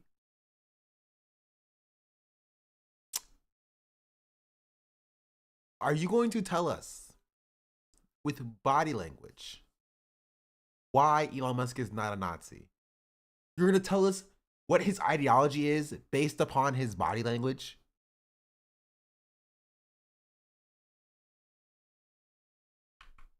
Or something to that degree. The suggestion would be that whether he is one or believes and has Nazi beliefs or something to that degree. I'm going to tell you first, that seems unlikely for some psychological reasons that we're going to cover in a second. But for some psychological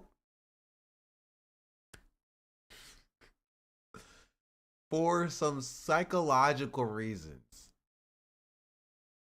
you're going to psychology his ideology out based on what? Based on what? Okay, I need to know how he's going to determine a Nazi using psychology. Please. I would rather trust a sociologist by determining somebody who's a Nazi or a neo-Nazi or Nazi beliefs. But maybe a psychologist can do the job just as well. You know what I mean? Maybe a psychologist can use his clinical psychology experience to explain why he thinks that Elon Musk is not a Nazi, or why he knows Elon Musk is not a Nazi. Body language wise, this is actually fairly consistent with the way he's been behaving up to this point. He's been explosive. He's been larger than life. He's been a bit awkward. Let's watch this again.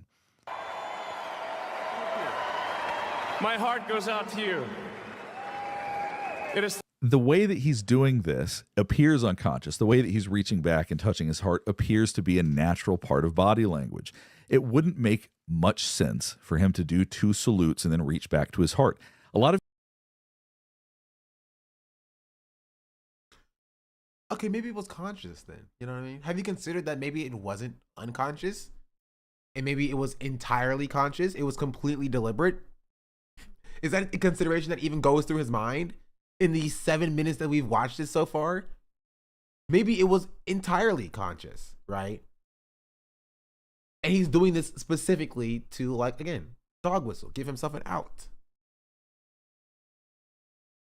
A lot of people seem to think that this is a traditional Nazi salute, when in all reality, if you go back and look at a lot of World War II footage, it's just putting your hand straight forward. It's not touching. Okay, he's just wrong. Chest and throwing your arm out. He's wrong. Okay, up until this point, he can be misinformed. He's wrong about this. It's just objectively incorrect. Objectively incorrect.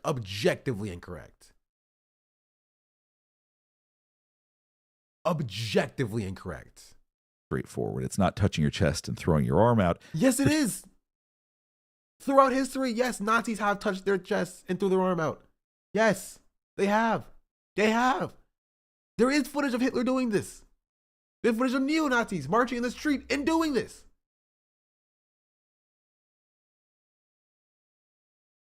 Literally any writings, excuse me, about the Roman salute mentioned how it has an association directly with fascists and fascist leaders.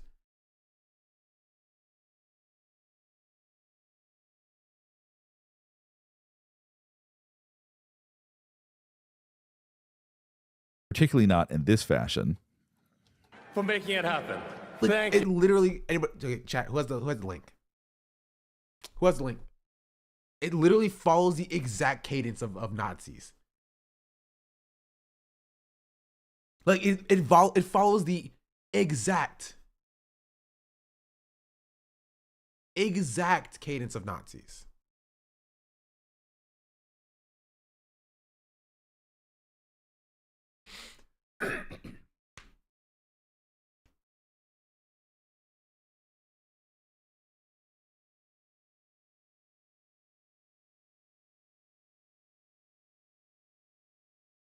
Okay, this is not what I was looking for.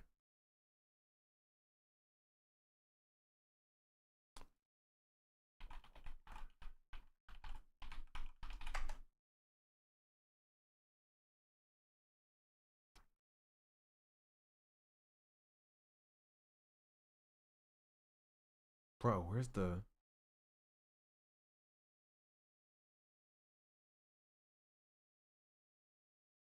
This one works as well.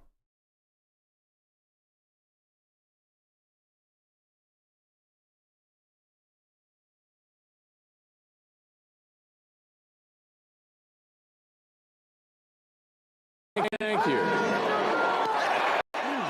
Like, come on, bro. My heart, thank you. Like, come on, bro. Come on, bro. It's the exact same thing. So, come on. Come on. Come on, come on, come on, come on, come on, come on, come on. To sit here and be like, well, actually historically, there is actually zero evidence that the Nazis actually touched their chest before doing up the Nazi salute. Now I'm questioning this guy a little bit.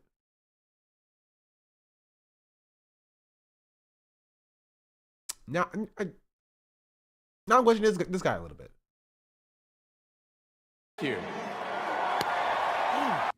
Awkward, yes, but probably not in fact related to Nazis in any way. Let's Okay, please give us the psychology reasons about why he's not a Nazi. talk about the psychology of why that is as well, because you need to understand the psychology of a billionaire to understand whether or not they would want to associate with Nazis. First,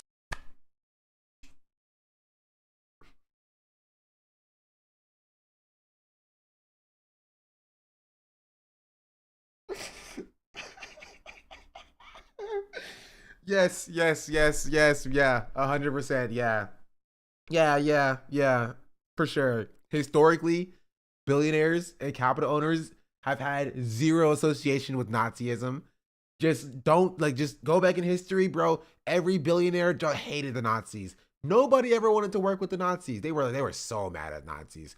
Oh man, there's not a single instance of a single billionaire. There's not a single instance of a single car manufacturing billionaire that have had an association with Nazis historically, ever, at all. Please, no, don't look up who Henry Ford is at all. Please, don't. That just don't even. Not a thing. Not a thing at all. Like Coca-Cola working with Nazis, that's kind of crazy. What? No. The U.S. government themselves hiring Nazis to work in the government. What? No. The psychology of a billionaire tells me that they would have no association with the Nazi. Because even though it's based on literally nothing. That's insane. first of all, Nazis are not a powerful group. There are not a lot of them left.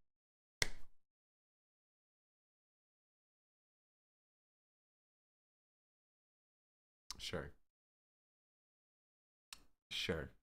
You know what? Yeah.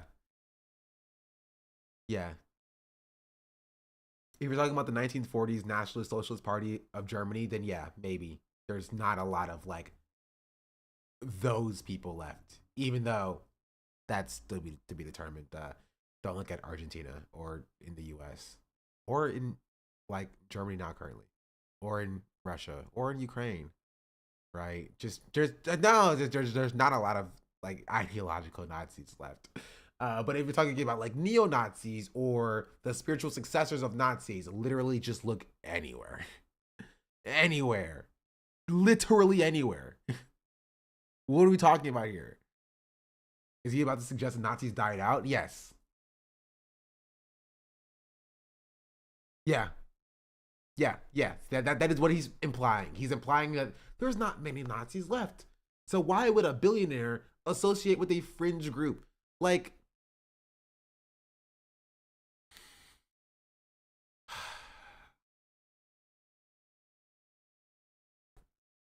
this is Nazi apologia. He's doing Nazi apologia currently, right now. Just straight up, just doing Nazi apologia. Like, defending Elon Musk and saying he's not doing Nazi salute is one thing.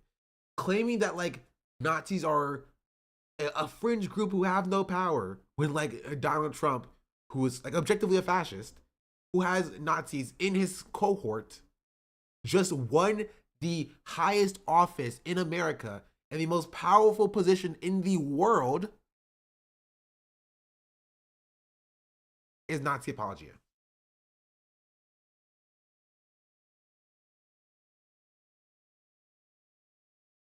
Left. Neo-Nazis are not big voters. They're not out there buying electric cars. There would be no true benefit to him showing. He's just so wrong, bro. He's so wrong. He's so wrong. He's so wrong. He's so wrong. What's it got to do with body language? No, he's on psychology now. Now he's on psychology. He's like, body language to the side. Now I am a psychologist, and this is my psychologist thinking. And he's saying that Nazis just don't exist anymore. Nazis just don't exist anymore, apparently. Like,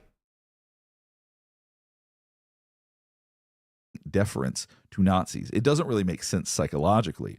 Now, if you think there's some other reason that he would be doing that, by all means, feel free to let me know in the comments. But as far as him actually wanting to express some sort of fondness for neo-Nazis, do you not know who this person is?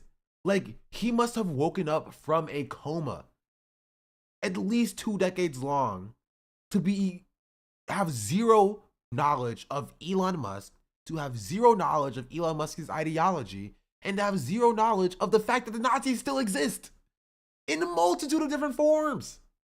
People still walk around with, like, the swastika on their arm.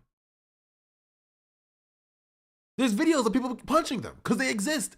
Nazis have marched in the streets saying the Jews will not replace us. That's happened like 4 years ago. What are we talking about? It's probably 2017. So it's probably longer than 4 years ago now. It's probably closer to like, it's like 7 years ago at this point. But like, come on, bro. Come on. I am curious what the comments say.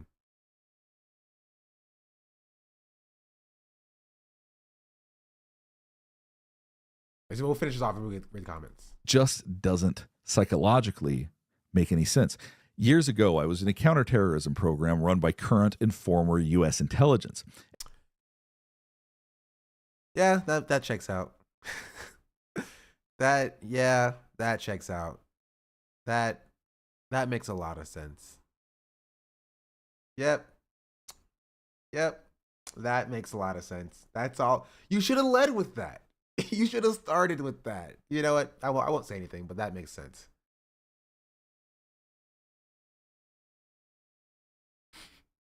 Thank you. Okay. Sure. And a big part of that, at least the domestic terrorism part, was talking about neo-Nazis. So this is a group that I'm very familiar with.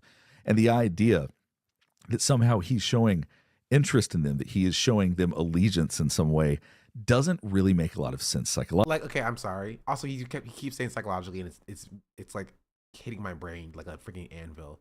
You know what? I'll just say that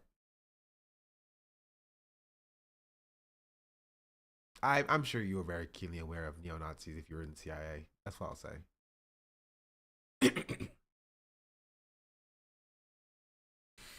I'm sure.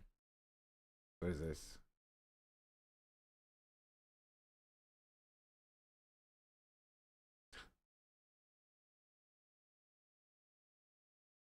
Bro.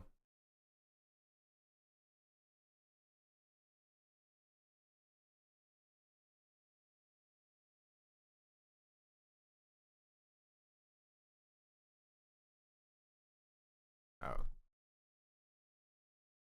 Musk didn't do Nazi salute, Holocaust survivor says. He's too close to Trump, and everyone who is close to him can be a target. Yeah, sure. Yeah, Trump is known not to surround himself with ideological Nazis. Yeah, Trump specifically. Yeah.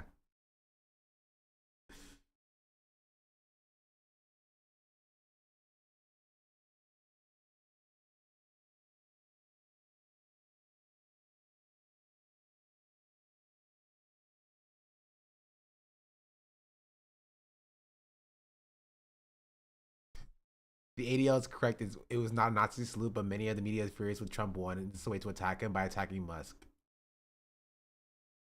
Sure.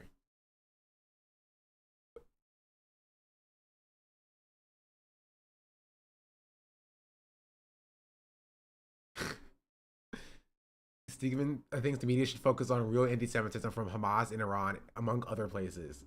Okay. Yeah, like a ideological Nazi taking power in the most influential and powerful country in the world. Nah, that's not a problem, right? Hamas, like that's the real issue. The media should be focused on. Sure. Okay. All right. Logically. So you'd have the richest man in the world showing fondness for a group that has no power, a group that is not. Do you know who just got elected? Like, I'm sorry. I know nothing about Dr. G, and I know nothing about his ideology, but I'm sure he's a grand fellow. That's what I'll say, and that's where I'll leave it.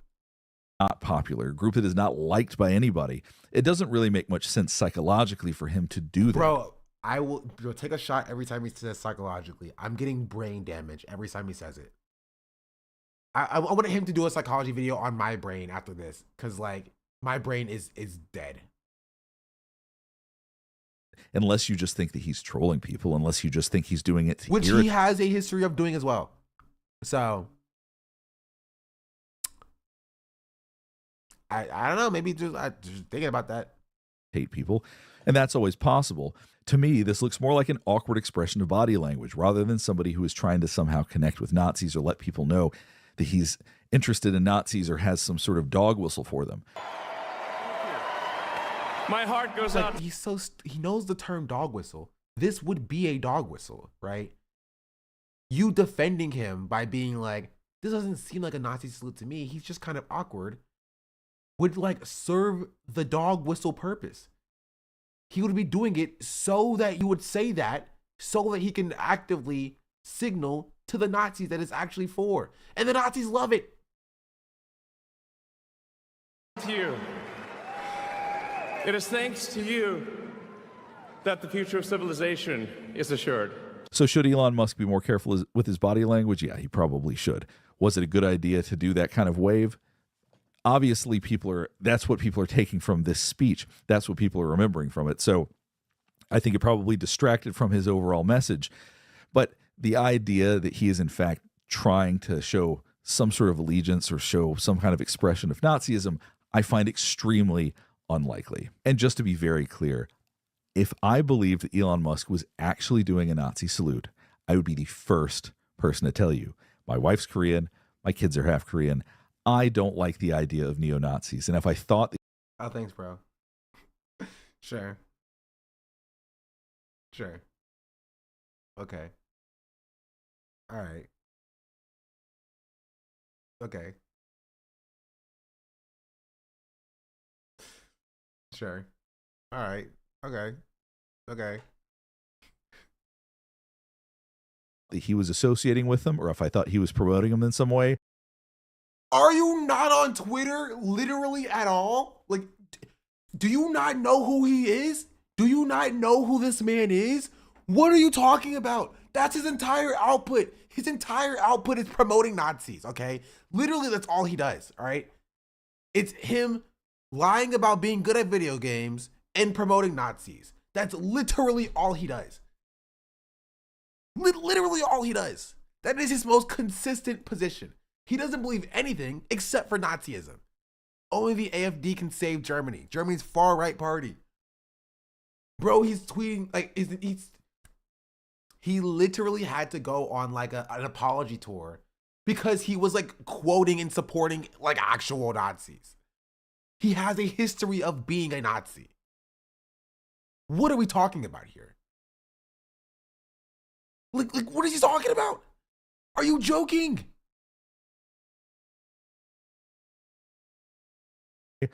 I can tell you 100%. Because people are talking about PewDiePie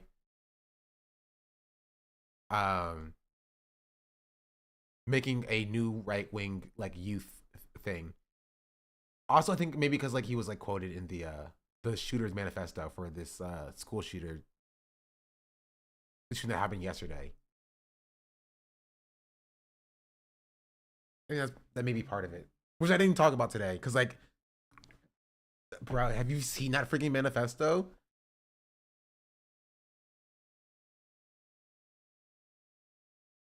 I would call him out on it, and I would say that's what we're looking at. But I really don't believe that's the case. It said Hassan Parker case in this situation. If you have any thoughts about this or there's other aspects of this you want me to look at, please let me know in the comments below. And I know this video may have been frustrating for some people because I know some people feel very strongly that that's exactly what he was trying to do. And I can appreciate and I understand if that's how you feel. And if there's things about that you want me to re-examine, feel free to let me know in the comments about that as well. Last thing before we get finished up is I do want to remind you to like and subscribe. Okay, I want to see what the comments are. As an autistic person, I recognized a certain type of rehearsed awkwardness to Elon's salute, as if it was a very deliberate gesture that he had been mentally building up to, and was paying a lot of consideration to how the action was performed. In another discussion here on YouTube, the speaker said, try doing the same gesture in your next parental meeting and see what reactions you'll get. Yeah. Funny you didn't mention his political actions in Germany. Yeah. The amount of gaslighting in the conversation is mind-blowing. If someone tells you who they are, believe them. The party told you to reject the evidence of your eyes and ears. This was our final, most essential command. George Orwell.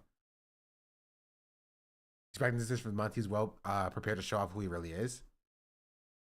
I don't know body language expert. I did notice two things. One, the salute movements were not awkward unlike his other movements. He had obviously saluted in this way before. His facial expression changed significantly while performing the salute from his previous smiles to a determined grimace. I don't believe this man is a real doctor. I mean, he might be a real doctor. I'm sure. I mean, he's a licensed psychologist. It's a chance. The doctor. Musk does speak fondly about his maternal grandparents, who were prominent members of the Canadian Nazi Party and later the South African Nazi Party. He spent time. He spent a lot of time with them growing up, especially after his parents divorced when he was 10 years old. He also actively supports Germany's far-right political party, the AFG, and broadcast live stream on X of him in conversation with its leaders. It was an awkward intention. Okay, so there's a lot of comments about calling this out. I agree with that comment saying he's obviously done this before and that it was well practiced. I'm about to like it. I'm gonna probably dislike it there. Yeah, I want to see if he has a response. Because, like, this is not well received. You know what I mean? 4,000 dislikes to 13,000 likes is not, like, super well received. Hey, everybody.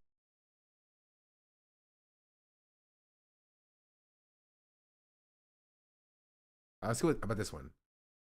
Hey, everybody. Dr. G here. See, this video has 58,000 likes, almost 60,000 likes, and 2.1 dislikes. 2.1 thousand dislikes. And so it has a lot less. It's a lot less well received than his other videos are.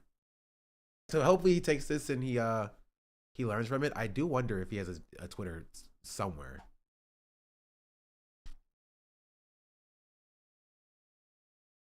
Is your relationship making you age faster? Find out here. Is this a course? It was a quiz. Work with me?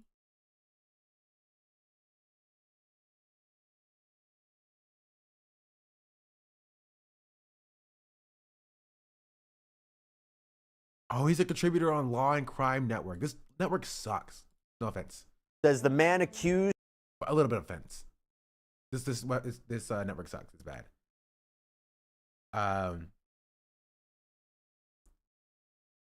Bro, why is both sides Tyler calling out? Like, why is... Okay, sorry. I had to open this for a second.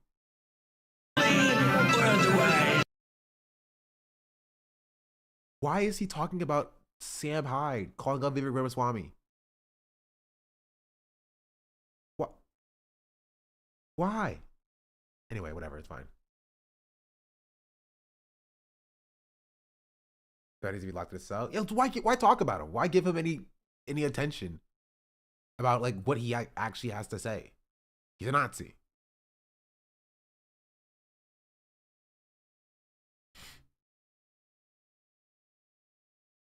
Yeah, and a pedophile. He's a pedophile Nazi, actually.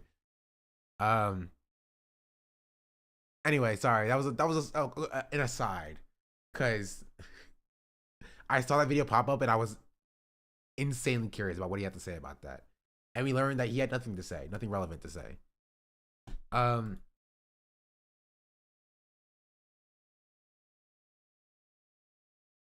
Soccer Gore, thank you for the 5 month. Wait, not 5. That's 5 minutes ago. 8-month resubscription. Much appreciated. Thank you very much. Dr. Eggman. Oh, I just saw Sonic 3 yesterday. I saw it all on Twitter. It's a good movie. Are we feeling better? It's it's a day. If you hear me, struggle to breathe a little bit, just don't talk about it, just leave it on.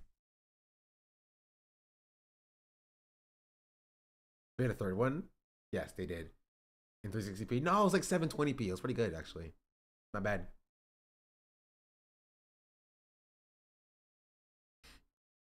You got the illness? Yeah. It's the bird flu. It's not the bird flu. That was a joke. They tested me for everything they said. It's not COVID either. I got tested for COVID. I think it's just asthma.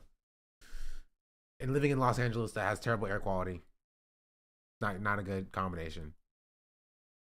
Does anyone have a link to the Destiny stuff? I want to touch on that just so briefly.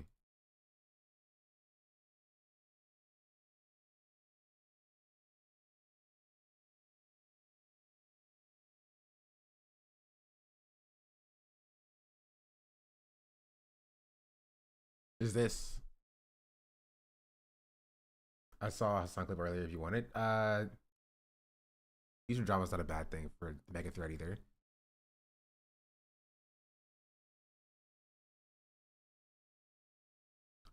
Destiny drama, a Mega Thread, revenge porn plus Pixie announces lawsuit. This is from our side YouTube dramas. That's why it's called drama here, but it's not drama. These are crimes. Actually, there's a I saw a video from somebody. I saw it when I was on break. I was in an Uber. From this guy.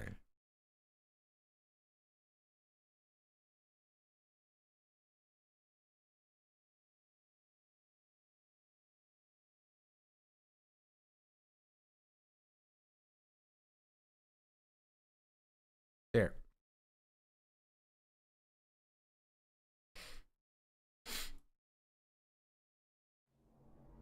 There's a video that talks about it extensively. Let's see what it says.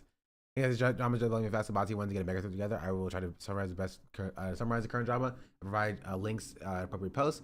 This morning, both President Sunday and Cope and Seed released hit pieces on hit piece videos on Destiny. Cope and Seed. I haven't heard of this one.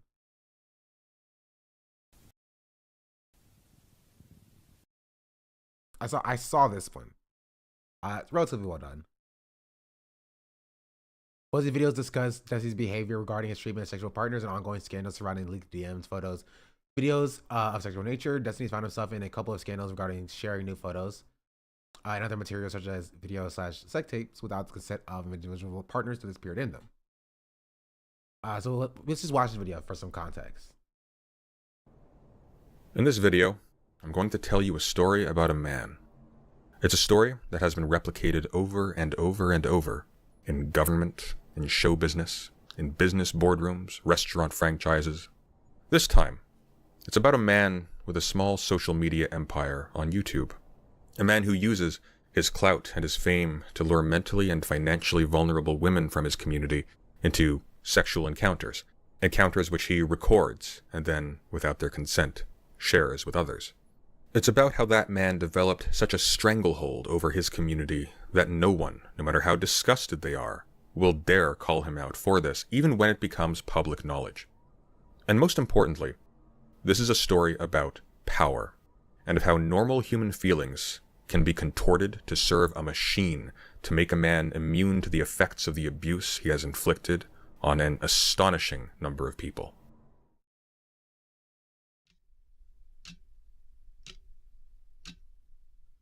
Stephen Bennell II, or as he's known online, Destiny, is a highly successful political streamer and content creator who has garnered infamy not just for public outbursts and controversial political positions, but also for an impressive number of public threats, sexual scandals, and even outright criminal actions.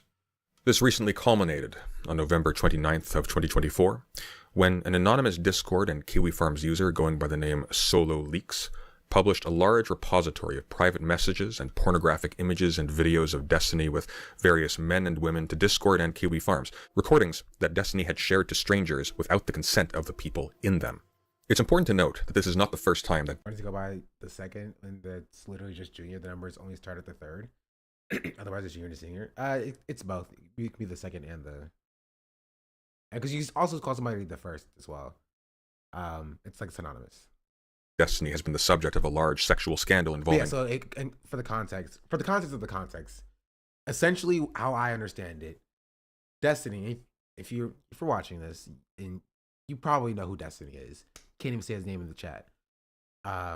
Destiny is a liberal political streamer who streams primarily on YouTube, but also now on Kick, I believe, because he was banned on Twitch. And he is one of the largest political streamers in the industry, right? And so he has a history of doing things such as like targeted harassments, being like the edgy white boy kind of figure of the platform. If you watch me, then you know that like I don't freaking like Destiny. And like that's just a me thing. You can like whoever you want to like. I'm not a fan of Destiny. I've never been a fan of Destiny. He does say the N-word quite frequently. My neck is freaking killing me as well. The CEO of Milk, thank you for the 18 months resubscription. That's a sick name combination with the badge. He's so gross. He's quite gross indeed. Thank you for the 18 months with Prime. Much appreciated. Is it a tactical one? No. Vosh does tactical N-words. Destiny just says the N-word. Just straight up says it. And he does say it and consistently says it. So he's been mired in controversy over the years. He's kind of isolated himself from most of the streaming landscape, not just by being banned on Twitch. Because there are people who are banned on Twitch but are still in the streaming ecosystem. But his behavior separates him off from other contemporary or similarly sized streamers. And I think that also eats away at him a little bit. Because like he sees Hassan with like a very successful podcast with his friends, and he sees Hassan going to other events and interacting with other streamers. And Destiny just does not, because as Ludwig says, his vibes are just bad, right? He just has bad vibes. He just has like gross vibes.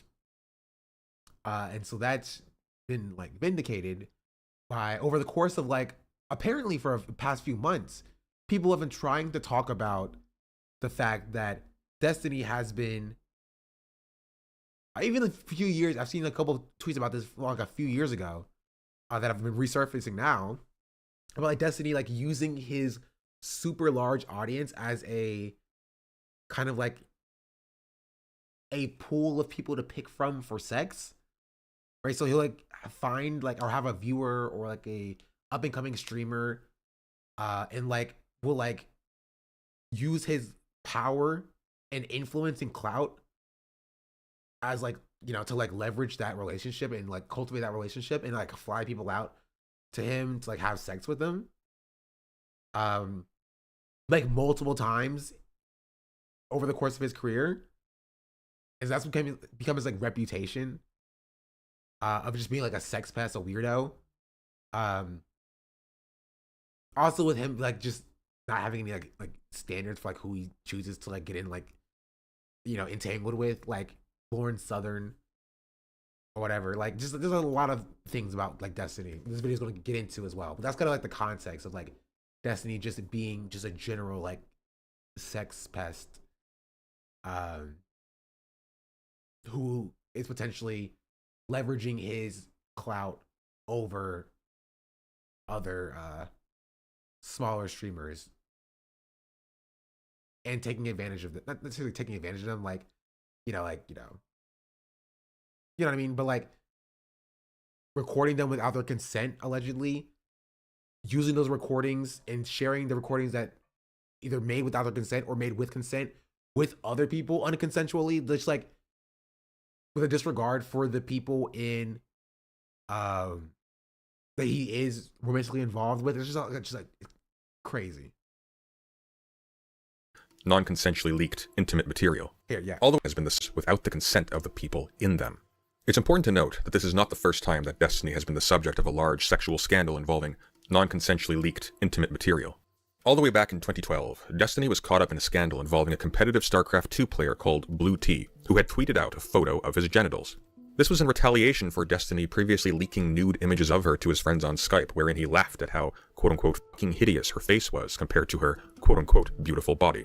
In 2021, Destiny had a romantic entanglement with a YouTube streamer named Anna Voir. Anna would go on to become known for insisting, often tearfully, that she was actually in a long-term romantic relationship with Destiny, which Destiny denied, painting her as crazy to his audience. It was later revealed that in fact, while Destiny was insisting to his audience that Anna was insane, he was actually sexting her the entire time, and referring to her with terms such as princess in their conversations. Anna threatened to post these sexually charged texts to prove that she wasn't crazy and that this was all actually taking place. And in retaliation, Destiny threatened in public to leak her nude photos if she did so. Like if you and I had like sexted or something or traded nude and you were like, I'm gonna leak your nudes, and I go, fuck you, if you leak my nudes, I'm gonna leak your nudes. Is that like blackmail or is that like abusive? I disagree. So do you think that leaking sexting and leaking nudes is proportional, or do you think it's a proportional response in the way that you're reacting to that? I think it's about proportional. If you're leaking like sexual material and shit from another person, yeah, fuck it, I think it's proportional. Destiny has also at least once admitted to accidentally sending homemade videos of him and his wife to people who his wife did not in advance approve of, in accordance with a previous agreement that he wouldn't. Me and Leah had a conversation about, there were a few girls we talked to, was like, oh cool, like we should record videos of like us fucking shit and send it to people, like it's fun. I kind of like have like my little archive of like Coomer material that I'll send to people if I want to. There were girls that I talked to. That's weird, right? We can kind of skip over that because that's like, if it's consensually made material, it's not illegal. That's still weird. All right, can we just point that out?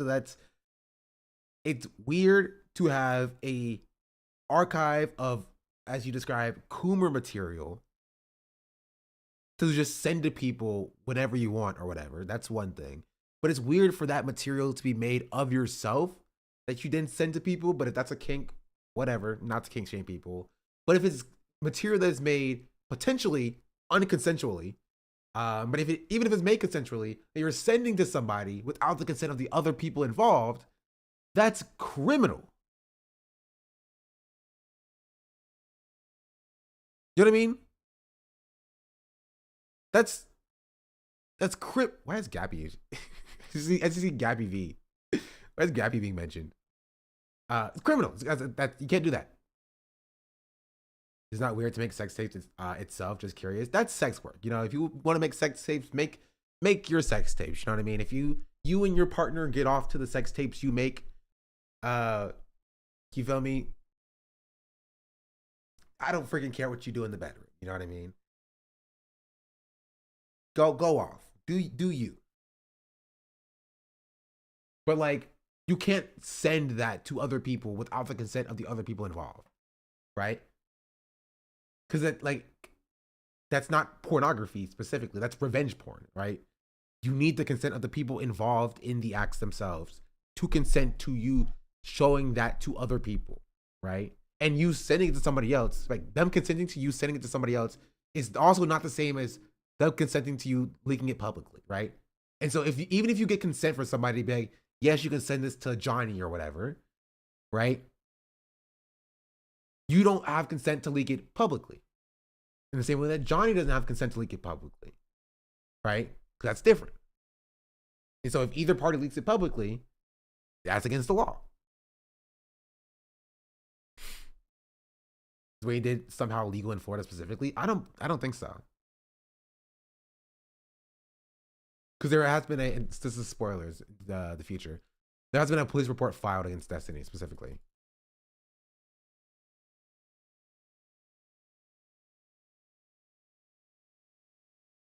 Past that I'd sent stuff of like either me or Melina, and Melina talked to me and she was like, hey, if you're gonna send Also, any videos to 01IW1.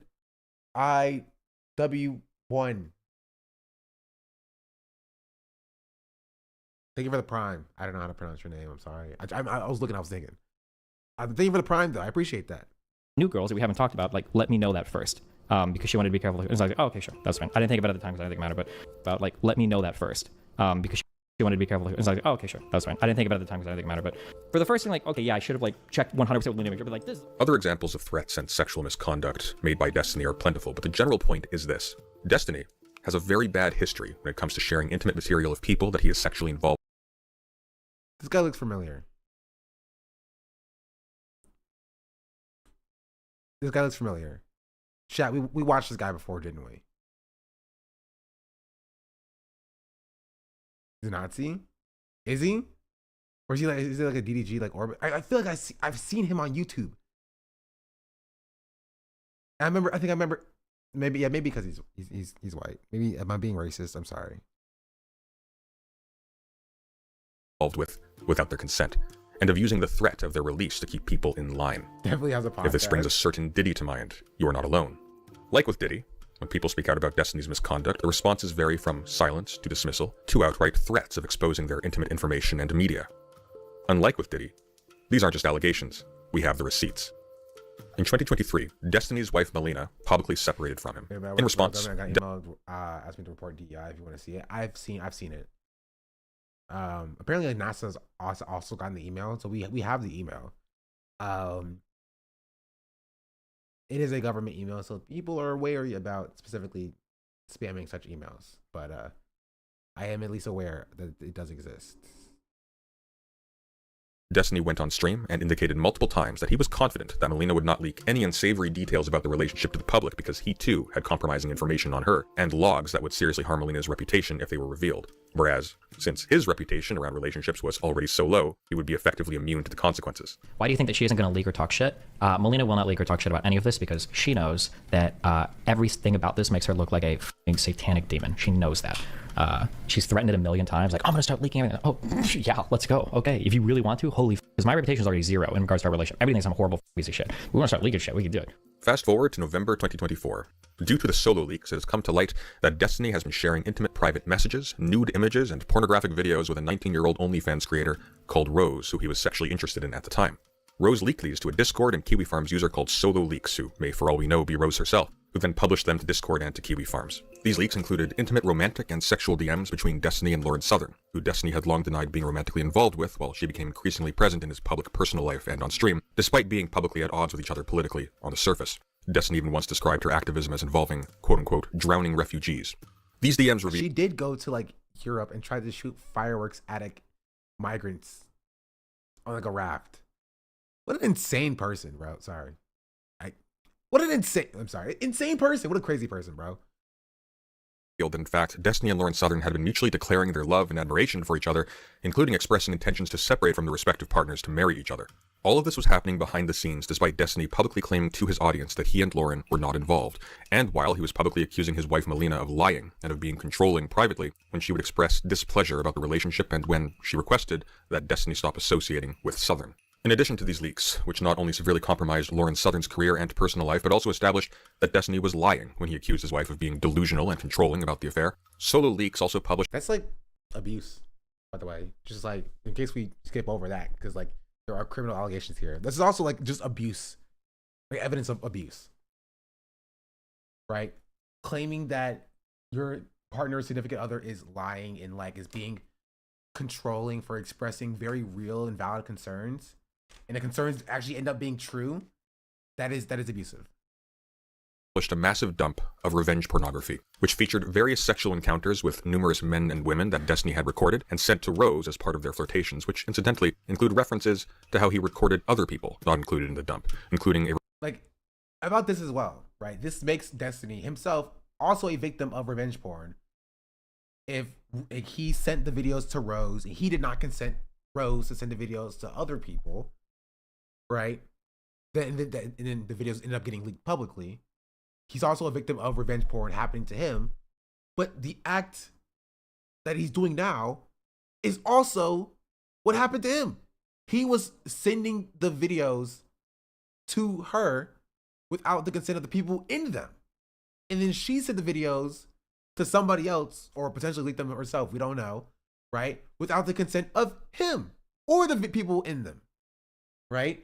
So while he is also a victim of revenge porn in this situation, he's also a perpetrator because he didn't get consent for the people involved in these videos to send the videos elsewhere. A recording of a sexual encounter with someone he met on the gay dating app Grindr with no mention of having alerted this person to the fact that they were being recorded. Note, it is a felony to record sex acts without consent in the state of Florida. We're being recorded. Note, it is a felony app Grindr with no mention of having alerted this person to the fact that they were being recorded. Note, it is a felony to record sex acts without consent in the state of Florida. So to recap, Destiny, who has a long history of threatening associates, friends, and family with public humiliation and exposure through releasing revenge pornography and intimate messages. Yeah, but again, like the Destiny is the person with the power in the situation, right? So that's why he's being focused on. And obviously the other people who like leaked stuff or sent stuff or tried to like cover up stuff are also the problem and the issues. But again, yeah, it would not have happened if he didn't send them in the first place. He wasn't the first chain violating consent. And that goes even after the fact. If you go to the, earlier in the chain, the fact that he's using his clout and his numbers and his audience as like a dating pool. He's using his audience as like a dating pool to pull vulnerable women, right, in just to have sex with them. Like that's insane. Actually did leak a tremendous quantity of compromising, sexually humiliating messages, images, and videos featuring other people to at least one person without their consent. These were then publicly leaked, and the reaction has been total silence. Nothing. Historically, Destiny...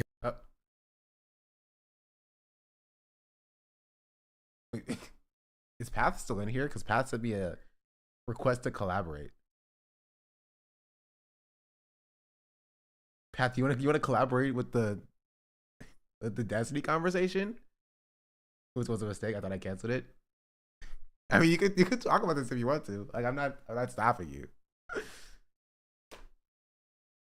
It shows up very large for me now, which is kind of cool. I actually kind of like this.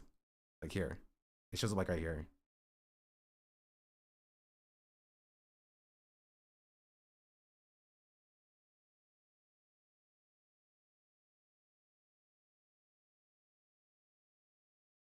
Going new directions. Remember in 2019, one of the Dennis friends at the time said that D gave her an STD. That's crazy. It's kind of weird and interesting to think about the fact that like all of my friends have been in this space for a while.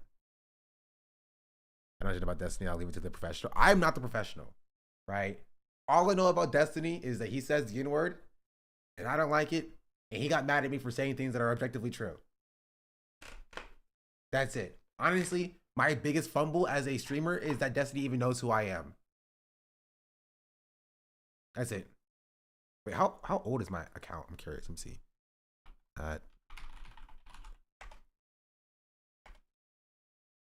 You. Well, okay, my account was created in 2015. That's crazy. I watched one person, and I think it was Kid Boga. Stop. He has always been boldly willing to threaten leaking private intimate material, such as during his separation from his wife, or to expose nude images to retaliate against women he was slandering, like Anna, or even just for the sheer pleasure of it, as in the case of Blue Tea mentioned earlier, where the only purpose was revenge. This time, however, somehow, there is nothing. Not by Destiny, nor by anybody else. No streams, no video exposés, no tweets by any notable figures denouncing what is an obvious massive breach in ethics and consent. Nothing. That's how my account is? 2017. 2015 too, but I was like 29, 2015. I was 15 years old, bro. Dog, you were double my age, bro. How does it feel? Which begs the question. Like getting Twitch for Rocket League, stay for the weed streams? That's crazy. Why?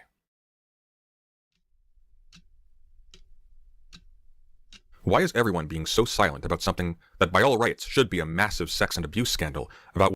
He has a large audience. Also, his fan base is insane. His fan base is crazy. Like, maybe so I can click my name. I was 13 when I created this account then.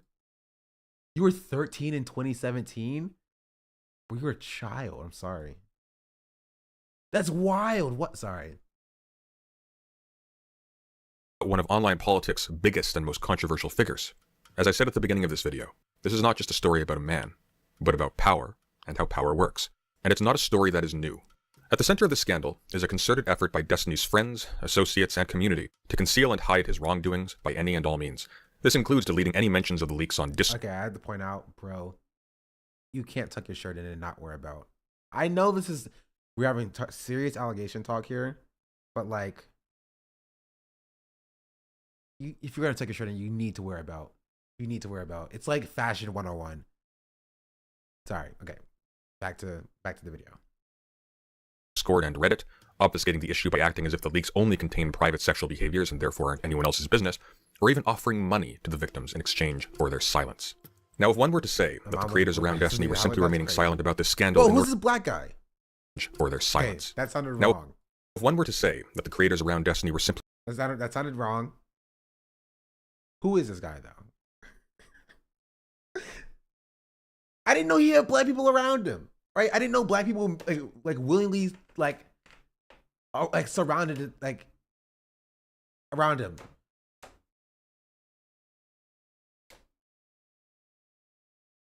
So much more wrong with his looks than the belt. Sorry, this first thing that popped out to me. He makes Hassan videos. Wait, who is he?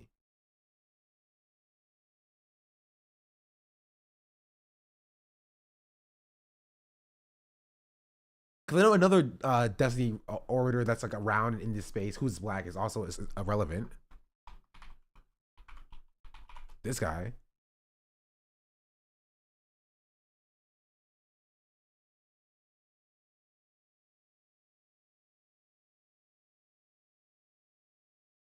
Affiliate KTLA talking to this dad. Like he's a freaking Destiny orbiter. Relevant's been really quiet lately. Yeah, what is going on with the Relevant now? Wait, last live 1 hour ago. He was last live an hour ago. What is he talking about? His VOD's not here.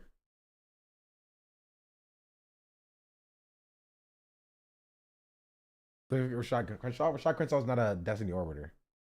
Wait, he does tweet at Destiny, but he's not like an orbiter, unfortunately. Wait, okay, hold on. There's somebody in this chat named Hisanabi?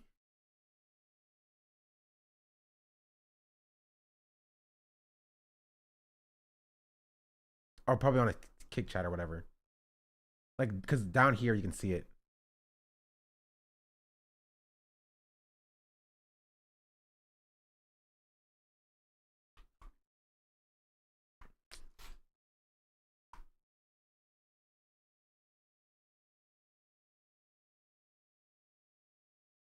I was a VIP in his channel for a while, or for some stupid reason years ago. He used to be a mod in VIP in Hassan's chat.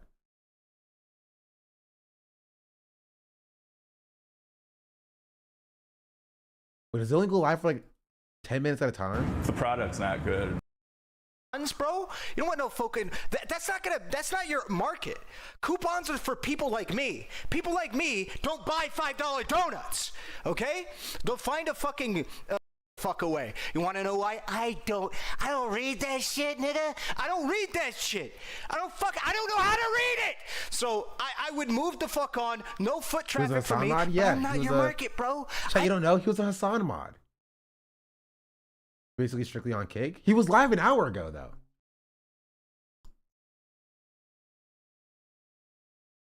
Okay, I probably shouldn't open up this Kick stream on main. That last live, he was live for 12 hours.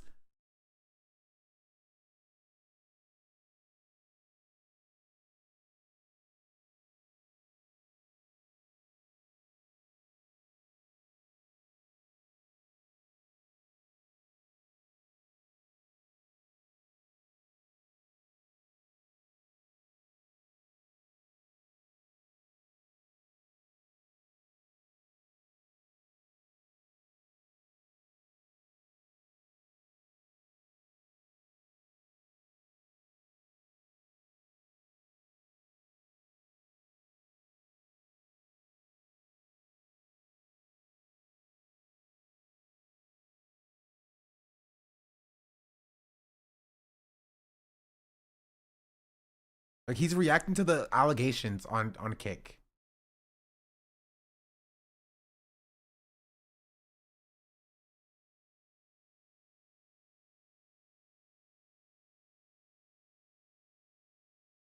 Okay.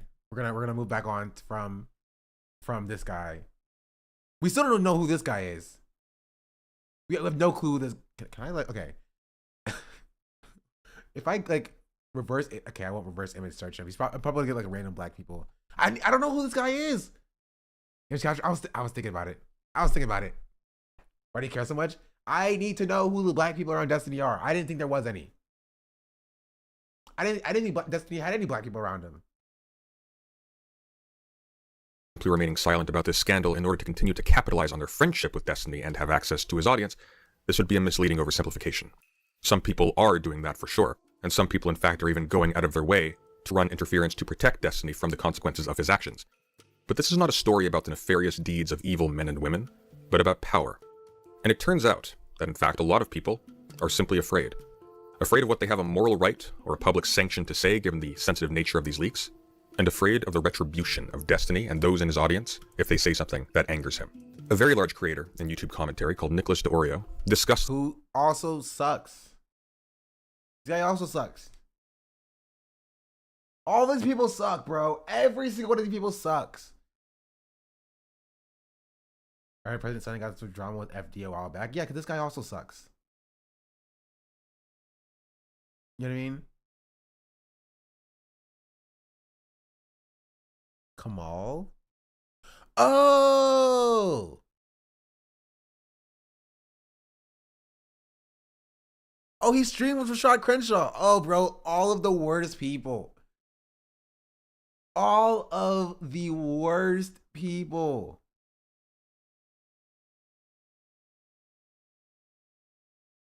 Man, all of these people suck. FD Safeguard confronted me on stream.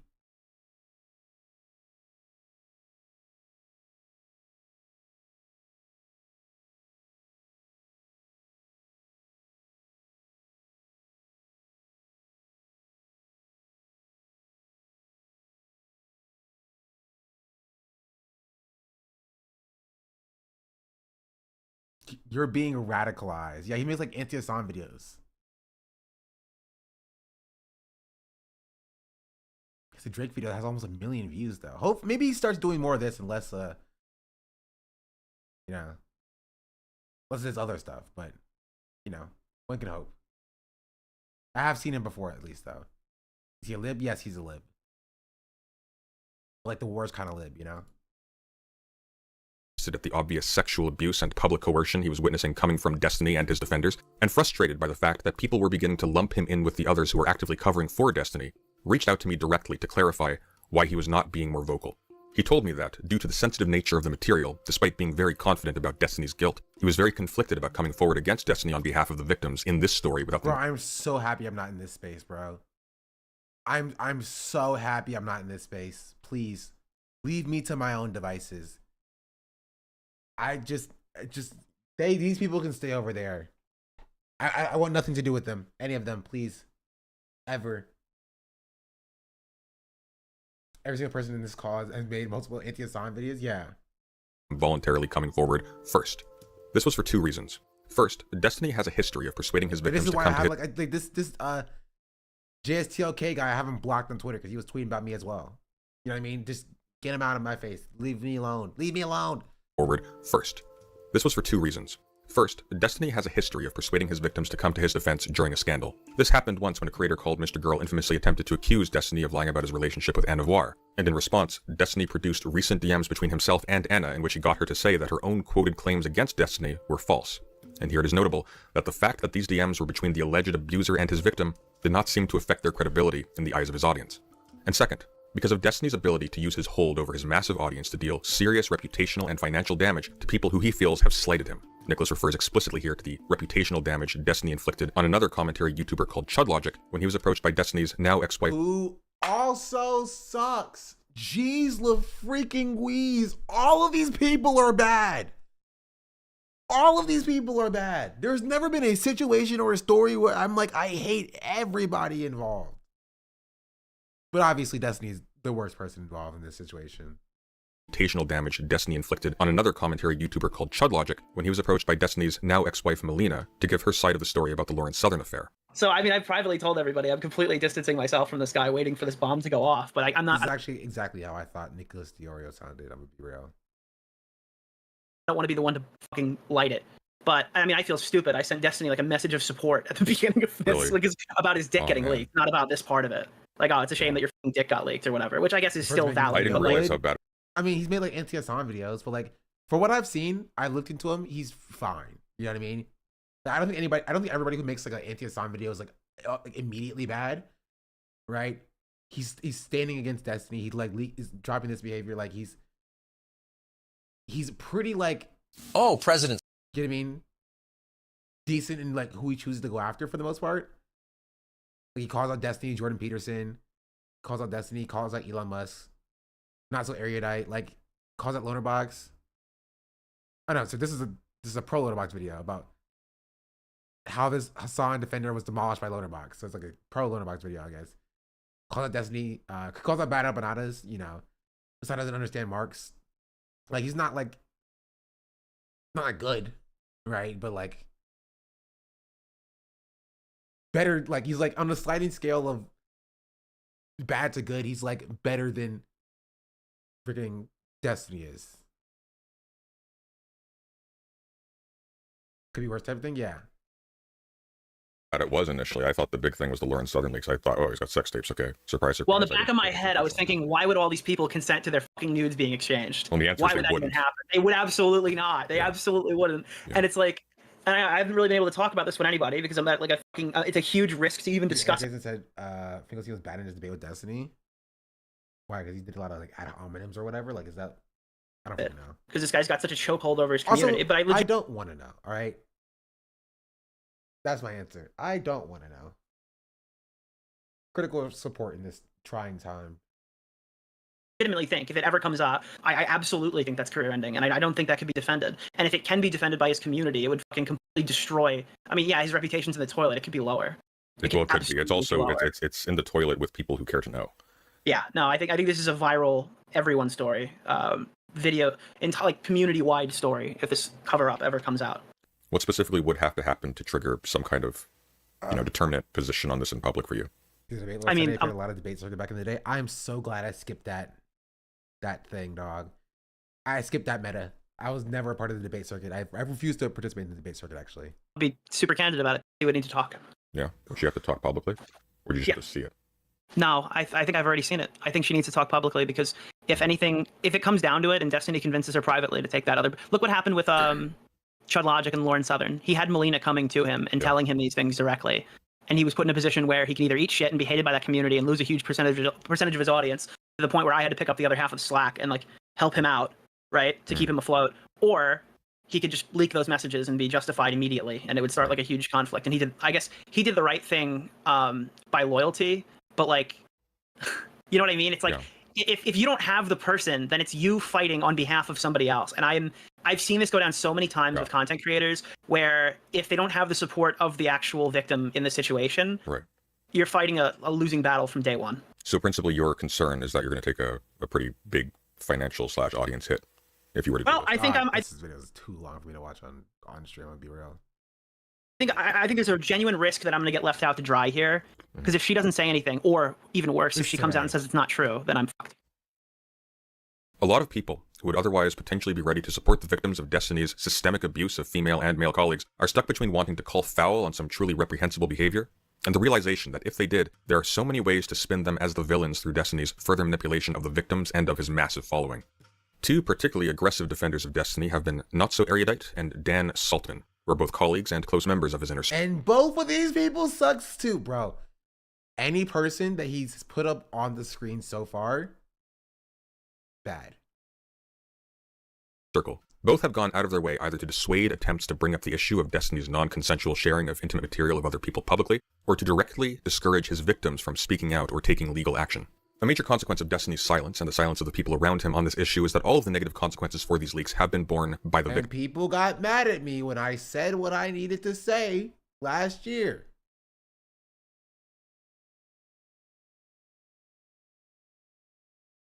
That's all I'm going to say. Everybody got mad at me when I said what I wanted to say last year. So I won't say it again. But just remember, vindicated. Victims who are still being publicly shamed and harassed as I speak. However, faux concern for their well-being and their wishes to remain as anonymous and private as possible has been used to shut down any discussion where Destiny might be held responsible for endangering them in the first place. The perverse result is that Destiny's crimes against these people are effectively being weaponized as their own defense against others who would call him out for them. For example, when one community member known as Fairy Queen questioned Not-So-Erudite's continued association with Destiny, given the revelation that he had been sharing porn of people he streams with without their consent, and given Not-So-Erudite's own... I want to put this up that this has been a thing that has been like known about for months in Destiny's orbit. They were defending it. Like they were doing Jizz Lane shit to defend it. You know what I mean? And they were fine with it until it hit the public sphere. Until somebody came out with it publicly. And then they all started to like distance themselves from Destiny. Then it became a bit too far, you know, a bit too much. So I just want to point that out when they try to inevitably escape their own blame in the situation, that they were fine with it. They were fine with it until it hit the public sphere, until people started to like expose this. Right? Vows of being a mental health expert and a feminist, Not-So-Erudite claimed that she was in communication with the victims behind the scenes and that they didn't want any additional attention. And so therefore, Not-So-Erudite was actually doing the moral thing by not holding Destiny accountable for victimizing them in the first place and for personally continuing to profit from the reputation of Destiny by whom she was employed. When pressed on this, Not-So-Erudite promptly terminated the conversation. But it turns out that Not-So-Erudite was telling the truth when she said she was communicating on behalf of the victims, because as it turns out, she was from very early on the primary middleman negotiating the price of their silence. Enter Pixie. Pixie is a tiny streamer who, like Destiny's wife Melina, was visually identifiable in the leaks. Pixie had been working closely with Destiny since she turned 20 years old in 2019, and in addition to appearing on stream together regularly, Destiny also got her involved in paid positions organizing for canvassing projects. Bro, what is up with this man in Chicken and Waffles? Does he get everybody he's on stream with Chicken and Waffles? Sorry, and again, I know that's not the most relevant part of the conversation, but like, that's the first thing that jumped out at me. Maybe because I'm hungry. It's like with Progressive Victory, who he partnered with in 2024. Which, can I also say, I am so freaking vindicated by not working with. They reached out to me by email. I saw Destiny was involved with them, and I did not work with them. Vindicated. I was so vindicated not working with them. So vindicated. So vindicated.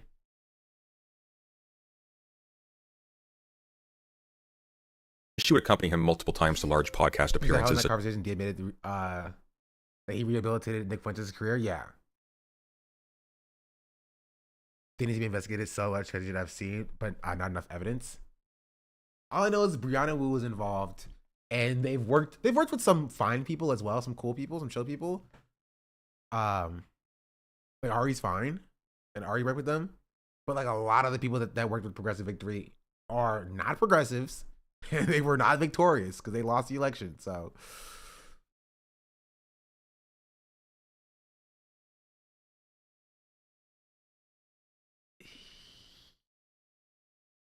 Such as the Whatever podcast, which he would pay for her to be flown out to. Pixie had, for a very long time, repeatedly tried to present herself as an example. Gamified website where you choose your own content creator, and he and his orbiters were part of. Get out to vote. Gamified site? Maybe. I think it was. Of a woman who could succeed as a part of Destiny's orbit without being a member of his oft-rumored harem of women who offer him sexual favors in exchange for exposure and stream time. In light of these leaks, that image has obviously been shattered, and she has received the brunt of negative reactions to the scandal, since people who hate Destiny and hate the politics of the people in his group are eager to laugh at the hypocrisy of one of them, even if it means joining in the mass harassment of someone who is in fact a victim of revenge porn. Which you should not do. Like, you know what I mean? Again, when I point out and say, like, all these people are bad, you can acknowledge that, you know, these people are not great and they don't have good policies or whatever. But while understanding that, like, she is a victim She did not consent for her leaks to even be shared by Destiny, and definitely did not consent to her leaks being, shared publicly either. Right? Like 100% did not. Right? And there's situations where like Cherry, who's another streamer, who was a part of the leaks, was unconsensually recorded. You feel me? And there's that unconsensual recording then being leaked unconsensually by Destiny to then again be leaked publicly unconsensually by both parties involved, makes her like triple victim. Like, should not have happened.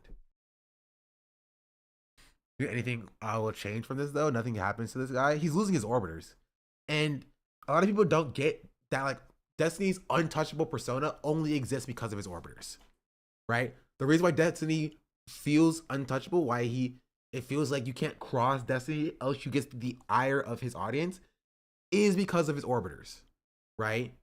Because you won't only get harassed by Destiny, right? But you'll have, because Destiny can only be live for so many hours in the day. But when Destiny goes offline, then 2 orbiters, 3 orbiters pop up, and they'll continue the harassment. They'll continue to plaster your face on their streams, right? And then when they go offline, 2 more orbiters pop up, and then they'll continue the harassment. And then what? Oh, another orbiter creates a website to continue the harassment offline when all of them are offline, right?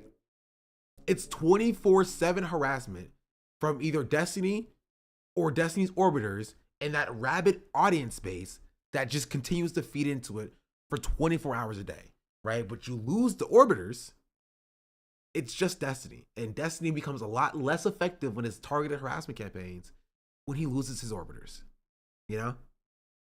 A lot less effective. Unfortunately, Pixie did the worst thing that someone in her position could do. Now, whether or not you're asking whether or not the victims get like justice, we're talking about the American legal system here. I think best case scenario is that Destiny willingly leaves the internet, right? Or settles out of court and the victims get paid out. And then it ends there. Like he's no longer causing harm to people. He's no longer using his audience to find or prey on women in his audience. But we're talking about the American legal system here. And I cannot give you the information about how that would shake out, right? I will say there is a lot of evidence on the victim sides here. You know what I mean? There is a lot of evidence on the side of the victims here. Because it's like Destiny himself has said that he leaked the material that he got, consensually or otherwise, without the consent of the people involved. He said these words. Right? He has admitted to it. Right? And so there's a better chance that they were just like true like allegations without any backing to them.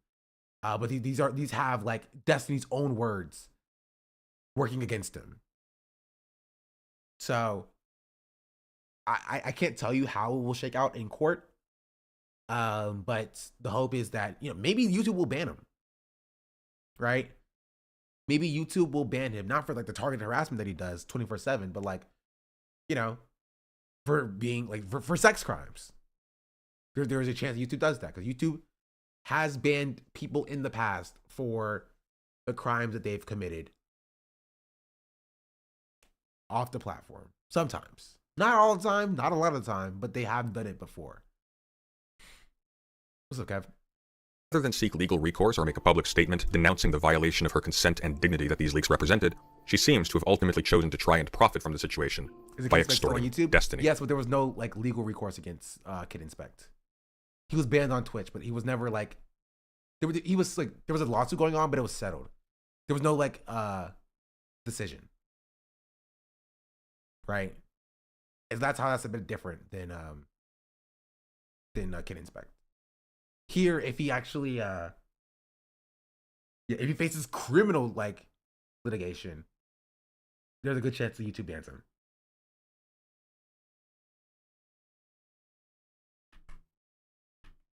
You know what I mean? Rather than seek legal recourse or make a public statement denouncing the violation of her consent and dignity that these leaks represented, she seems to have ultimately chosen to try and profit from the situation by extorting Destiny.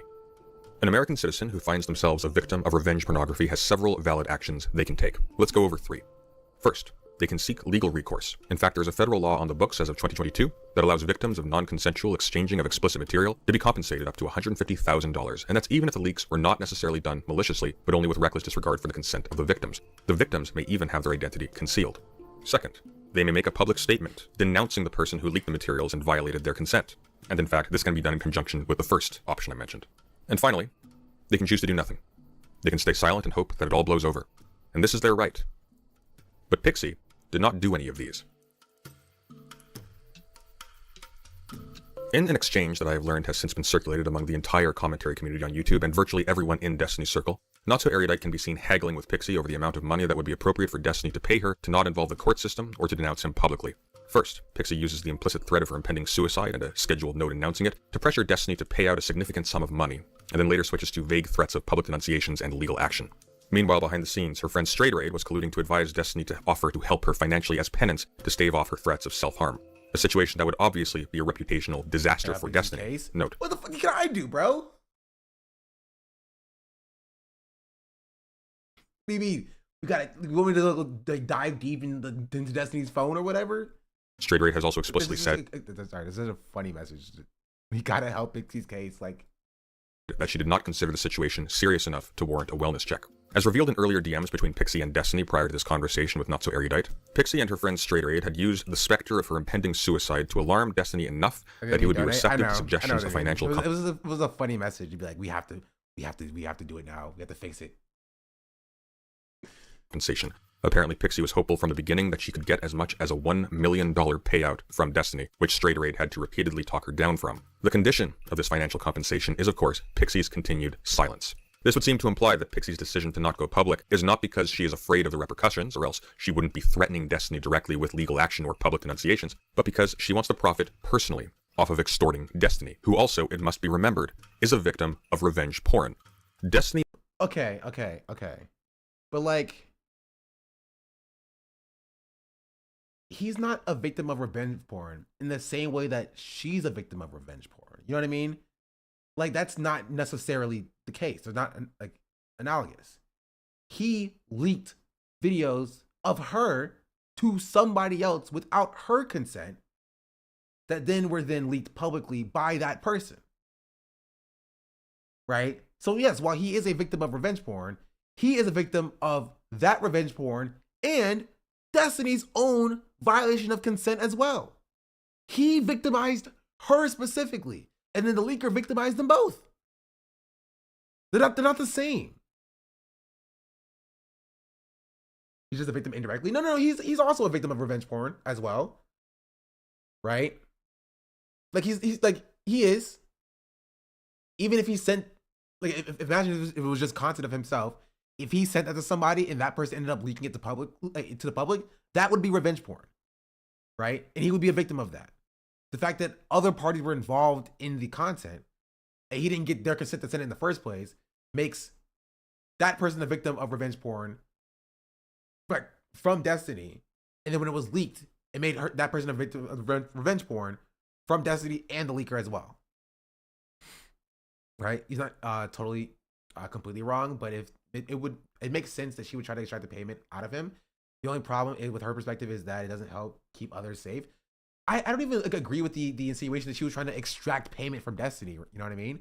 Right? It's Destiny trying to pay her off for silence. You know what I mean? Like if somebody if you have a situation of domestic violence and a husband hits his wife and he's like, okay, how much money will it take you to be quiet? You know what I mean? And she's like $100. Like, you can view that as her extracting payment from the husband, sure. But like, I would view that as the perpetrator trying to buy the silence of the person that, like, he victimized. He didn't want to pay anything. She said that he could even get the charity. I'm not trying to besmirch her at all.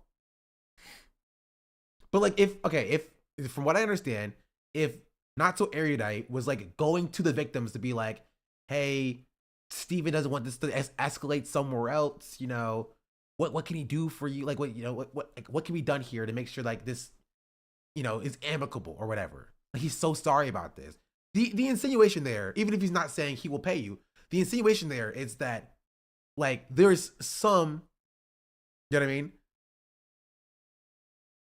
What's the agreement to be done here to make her stay silent? I think the video is referring to an instance when D was a StarCraft pro where his news were leaked by an ex, not on D's side, by the way. But like, even if that's the case, what does that have to do with Pixie specifically, right? Like, that's not like, it's not her fault. Like,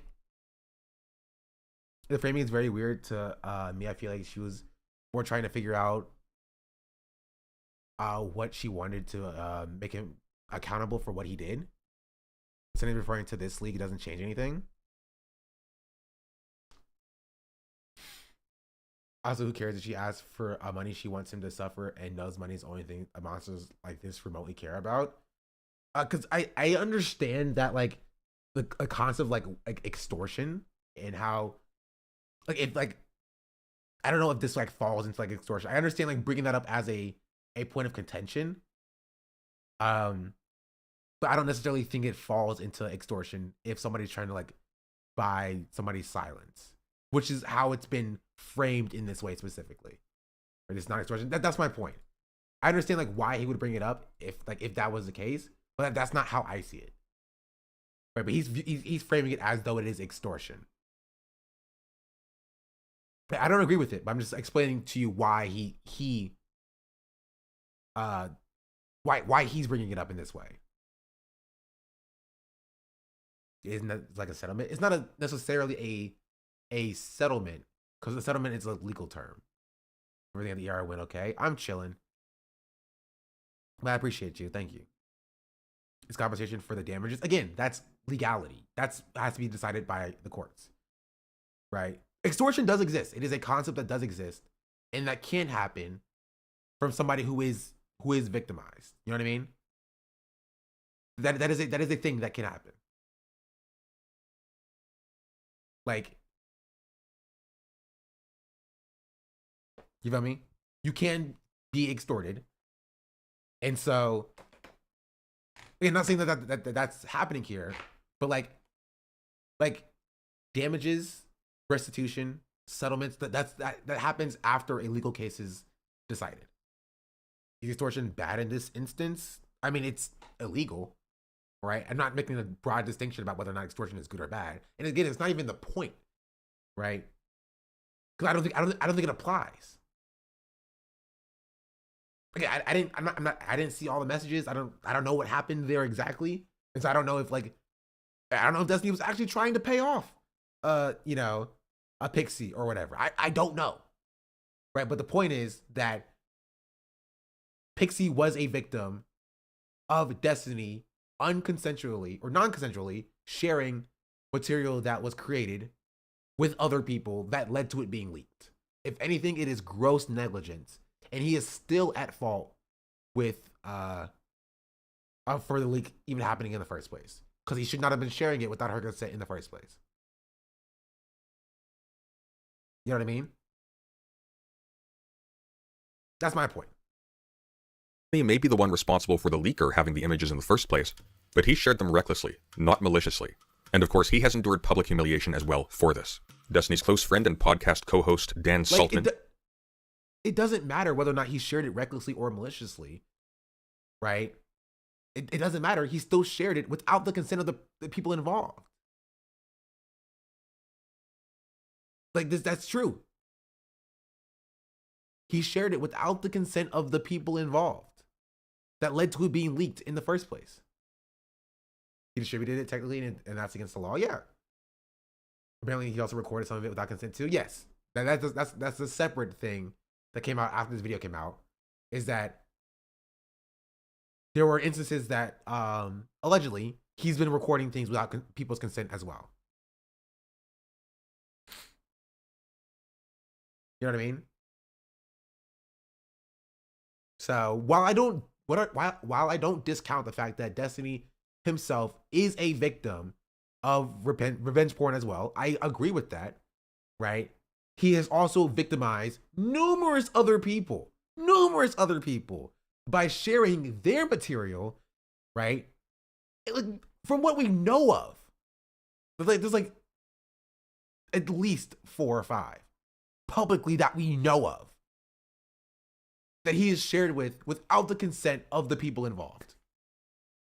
And there are potentially instances where he has created the material without the consent of the people involved as well. Like, he even made a bunch of audio recordings of him going on random guys because they didn't want him to record, so he secretly recorded it from his pocket. That's what I'm referring to as well. If he's a victim, he should know better. That's somehow worse. He's a dude that robs plugs until they got him. If he's both an offender and a victim, yeah. The CEO of Redact had also reportedly gone Destiny's claim recklessly, not maliciously.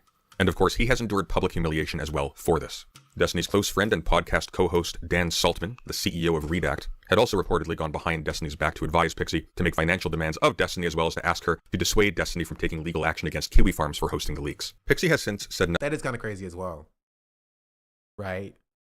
Like, Dan reached out to Pixie to be like, yo, just ask him for some money, which again leads it to be like not extortion. If you have confidants of your perpetrator going to you to be like, yo, like, you know, Steven wants this to go away, just ask him for some money or whatever. Like, that's not extortion if you ask him for money. If you get the implication that like he wants to pay you off for your silence and you ask for money for your silence, like, I'm sorry, I don't view that as extortion. So I don't agree with this creator on that front personally.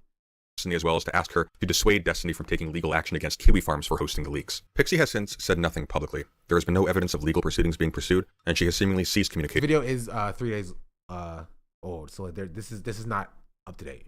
With the people she was previously working with, instead posting on X about taking the LSAT in pursuit of law school. It appears as though her attempt to extort Destiny has probably paid off, albeit at the expense of every other person Destiny has. Like, he's just wrong on this. She came out like the next day and posted about a lawsuit. So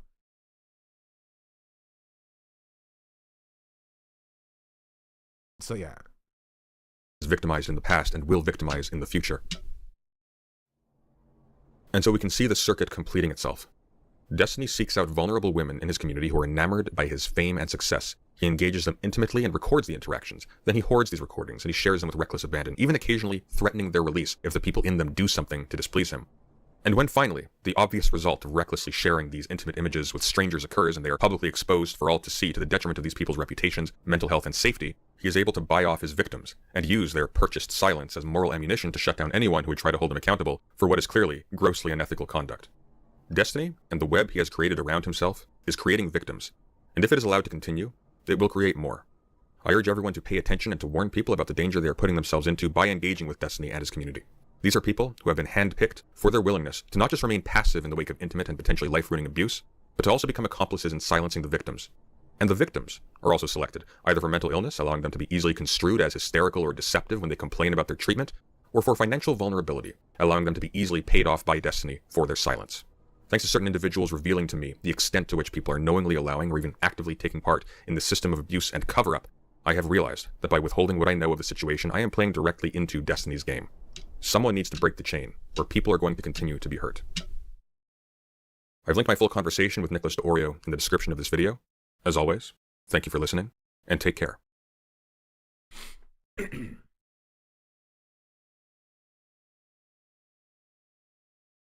So yeah, why is he sitting on books? Because he's super smart and stuff.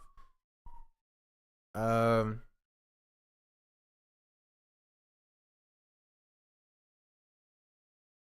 don't know how far this goes. It should cover about the same thing. Oh, there's a loader box section here.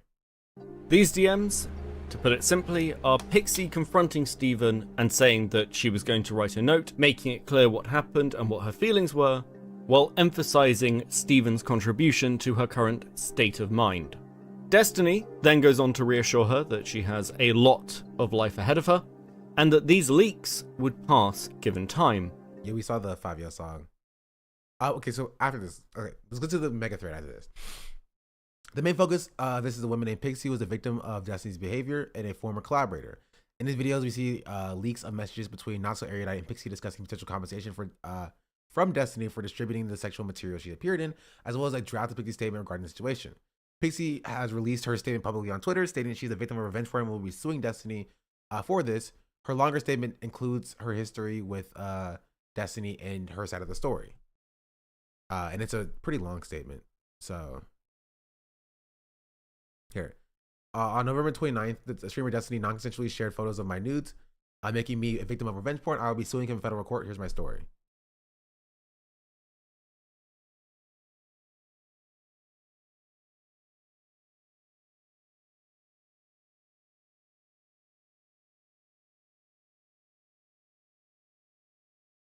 Also, if you're a leftist who has talked about the situation without someone just contacting me, you owe me an apology. On top of being a victim of revenge porn, now I have to deal with people lying about my dating life and further dehumanizing me. What?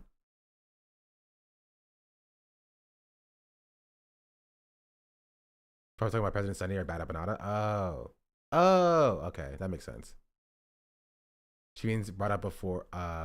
She brought it up. I think. Okay, it's about President Sunday or Bad Apanadas, who both did that.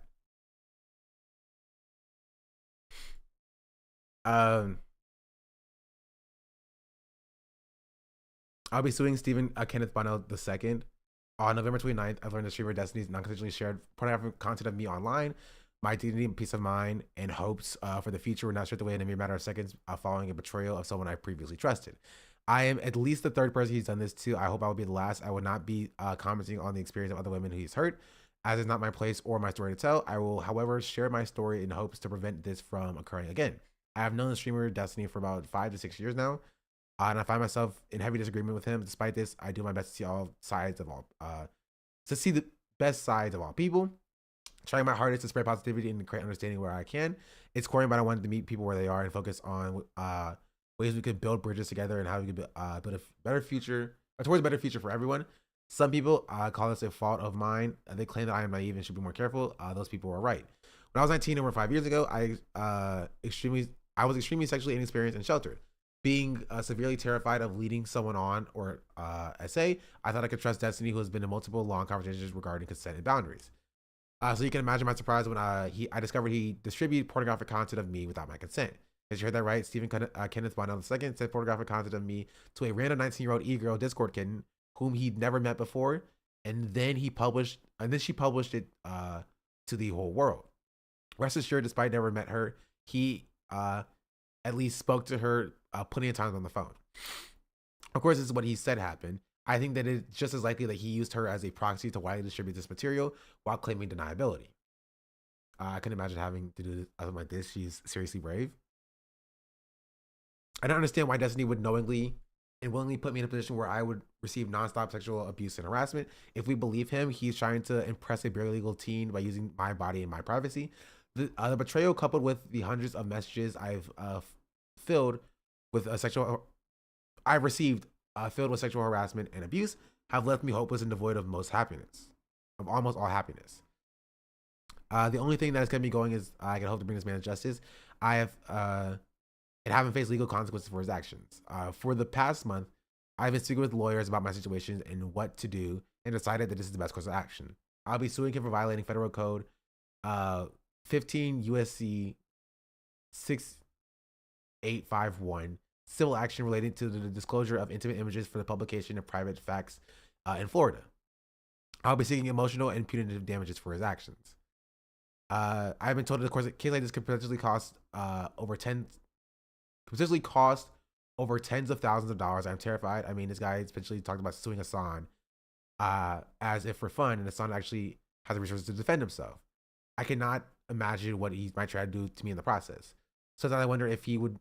Sometimes I wonder if he does this as an intimidation tactic. I wonder if he's purposely trying to put fear into my heart when he casually talked about throwing money into a lawsuit with a multimillionaire who can fight back, as if it's an indirect flaunt over his capabilities of outspending me in whatever legal case I can throw. At the request of my friends, I've been encouraged to link my Give, Send, Go I was like, go GoFundMe. A Gifts and Go regarding the case here, in hopes that we can raise enough money for me to legally succeed. Whoever the next Joe Rogan on the left is, it cannot be somebody who crosses sexual boundaries, violates consent, and puts women well-being and safety at risk. It cannot be somebody who puts women in positions where they will be sexually abused and harassed. It concerns me that Destiny has been interviewing potential DNC chair candidates such as Marianne Williamson and Martin O'Malley, who have no idea of what he's done. As time passes, he tries to position himself to have interviews with increasingly powerful figures such as Zelensky. I cannot help but be filled with fear that Destiny might continue to succeed, facing no repercussions for his actions. If the Democratic Party wishes to succeed in the future, it cannot be a party that accepts the sexual exploitation of women. It cannot be a party that allows men like Destiny to break into the mainstream. For allowing him access to such spaces would be a direct endorsement of his behavior. I've been told that the payout would not be worth the harassment, the attention I would receive. In ideal world, I would do this privately, but I've been told that there is no realistic way in the court would grant me anonymity. This means that my only option is public. I've been told by a variety of people not to go public. I've been told by some that Steven really does feel sorry. I am not inclined to believe them, especially taking into consideration his actions regarding me. Regardless, what Destiny did is unacceptable, and I believe he will do it again unless he faces justice. Let's be clear. Destiny has violated the law in his transgressions against me. He's violated my consent. He's directly responsible for sexual abuse I have received. I am terrified. In evidence log. She's just right about this. I mean, yeah.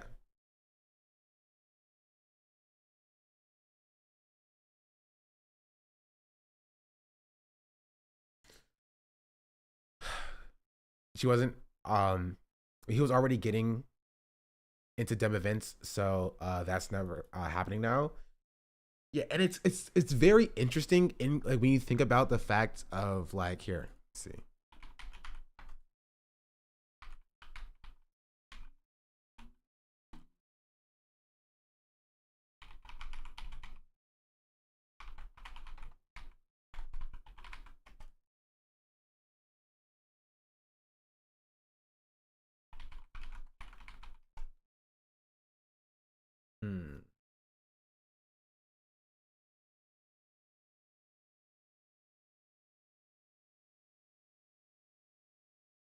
I'm looking for the link that like has like Vosh blaming Hassan for like not getting an interview with the president. You guys know what I'm talking about?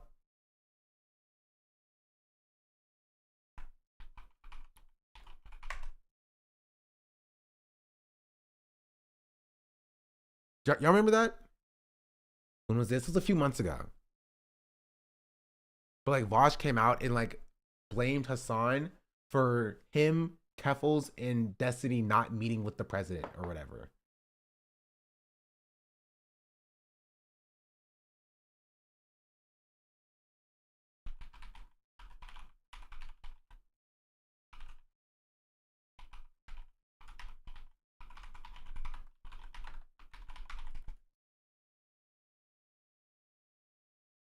I don't know where it is.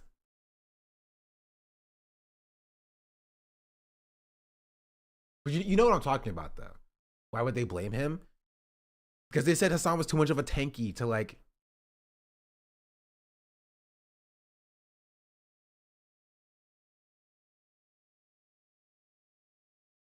Let me see. Thank you.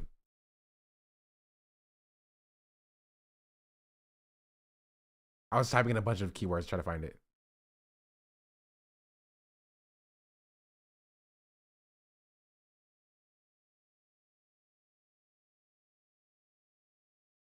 Event at the White House that got cultivated thing.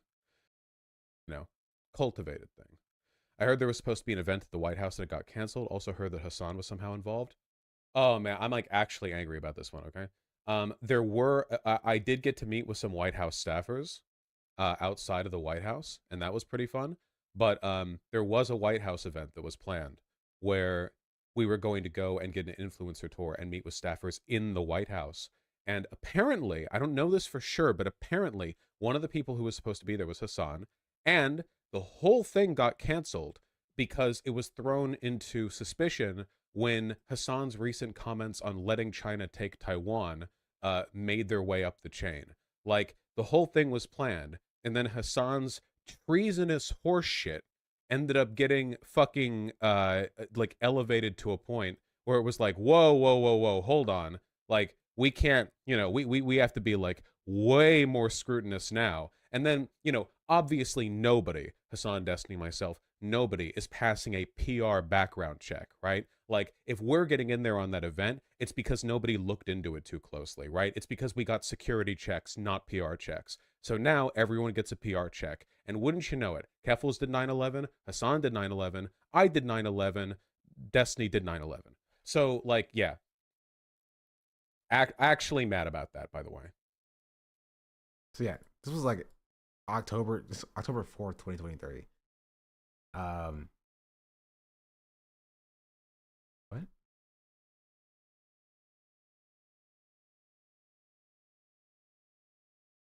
I'll get to this in a second. But yeah, so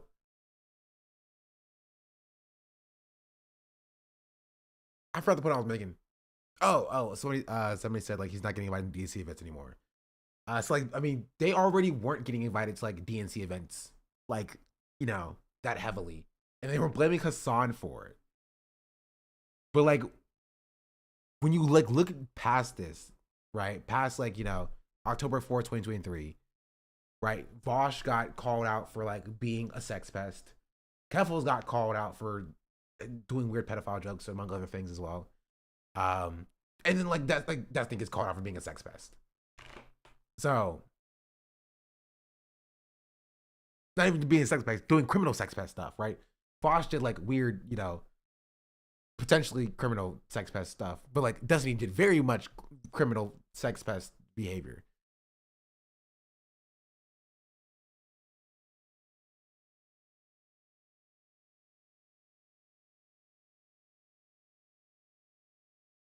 I don't know how true this is. This has like 1 like on Twitter.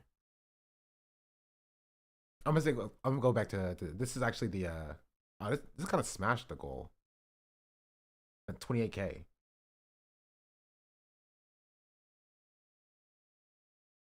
Here's a link to the Send Give Go, which I've never heard of before. I guess it's like a GoFundMe alternative.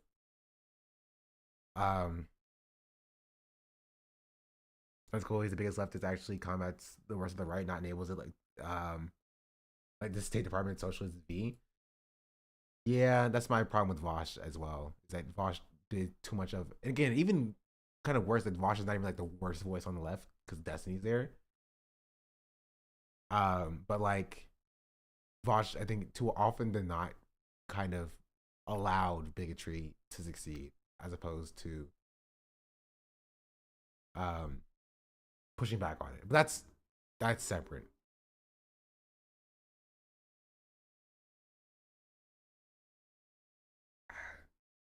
No one really knows who Rose is or details of how the content got publicly leaked.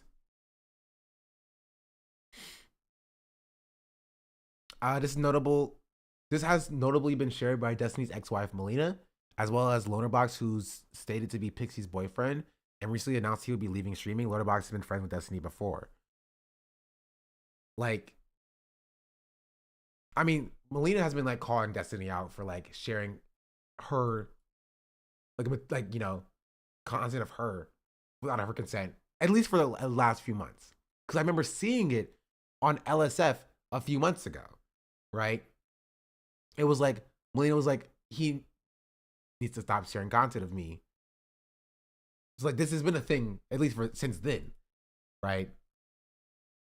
And like it's like when it got leaked publicly, this when like this you have a huger, like a bigger issue with you know, content of people that was being shared privately amongst people being leaked publicly into like the, you know, public space without the consent of people involved. After this, the mods over on r/Destiny announced that Destiny would be responding soon and locked down a discussion of the drama. Meanwhile, Destiny's co-host Dan Solomon would appear on Turkey's Tom Drag live stream to discuss this. Wait, really? 2 other people who also suck. Destiny's friend Dan called into Turkey Tom so he could clear up his interaction with Pixie. Whatever. Yeah. I don't know if everything you're sending me in DMs is stuff you want me to leak, but yeah, we can have a chat if you want. He's calling. Hello? Hey, what's up? Hey, so kind of a crazy day, huh? Yeah. There was like a good meme that was posted, but probably without. Anyways, yes. I don't know. The whole thing is really fucked up situation. I don't understand. He was joking about it. He was saying like without like consent. He was making a joke about like the fact that the leaks were posted without the consent of the people involved. You know what I mean? And why where this thing came from. As I said, I talked to Pixie one time. I'm on good terms with her, and you know, when we talked, she was just like asking for advice, and Destiny would probably be upset because I did like the opposite of sweeping. I was basically, she was asking like, you know, about a bunch of legal shit, and I was to the point where I was like, well, let me see if I can find some attorneys to recommend to you. Well, I wasn't like pushing one thing or the other. You won't find any logs or any crazy shit like that of me doing anything because they don't exist. Okay. I mean, the only thing she So said. why did he need to feel the need to come on this stream to defend himself? If that's the case. As far as I could tell, is that you advised her that going public might be bad for her. Which what she was at the time. So the first something to be clear of, like before this happened, right? Because this was all obviously way after the Kiwi Farms thread and everything else. At that point, like people already, like a bunch of people already knew. So like the whole going public thing didn't make sense. I think she was what? Okay, so he's saying like, no, I told her not to go public because like it would be bad for her, but like everybody already knew anyway. So then how would it be bad for her? Hassan on his way to Japan. He was supposed to be live apparently like an hour ago, but so I don't know what's going on with Hassan. But that's why you should be watching me right now and being here, because like Hassan's not gonna give you content. I'll give you content. That's why you should watch me instead of Hassan the entire time. Let me be your morning streamer, chat. Let me be your morning streamer. Okay, let's continue. Concerned is that she didn't want it to spread, and I thought that was, you know, if that's your... I also play games, so Hassan never does that. Keep that in mind. Ultimate goal, like that's why I'm here. Thank you. That makes sense, right? Yeah. Yeah. So that was my impression because I was hearing about this stuff, and I was under the impression that she didn't want any of it to be public. So I was like, well, she is the victim, so I'm not going to, right? Yeah, Are you better at Rivals? 100%. I hit plat last season, so you want me over a game? Thank you. Thank you. When I stream where it's 4 p.m. Well, I usually stream starting at like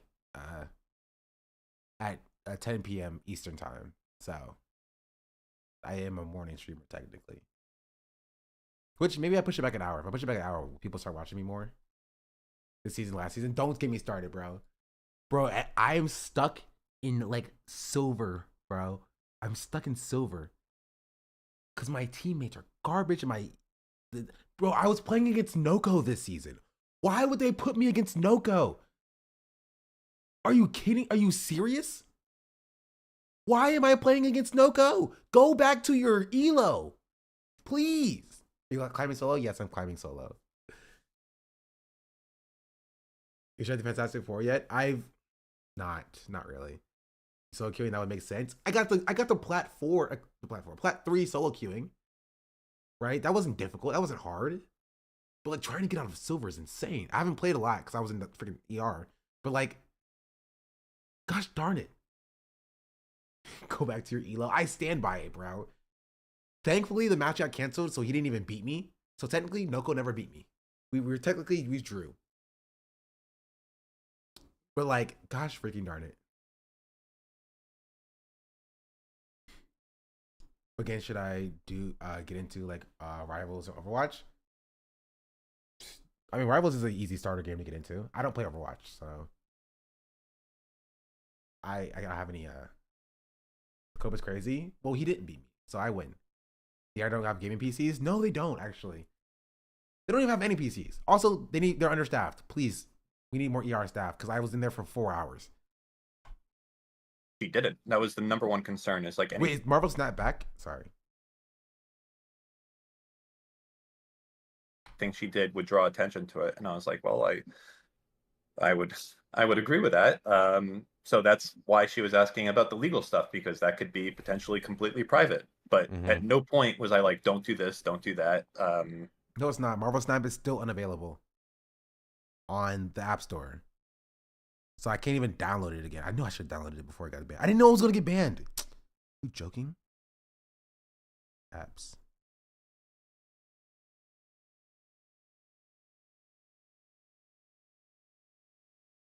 Are you joking?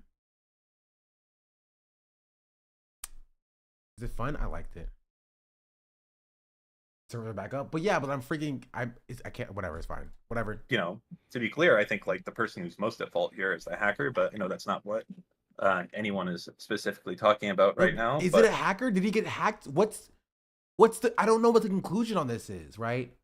I was told that from this other video that Destiny leaked to a 19-year-old OnlyFans person, and then she leaked it to the public.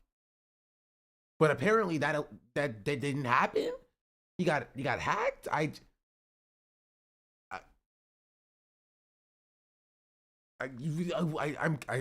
missing something here. But well, I mean, I think the point to be made though is like the hacker never would have had that in the first place if Destiny hadn't been sending this around, right? Which, to be clear, you do seem to believe that to be the case, right? Yeah, but I can also put it another way, right? So there's you shouldn't defend that. Not a hacker. The hacker is stupid in the way this was happening. I'm not going to defend that, but in the same part, right. Like I don't think 100% of the blame, even though that's bad. It's like, as an example, a shitty example, but let's say that me and you are in a relationship and you've sent me your dick pics and we've been sending dick pics back and forth, and then your Discord gets hacked and someone leaks it. Like, how much are you at fault there, right? But that's not what happened though, because okay, in this world where Dan Saltman and Turkey Tom were sending dick pics back and forth, now let's imagine that Turkey Tom then sent your dick pic to Destiny, and then also sent your dick pic to Lonerbox, and then also sent your dick pic to not so erudite or whatever without your consent.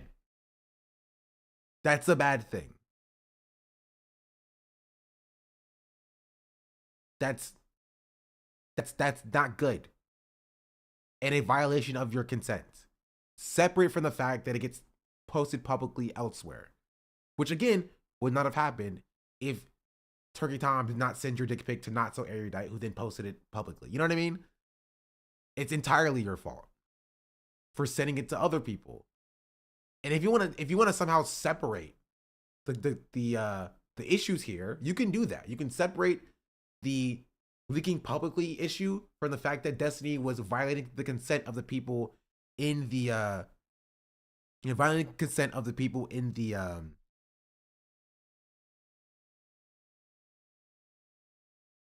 in the content itself. Then sure, we can separate it. Destiny is fully at fault for the violating consent part, right? And only partially at fault for getting leaked publicly. How about that? And people are criticizing him for the violating consent part by sending content without the consent of the people in the content to other people, which he has done. That's not even in question. Right, but the point. But the point is that Destiny also, which you seem to think is the case, sent it to other people outside of the relationship. It's more like if you and I are in a relationship, and I've seen your cock, and I send it to Nicholas Diorio, and Nicholas Diorio gets hacked. At which point you find out I've been sending pictures of your cock around. Yeah, exactly. That's not good. So just to be clear, also, illegal. So, not just not good, it's illegal. This is true, right? What's true? That he did that. That he her nudes without her consent. That's what Pixie says on this type of thing. Okay, but like, oh, he's so sweeping for him, bro. Like, he's caping for him so hard. He's caving for him so hard. He's like, so he did do that. And he's like, well, that's what Pixie said. I'm not making a distinction whether or not he did do it or didn't do it. Have any inside information onto that front besides what? You haven't talked to Steve about this? I mean, I've talked to him briefly.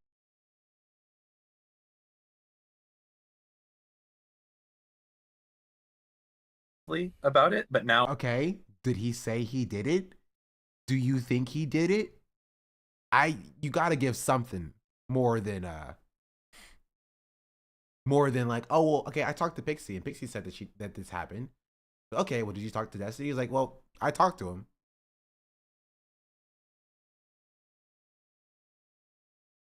Okay, and Now it's like I'm a little bit nervous to say too much. Everyone like getting sued, and I certainly don't want to get dragged into all of that fucking nonsense or anything along those lines. But I'll say that Pixie says that she didn't consent to that, and that's not good if that's the case. Is right? that the case, bro? And people are wondering why. He's wondering why people think he's sweeping for Destiny. He says he sweeps for Destiny. Like, I think we can both agree with that. Yeah, I mean, at least based on the DMs. I mean, why would he? I guess my question is based on the messages. The thing, like, that the problem is that, like, according to Pixie, or according to President Sunday, Dan was a part of the Epstein circle. Like, he was also a Ghislaine. You feel me? He was going to Pixie and trying to like advise her on, you know, asking Destiny for money. Like, what is he talking about? He was a part of this. He's in it. He would be named in the lawsuit. You can't play this like, oh, I'm not a part of this whole thing, when you are 100% a part of this whole thing. Only thing that this guy has risks is his online cloud and his online presence. He's a retired, wealthy business owner. He's not defending his bottom line or his family. He's defending D because D is his is this man's connection to online cloud. Yeah. Cautious to say anything is because I just don't know what could have been the case. Like, I'm not going to say. That's fair, and I understand that for sure. I guess for me, the reason why it seems to be the case to me is because in his DMs with her, and Kyla's DMs with again, I'm not sweeping for Kyla or for Destiny. I only sweep for myself. That's it. That's fair. Just ignore chat. Ignore chat. I don't think you're sweeping. For me, sure. Me, it seems to be the case because of the direct acknowledgement of wrongdoing, right? And like, for example, you know, Erudite saying, oh, well, you know, Steven needs to understand nothing like this will ever happen again, and he feels so sorry for what happened. Like, if there was consent, why would there be acknowledgement of wrongdoing if Pixie had previously consented to the DMs, right? Or to the news being sent around, right? That's kind of my conclusion. And I assume Kyla wouldn't be trying to imply that unless that was the case. I know this sounds strange. I actually speak with Kyla like almost never at all. Like, it's very rarely. It was for booking stuff, and now we actually I'm finding a new person for doing booking, not because of anything, because of this, but like I genuinely don't know. I don't even know who Kyla is, bro. I feel like I'm so lost. I feel like I'm so freaking lost. I don't even know who Kyla is. Who's Kyla? Not so erudite. Oh, don't they have a podcast together? Or does Destiny have a separate podcast with Not So Erudite? Or are they on the same podcast? I have no idea what's going on here. I'm gonna be real. Okay, they have a separate podcast. Okay. 2 different podcasts. And he's saying, I never met Ghislaine. Never met her. Never met Ghislaine. Don't know who that person is. Okay. About that situation. I talked to Pixie one time because she wanted legal advice. That was it. One time. Okay. Right. And at no point of that was I doing anything along the lines of suggesting she didn't do anything or anything else. That's all that I'm really speaking to here on my front. I'm not retarded. I've met you. I'm not going to throw myself under the bus. Whoa! First slur, chat. We've been watching this for like an hour, and this is the first slur we've gotten. Respect. One that they shouldn't do that. I need like a mogul mail or Jesus fucking Christ, that would be insane. You're not gonna get one. I'm gonna be real. I'm sorry. Ludwig is not touching this, and right now there's not enough information for Charlie to touch this. Unfortunately, you're not gonna get one for a bit. Like literally nuts to do. So that was it. She asked for legal advice. And I could see a mogul mail video maybe if there was more information, and it was like closer to Ludwig. But I think Ludwig has made it clear he's not talking about Destiny anymore, and Destiny for sure has been harassing his girlfriend, I think he wouldn't touch it. Ludwig is not somebody to be vindictive, to be like, oh, you've talked about Cutie, therefore I'm gonna dunk on you during this. I think he wouldn't touch it. And Charlie would need more information. Right now, it's in the very early stages. Charlie would need more information on it to actually talk about it at all. Like, he's not gonna like consolidate all the information. And right now, there's too much stuff everywhere. Right? Ethan won't cover it. Ethan will not cover it for different reasons. Ethan's not covering it because he's too close to Destiny, and people will in his own audience will ask him, why were you so in bed with Destiny for the last few months? You didn't know what was going on. Like, it makes him look bad. Ethan talked about it for like 10 minutes yesterday. Did he? Did he?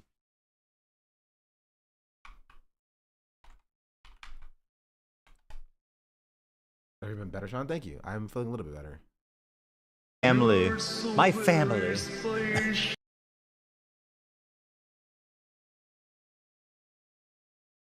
Wait, did he talk about Hassan and Trump for like longer than he talked about Destiny? No, okay, this one's a little bit longer than this one. What do you have to say about Hassan and Trump and TikTok? Why is he talking about Hassan? Why is he talking about Hassan again? What did Hassan do? Even as a wholly unhealthy relationship with Hassan. I hope that when he drops his nuke, it was supposed to drop apparently yesterday, but like too many Destiny mentions. Every stream he does, does he? Does he really? Does like do like a Hassan section every stream? Nice to see.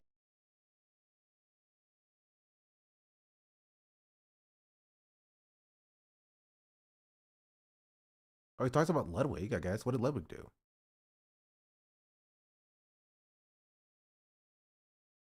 Ethan's project? That. 25. That's fine. That was pretty good. That's good. That's good. Pneumonia. Pneumonia. Yeah, my video's coming along. I gotta tell you guys, I'm on the home stretch. It's definitely coming out next week. Whoa! Oh, really? that is big news. I've been grinding hard, and I'm very excited to share it with you guys. This is so boring now. I've stopped caring about Ethan, which is kind of crazy. He talked about ceasefire and that Hassan was wrong about Trump being responsible for it. Of course he did. Of course he did. Also, Data Learner, thank you for the Prime. Much appreciated. Much appreciated. Oh, this is the email. I was wondering what this was. It's the emote. Is it really admire this dude? It's time to see the route he's taking. That's crazy. Say I'm at this point in the video. I've never openly talked about my creative process like this. It's kind of weird. Sorry, he said creative. I had to laugh a little bit. But I'm at this point in the video where, and it happens with every project, even and especially the good ones, where you've been working on it and looking at it for so long, you go, I don't even know if it's good anymore. I don't know if this is good or if this is what, but it is good. Like, you just argue against anything Hassan says now. And it's kind of crazy because Hassan just like, Hassan spent like maybe like 5 seconds on him. Like last stream, Hassan just said like, and like my former podcast host agrees with, this person talking about Destiny. And that's kind of like it. Right? It's like a 5 second mention about Ethan, and then Ethan talks about Hassan at least for like 30 seconds, talking about like his Hassan nuke or whatever. And then here he has an entire like freaking 15-minute section about Hassan, or close to 10 minutes. Check this out. I'm kind of going off script already here, but this is the clip. Let's see. The man is not even in office yet, and he's having a banner year. Okay, why are we giving Trump credit for this deal? Good question. What? Why are we giving Trump credit? Yeah, why the fuck are we giving Trump credit for a deal that he didn't even take office? It was negotiated by the Trump administration or the Biden administration, point blank, period. Like, I think Ethan's just stupid. Like, this is just Ethan being stupid. Biden didn't do the deal. Like, he didn't. Like, he didn't. Biden stood in the way of the deal being done in the first place. Biden and the administration lied about the deal not being signed by Hamas and that Hamas was the only party not coming to the table. Like, Biden, for like why does he think the deal happened a week before Trump took office in the first place? Right? A week after Trump sent his own envoy to negotiate the deal with Israel. Like, why does he think this happened at the time it did? Does he really think that Biden, like, was like, yo, the deal, get the deal done before I leave office? Like, it just is not the case. It didn't happen. Happened the day before Trump was inaugurated, because he demanded it happen before he was sworn in. Yeah. The deal was signed a week before, which I was talking about a week before. But yeah, like it was like the parties had signed the deal when Trump pressured for it. Even like the people close to negotiation said that Trump putting pressure on Israel is what got the deal done. Like what are we talking about? And honestly, I don't necessarily care about what Ethan has to say about Hassan's take on this, because Hassan is correct on this and Ethan is wrong, as always. I want to see what he has to say about Destiny's cancellation. Though. Anyway, although I'll say Hassan is having quite a week. He's doing a victory lap as Destiny, his arch nemesis, was like completely and fully fucking canceled / exposed this month. He seemed like someone who could like sail through any cancellation, because he's like edgy and he doesn't give a fuck and his fans don't give a fuck. But this was actually so bad that I don't think there's any coming back from it. And I think even his fans are like, dude, what the fuck? Yeah, I'm surprised. Okay. Why is Ethan talking in third person? He keeps saying his fans. And just like, why is he talking in the third person? Just you can say yourself. There's any coming back from it. And I think even his fans are like, dude, what the fuck? Yeah, I'm surprised how hard his fans are taking it against him. But I'm sure he'll sail through it with his fans. And I think there's always a certain amount of fans that will come back no matter what the fuck you've done. Right. That's true. But I don't know. I mean, he's like, yeah, look at this podcast. Nah. It's so bad, man. So the first thing that happened, he has this theory that Netanyahu would wait for Trump to be in office to give him credit for the deal. I disagree. Why would Netanyahu even sign a deal at all? He doesn't need to. You know what I mean? He gets support from both parties. He doesn't need to do this. Like, he doesn't need to make Trump win the election or make Trump look good. He doesn't need this. He gets bombs regardless. You know what I mean? So I don't necessarily agree that like Netanyahu was like playing like 40 chess for Trump to make Trump look good, because he doesn't need Trump to look good. It doesn't matter to him necessarily. Friend Pixie, who is a girl. I don't know much about who these people are. I've seen her, but they're friends. I've seen them in videos a lot together, and they apparently have a amorous past. And he has a penchant for filming himself doing sexual acts with people, which is already a pretty big red flag, guys. Let's not do that. I mean, listen, you can. There's nothing wrong with filming yourselves, okay? If that's what y'all want to do. But let's just be careful. Let's not do what Destiny did, which is apparently sending the video without the permission of the recipient. I think Ethan Klein is the most disingenuous streamer / liberal content creator that I think that thinks he's leftist and that he's so pro-Israel that he doesn't understand how harmful his rhetoric is and how annoying it is about how much he talks about Hassan. Yeah, he's just a dummy. That's all I'll say. To other people to jerk off to it with him. I presume that's the I think it was said that it was to try and recording without impress. consent. In some cases, there are allegations that he was also recording without consent. Yes. Another party. So it was like apparently a 19-year-old girl he was sending these to. Yeah. Disgusting. Which seems like extraordinarily careless.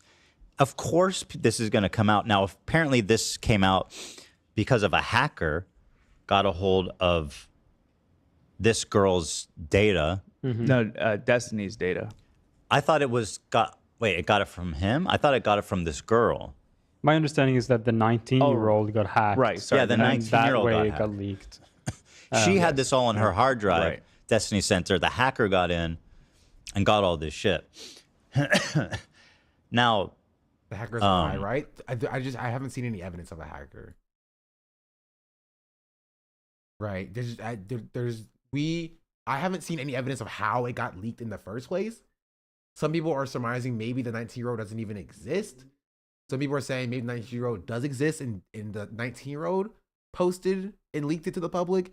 Some people are saying that, I guess this is the first I'm hearing about this, that some people are saying the 19-year-old herself got hacked.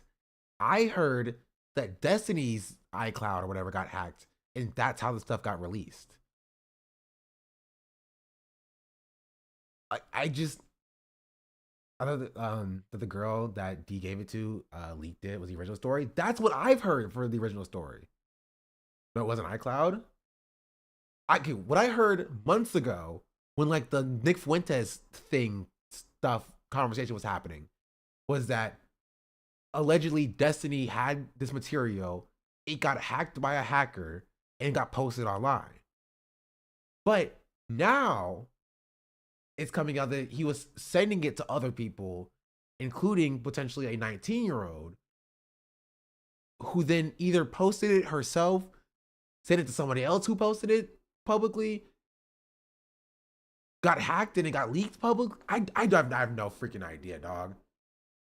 I have no idea. I don't know. I don't know. How is Destiny like 40, bro? I mean, maybe not 40. He's like 35 or something. He's old. Has 19-year-old said anything? I don't even know who the 19-year-old is. Some people are saying the 19-year-old doesn't exist. I don't freaking know. Yes, he has kids.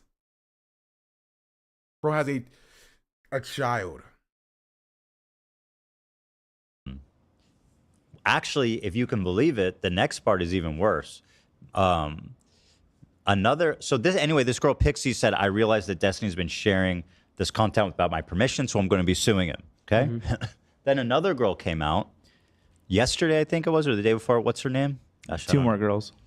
Oh, so I'm not even aware of if there's a third girl. So the second girl came out. Here, let me just go to the info here. And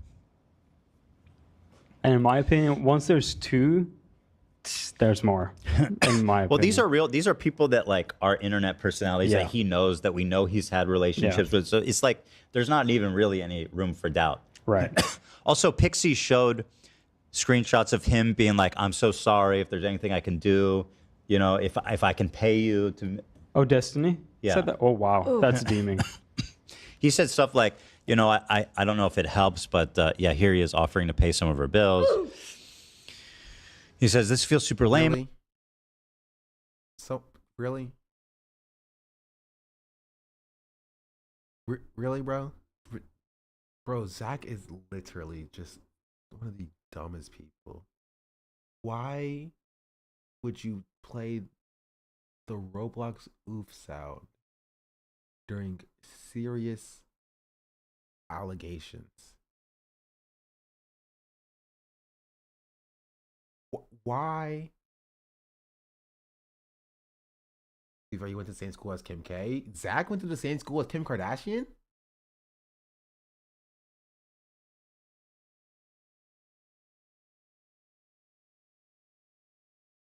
Zach can only communicate through the soundboard? Oh, does he not even have a mic? That's crazy. And also, it would be very kind of funny. Oh, you're right. Sorry, it's just a cancellation. It's not serious. It's just a cancellation. He's a Nepo? Really? I don't know. His family is rich as hell? Really? I don't freaking know, bro. I don't know. I don't know these people. I live a normal person life, chat. When I leave here, I go to my normal person job and I do my normal person work. Okay? He used to have a mic, but I've watched the show in a long time. He probably does have a mic still. They played a sound. Ethan said jerking off too. Is this today or yesterday's episode? Because today it's subreddit is being scrubbed of all references to Destiny's victims coming out. Wait, really? This is yesterday. You had normal person work? Yeah. I like Ethan either, but no jokes.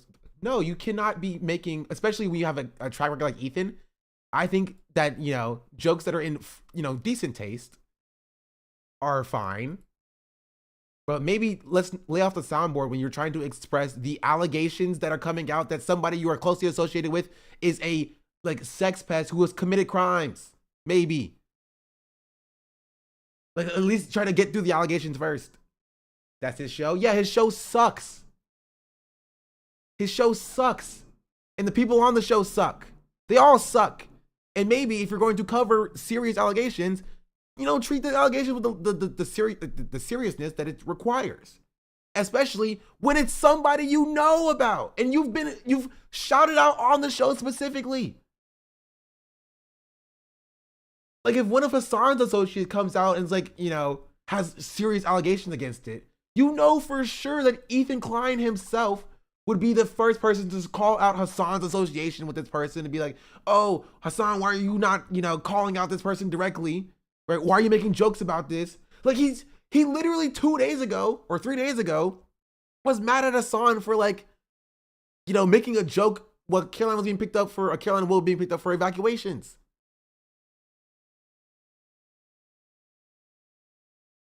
Is you expecting any better at this point? I can talk about something being bad while not like, expecting him to be better. I can talk about why this is bad and in poor taste without having an expectation of him being better. It's still a bad thing. It's still a bad thing. It's still in poor taste. I can still call it out for being bad. Right? We're going out there, San Francisco, and they aren't even close. Yeah.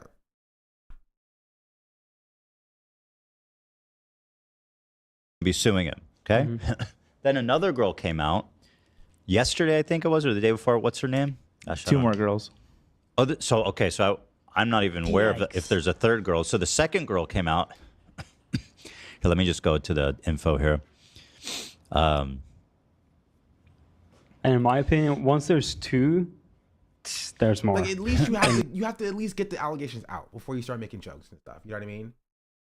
Because what you're doing with when you do this is you're not allowing your audience to take the allegations seriously, right? When you were just describing the allegations and you're like joking and you're doing your soundboard while you're doing that description, right? You're basically, you know, portraying to your audience that this is not a serious thing and that you don't have to take this seriously. You have to at least get through the allegations itself. And when you do your commentary, then you can do your jokes. When you give your thoughts, then you can do your jokes. Right? But you don't want to be talking about serious allegations from somebody who, you know, very clearly is, you know, being affected by what's happening. And then you have like the audience being like, ha ha, ha, good one, Zach. You really got them with that oof sound or whatever. Well, these are real. These are people that like are internet personalities that he knows, that we know he's had relationships with. So it's like there's not even really any room for doubt. Right. Also, Pixie showed screenshots of him being like, "I'm so sorry. If there's anything I can do, you know, if I can pay you to." Oh, Destiny. Yeah. Said that? Oh wow, Ooh. that's deeming. He said stuff like, you know, I don't know if it helps, but Hassan chatters who are looking for Hassan. He's not live right now. Don't worry. He says you can come to me.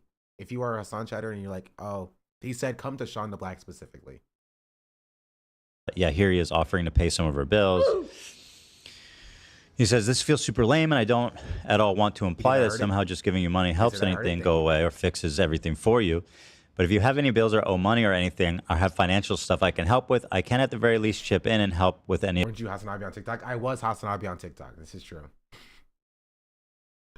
There's no reason to give Ethan the benefit of the doubt when it comes to jokes about abuse against women. He laughed. Look at Cutie with the AI portrait. Yeah. Specifically said Sean is the best streamer. Anyway, he taught me everything I know. It's true. He did say this. Confirmed. Any of that. So it's at least one less thing you have to worry about. Oh, thank you. I appreciate it. Welcome in. Express over. This is Oh, you like a halftime show with Kendrick. Oh, that's awesome. Are they gonna perform Luther? W. Luther is one of my favorite songs on the album. So why are these streamers in Japan? Newbie here. They do a Japan trip like once a year. I think. I don't know. Okay, that's not the question you should be asking. The question you should be asking is why wasn't I invited? And that's a great question. I don't know why I wasn't invited. Nobody wanted to be like, yo, Sean, come to Japan with us. It's gonna be super sick and cool. No. You know why? Because I'm black. That's why.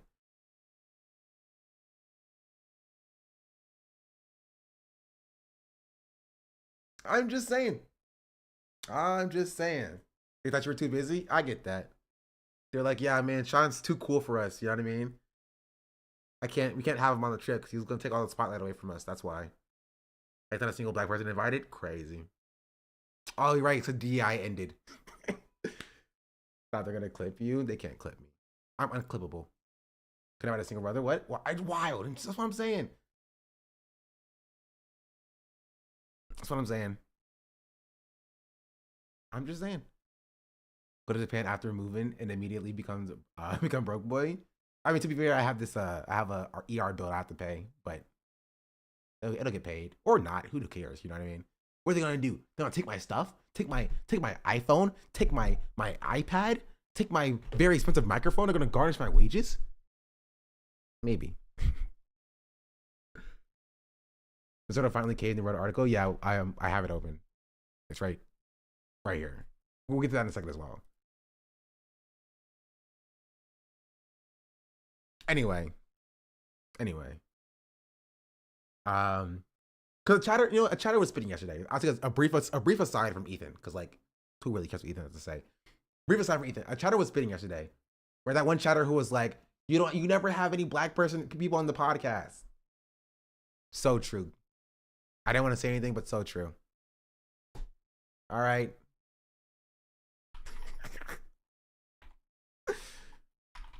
What was even the timestamp for that? Was that you? It wasn't me. I promise it wasn't me. I did not say it. You just said something. I saw you. To be fair, I didn't say anything crazy. What was the timestamp for it? Let me see. Where are my logs at?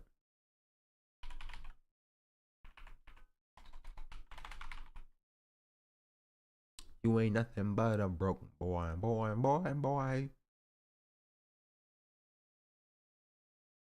At 5:30.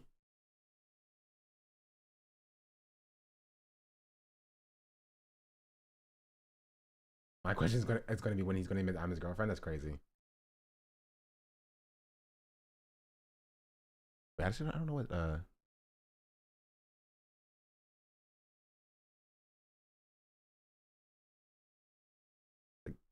like 6 hours in.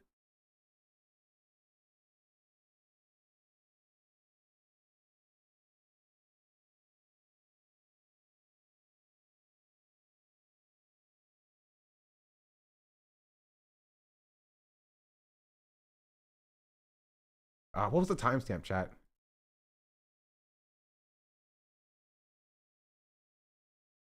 It was during this section. I remember that.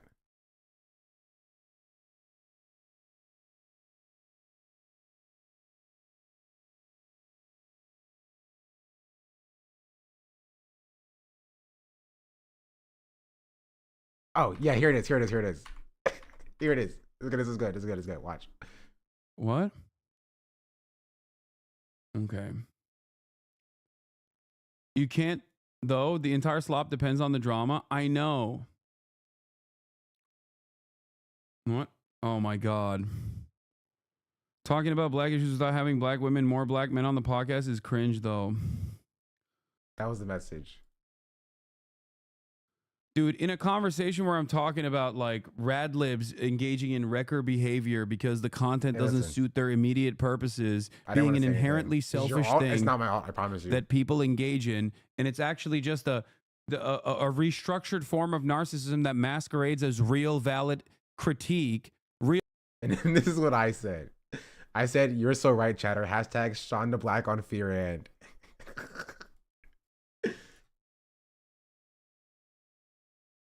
If you couldn't tell, I've stopped posting seriously in Assange chat.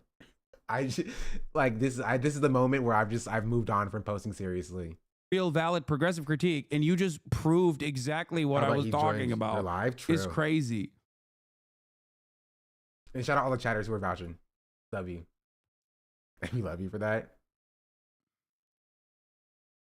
Surprised he hasn't had FD on. He had FD on a while ago. But again, true. He had FD on with, in May for the Drake stuff.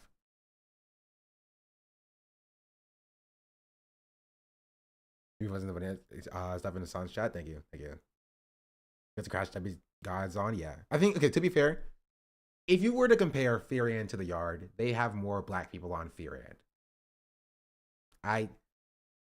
They have more black people on Fear. To be fair, I will give my credit where credit is due. The Yard has had like 2 black people on. Like, that chatters. For the chat, ain't ready for black topics. Yeah, I feel the chat ain't ready for black topics. True. Agent was on Fear. Agent was on Fear End. Let me know. He had 0 black guys. I think they had Cinna on 1. And I think I said 2 to leave myself open for 1 more. The Yard is not I'm okay. I'll just leave it there. I'll leave it there. Q's buying clip was whispered in my head. It was such a funny thing. Agent Cinna Crash Dummies pod. I mean, I'm not talking about Fear. Fear has had a good number of black people on. They've had Jarvis on. Like they have a good number of black people on, but they didn't have much on The Yard.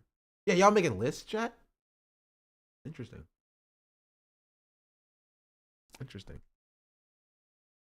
But they haven't had Sean? Not yet.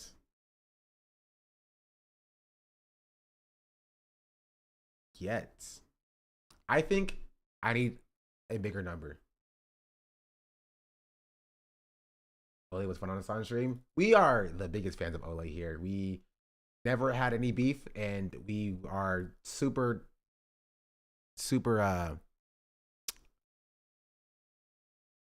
fans. Very big fans.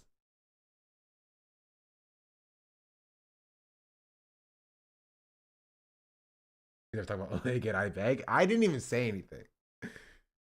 Never blocked or anything. Honestly, wait, I'm gonna see if I'm unblocked now. I'm curious. She's back on Twitter.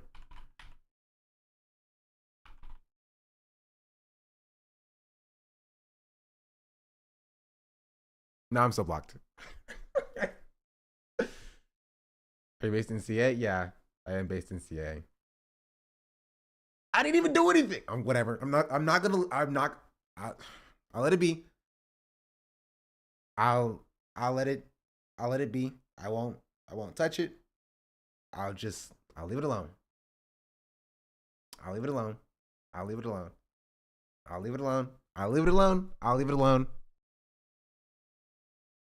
leave it alone. Right? Last time this topic came up, freaking some random black streamer called me an anti-black racist who was surrounding myself with white people or whatever. And like, I'm not gonna touch it. I'm not gonna touch it. Remember, Surge correctly, Ethan and Destiny are like best buds, right? That's what I saw. Lee Peachy unfollowed D. I also saw that. So I'll call out who. Don't worry about it. I legitimately, I cannot tell you right now, chat. If I tell you right now the amount of viewers that I have, I will be told that I am bullying people. And I do not want to be, come across as bullying people. So I'm gonna leave it as it is. I said my piece on that person. And we'll move on. Right? I have more beef with that person than I do with Ole. I have no beef with Ole. I had a disagreement with her. I have no beef with her. we can move on. I hate that other person though. That person sucks. I'm surprised Ethan hasn't come for you. I mean, he's mentioned me, but like, I don't really have like many avenues of attack. I'm too cool. I'm too cool. Anyway, sorry. That was a little brief aside.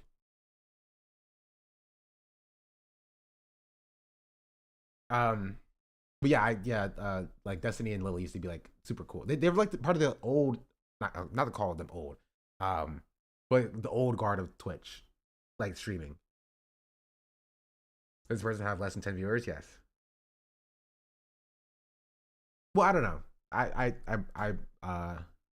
banned them in chat like a month ago. Maybe he's super popular now.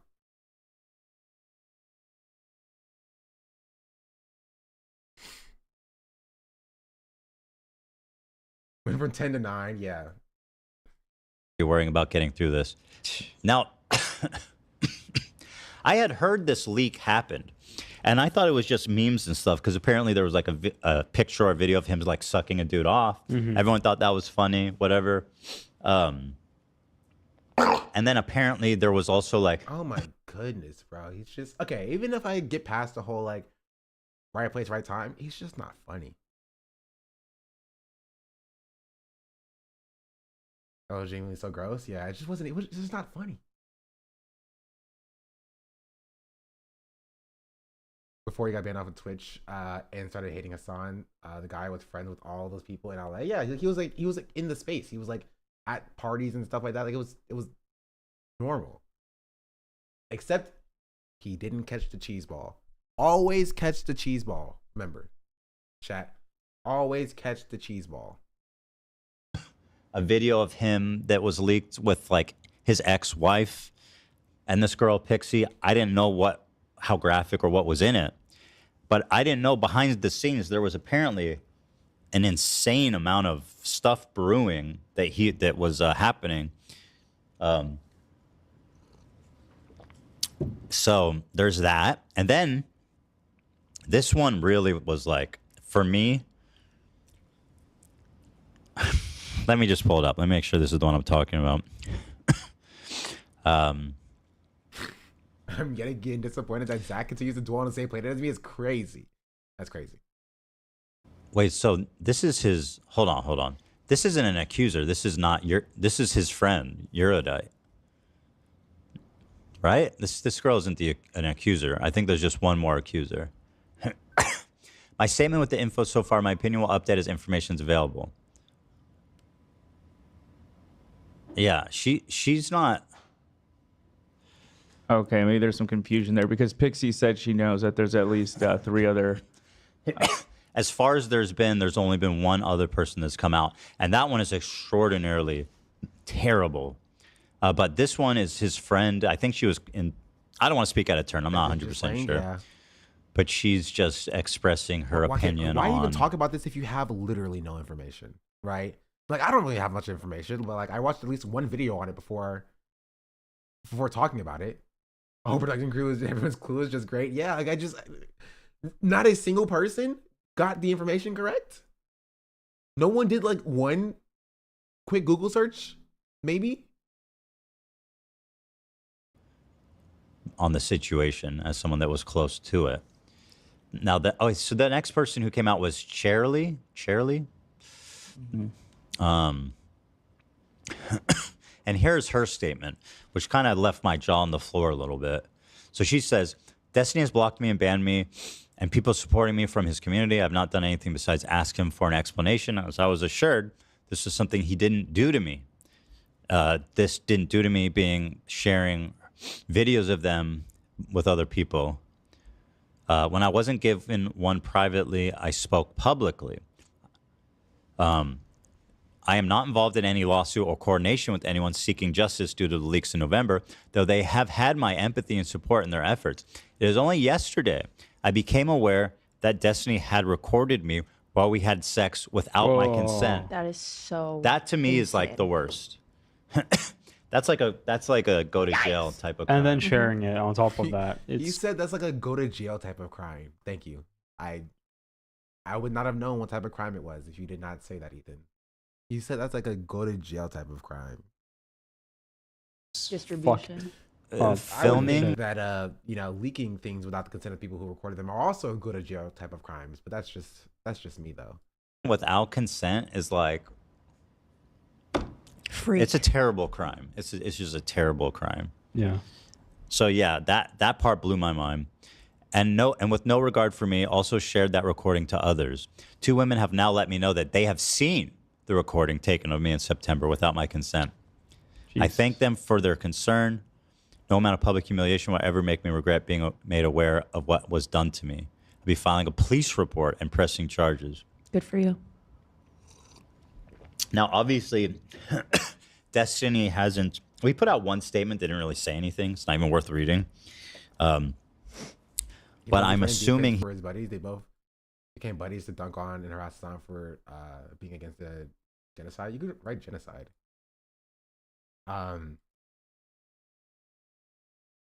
Yeah, I will say that he's not like defending Destiny. He's not like, bro, Destiny, this didn't happen or whatever. But I will say that for some reason it just seems like unaware of what's going on. It didn't even put in the effort to become aware of what's going on. Like, and that's a bit weird to me. Like, these are serious allegations, and doing the work to ensure you have your facts correct before, I don't know, going live and talking about it in front of your audience of like 30,000 people is pretty important. Or at least do the work to figure out what's happening before you get going live. He's going to have something to say about this new statement. So he hasn't said anything about it yet, but from what I can tell, there's really no wrong before this, but he introduced this segment as Hassan's Victory Lap. Yes, he did. Space for... He said Hassan's taking a victory lap because Destiny got exposed or getting canceled is what he said. Questioning or... I don't know. I can't imagine what Destiny could bring that would make this any better. Besides like a fucking recorded phone call of him being like, yes, you can film me and share it with people. Yeah, exactly. Which is not going to happen. So I don't know, man. This is fucking terrible. He's going to condemn Destiny? Like he's going to denounce Destiny? Because he has shouted Destiny out before. Right? He's had Destiny Orbiters on his stream. Like he's said he was a big fan of Destiny. And so as somebody who's like promoted Destiny, like he has done that for Hassan. He's like condemned Hassan. He's like distanced himself and denounced Hassan. And so I expect that for Destiny, who, in my opinion, would be like it's worse than Hassan. And of course, right? Hassan is doing never mind. A victory lap because it's What? And like, what does this even mean? No, man, this is fucking Like, he can't terrible. even talk about like legitimate allegations about somebody who he's close to and he has promoted and supported in the past without being like, and of course Hassan's doing a victory lap over this because he always has to be right and everything. Like, come on, bro. Cool. And of course Hassan is doing a victory lap because his arch nemesis took the fat fucking L, and L being the law, breaking the law, and being lawsuited. He's so dumb, dude. Because all these girls gonna try to sue him, and like it seems like they have good fucking evidence too. Yo, forget being sued. That's a fucking serious crime. Yeah. Oh, that true. It'll be a criminal police thing report. too. I'd be way more worried about the police. Yeah. Fucking civil court is just money. Yeah. He could go to jail. I hope he does. Damn. Crazy, dude. Was Big T and Hassan for covering this? Yes. Yeah. It's just endlessly remarkable to me that this keeps happening, you know? Like, what did you think, bro? You're sending it to a random 19-year-old? Like, the chance that gets leaked is... Like, again, and this is evidence of, like, Ethan being focused on the wrong thing. The problem is not that it got leaked to the public. The problem is the violation of consent for him sending it to anybody in the first place. like it doesn't. Even if it didn't get leaked, it would still be a problem and still be illegal because he didn't get consent to send it to anybody in the first place. Like, what are we talking about? He's like, oh, don't you know that if you're going to like violate people's consent, at least do it privately so nobody knows about it? Like, to be fair, I will say that was an uncharitable reading of Ethan's interpretation, right? An uncharitable interpretation of Ethan's position. But like, come on.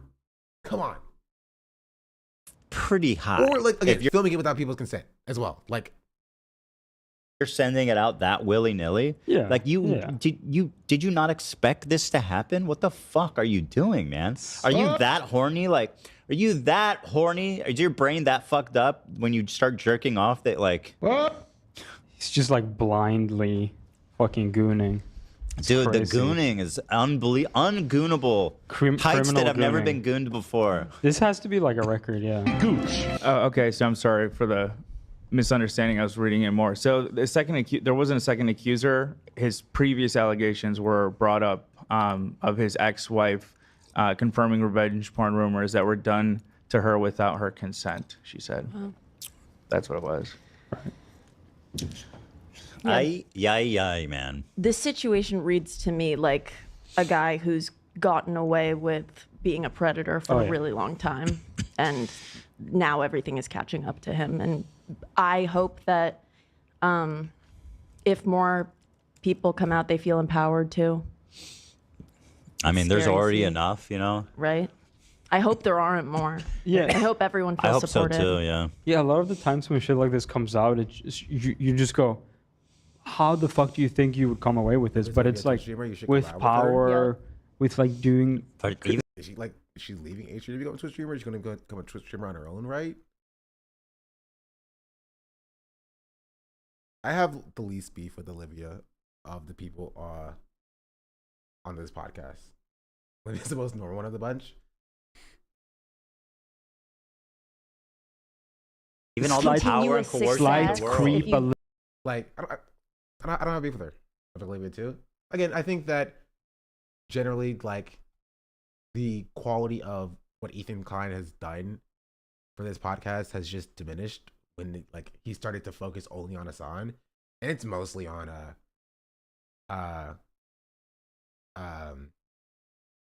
like, you know, Ethan's head for like having a personal vendetta. And I'm not saying like you know, Olivia or like even like AB or Love are like blameless, but I do think that they can be, you know, like I don't think that they are the main party at fault for that. My take on this has never changed. I don't think this they're the main party at fault for the state the podcast has become. And so they can definitely, especially if they're like preparing to leave, you know, can grow into their own, you know, people and their own voices instead of after like regurgitating what Ethan is saying specifically. But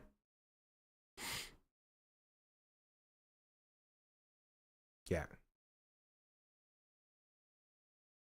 We're not at fault about other people being complicit with genocide. Again, my take has never been the same. I don't care what your take on the crew is, chat. You're not going to change what my take is.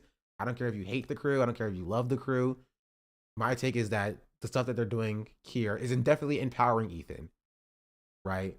But I will focus and, you know, tailor my blame on the person whose name is on the podcast, the person who signs the checks, right? And again, they're not above criticism. And so you can believe what you want to believe. You can have your take, you have your takes on, and I will criticize them when I believe that they should be criticized.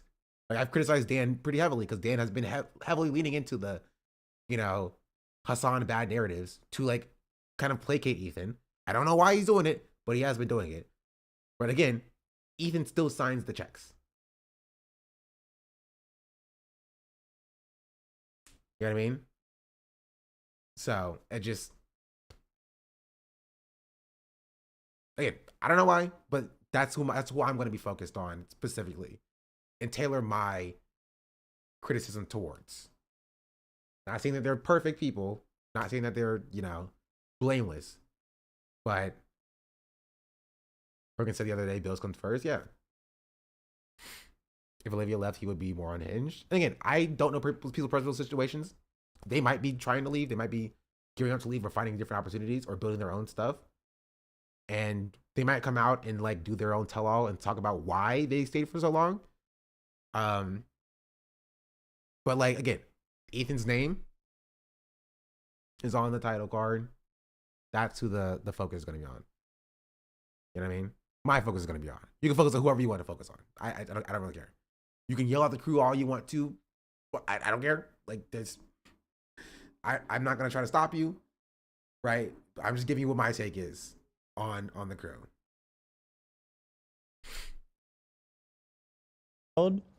Like the chance that gets leaked is pretty high.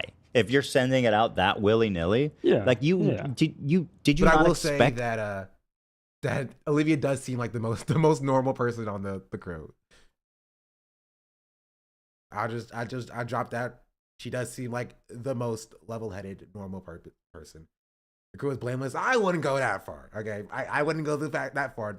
The crew is blameless, but I do think that they hold less blame than Ethan. Ethan holds like the lion's share of the blame, right?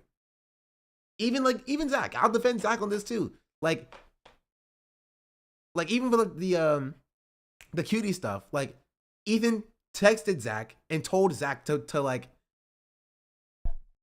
you know what I mean? To play a specific sound so he could start laughing. And then he blamed Zach for it. That's fucked up. That's horrible. That's crazy. That's insane. That's wild. Right? And we could be like, oh, yeah, Zach shouldn't have played it anyway. But like, that's an insane thing for a boss to do. An insane thing for the boss to do. And so I will criticize Zach for like his playing of sounds during this section. And again, Zach in his own right has some wild Instagram likes as well. And so I'm not saying that they are blameless, but I'm saying that Ethan specifically is at fault for a lot of what you see going on here. Right? Like a lot of it. Like I said, though, I agree. Zach has some bad takes. Again, the things that he likes on Instagram, things that he says, his Instagram stories, it's a bit weird from what I've seen. It's weird. It's not good. It's not good. Okay. But that's what I'll say. But to answer the chatter's question, or to respond to the chatter, I don't have any beef with like, you know, collabing with Olivia if Olivia wants to collab with me. You feel me?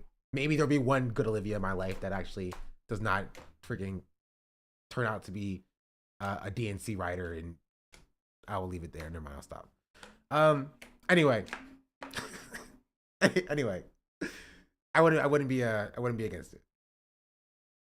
I'm not opposed, right?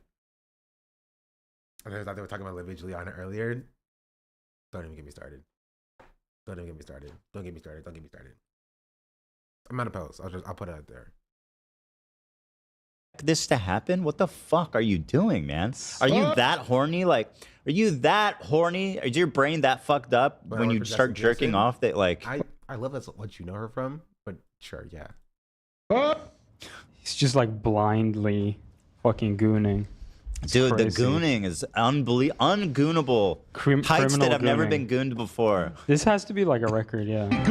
Okay, so I'm sorry for the misunderstanding. I was reading it more. So the second there wasn't. Already heard this part. Could be worse than that. That is pretty good. He's like he's in a league of his own. He's at least I'm not a pedophile. Ethan's in a league of enemies are all pedophiles. On saying, I told you guys.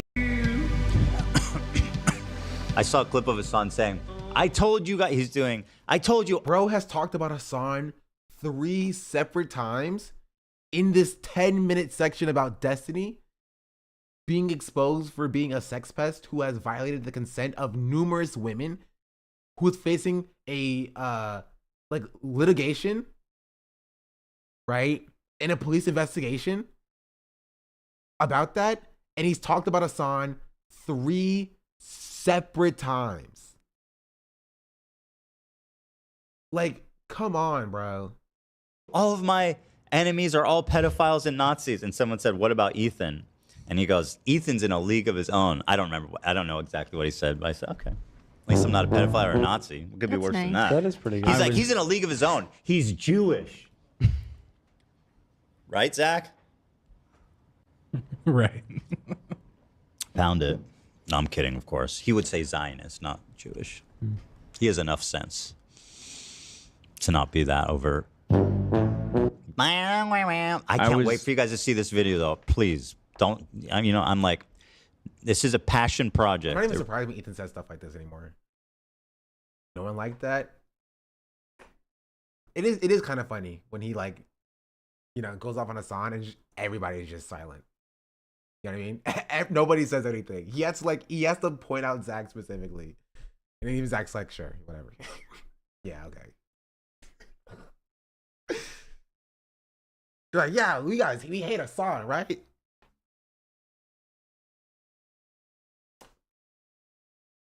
Zach, he says, pointing at people, he's like, AB, don't you hate Hassan? Dan, don't you hate Hassan? Zach, I know you hate Hassan. Hassan hates us. Olivia, you also come on. It's so funny. Did you play the Your Man clip? Oh, I have not played it. Wait, hold on. This is a perfect clip to play for Ethan.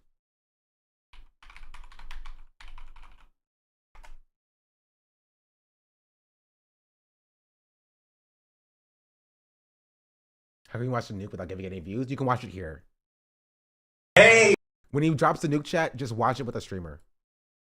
I'm gonna watch it. You know I'm gonna watch it, right? Watch it with Denims.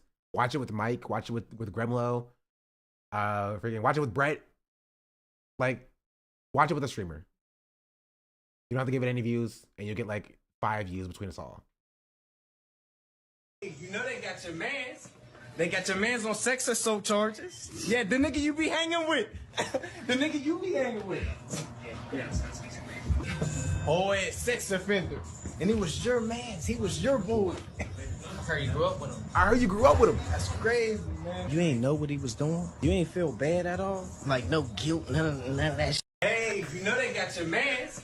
They got your mans on sex assault charges. Yeah, the nigga you be hanging with. The nigga you be hanging with. Oh, yeah, sex offender. And he was your mans. He was your boy. I heard you grew up with him. That's crazy, man. You ain't know what he was doing? You ain't feel bad at all? No guilt, none of that shit. Hey, they... It's so good. It's so good. And the fact that it gets so much mileage is a problem, because why are there so many people being exposed as sexual predators? But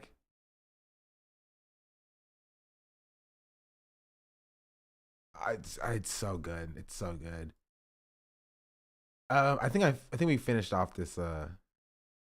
Oh, we were doing this. Destiny responded in a subreddit, and it's been cross-posted here. Many commenters have noticed that Destiny did not respond to the allegation that he distributed Pixie's sexual / nude images without her consent. They also have noticed the DMs include his own statements as well as Pixie's reveal and acknowledgement of him doing exactly that. That is where the main Destiny drama stands at this time on the subreddit. And there's so much more, apparently.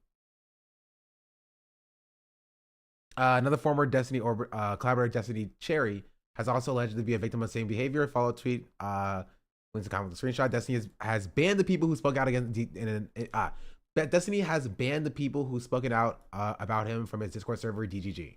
This was a part of why I went to the show as well.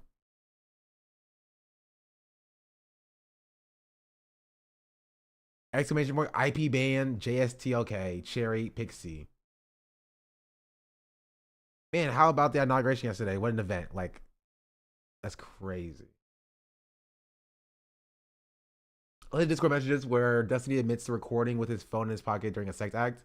It is not clear if this was a consensual recording. Probably not if his phone was in his pocket, if I'm being real. Pixie has now announced on Twitter that other women are coming forward and receive photographic content from Destiny with concerns that they might have been sent non-consensually. Destiny has announced a break from streaming. Probably on a content break until February 1st.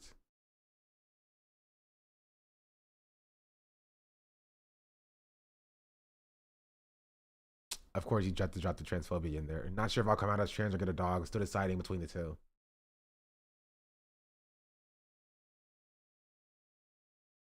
Just take a break from his life. Break implies that he comes back.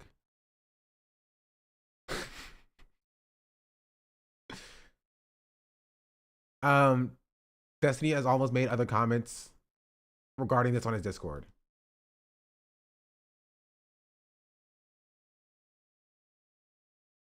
I don't think anybody went against her wishes. If I had to guess based on the timing of the videos plus her statement, it's probably all coordinated. I'm 99% sure there's basically zero recourse available to her, which is why I wanted to work it out independently. But I haven't told her. But I told her that she's free to do what she wants. Which I think, yeah, it was 100% a coordinated effort. Wait, gosh darn it, I need that open. Hey, you know they got your mans. They got your mans on sex assault charges. Yeah, the nigga you be hanging with. The nigga you be hanging with.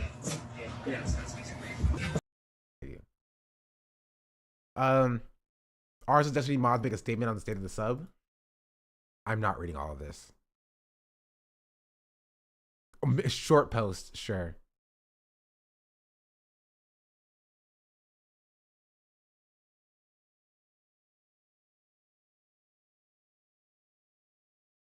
Anyway. Cherry has announced that she's making a police report and pressing charges against Destiny. The link to the comment and screenshots.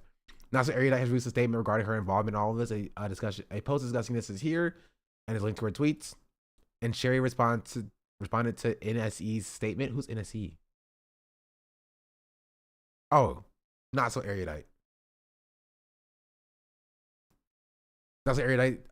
Destiny's business partner, not so Erudite, is claiming to support me. She's blocked me. She has me blocked for over a year now. She's refusing to engage with me after I confronted her and her husband's abhorrent behavior towards an SA victim disliked by Destiny.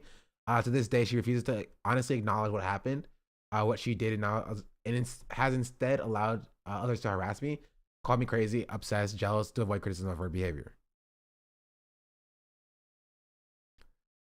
Turkey Time has now released his interview with Not So Erudite. Another orbiter, Peach. Who's Peach? Leaked Discord DMs in TLK's server, confirming Destiny records people without consent, and at least one person knows that he's been done to. Basically, I was happy for her and it was okay. I know the secret memes, what Lauren was talking about, which I was going to use as an argument against, about anybody saying I had leaked our video for clout or whatever, because he sent me super condemning shit that I could release and call it Ultimate Chaos. But that's kind of icky, I thought. So when I found out too, I am biased. So honestly, I chose to ignore it. So I pretend it's fine. Sex audio. Yeah, I know he sent me some with orbiters, and their sexual dirty talk alone was enough to cause drama. Like, you know who it is. I'm not sure, to be honest. I know there's one person who he did not ask for consent. But even this person talking about it as like memes and stuff, and like it's super gross.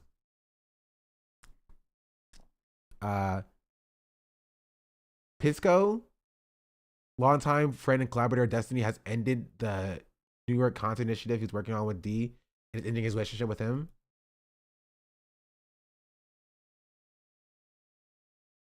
That our country. Okay, I'm not gonna watch a freaking 3-hour long video. Destiny claims to have blackmail on 20 streamers. He said he's coming back. Wait, what? Destiny claims he has blackmail on 20 other streamers. He's coming back before the first. Claims everyone following lawsuits just want money, victim blaming. He says his only crime is being too much of a gooner in 2023 and earlier.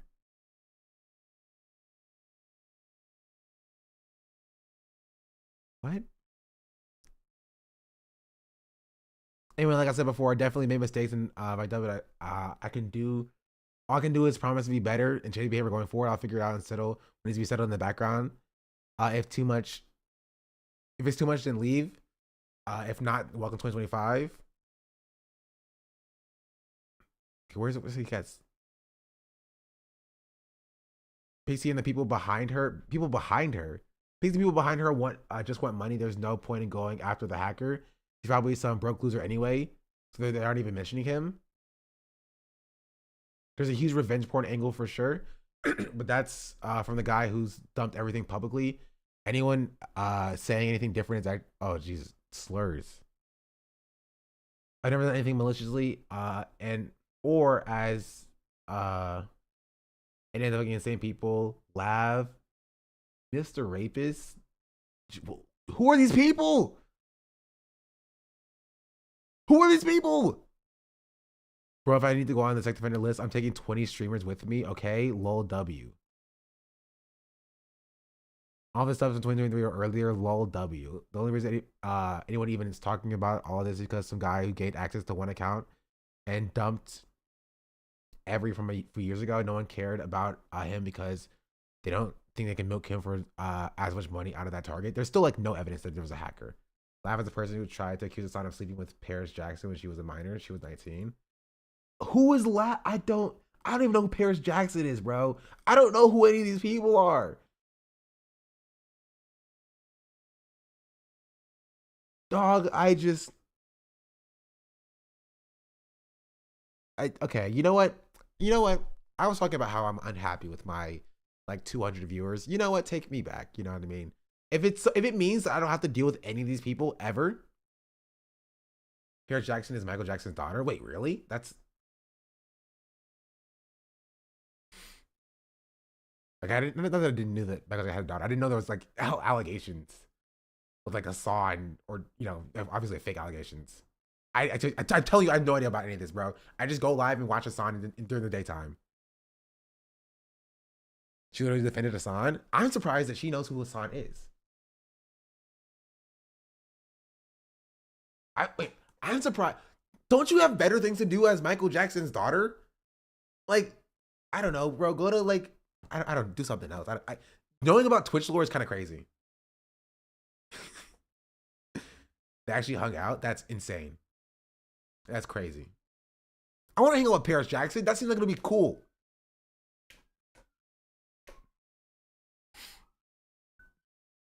She didn't say it. The girl Lav said it. Lav was a victim of D's abuse, and he liked her. And then she said, as I liked her friend who was young, which was a lie. You know what? I'm happy with my 200 viewers. Maybe I don't want to get bigger. If this is what it's like in store for me, I have to worry about these people being around me. Maybe I'm fine. Maybe I'm chill. I just give me my 500 and I'll be happy. Like I'll be happy. Cause like I don't want to deal with that other stuff.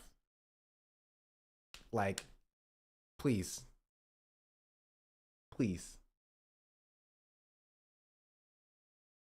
I know that the Lord's super important here. I think you get a pass on not knowing it.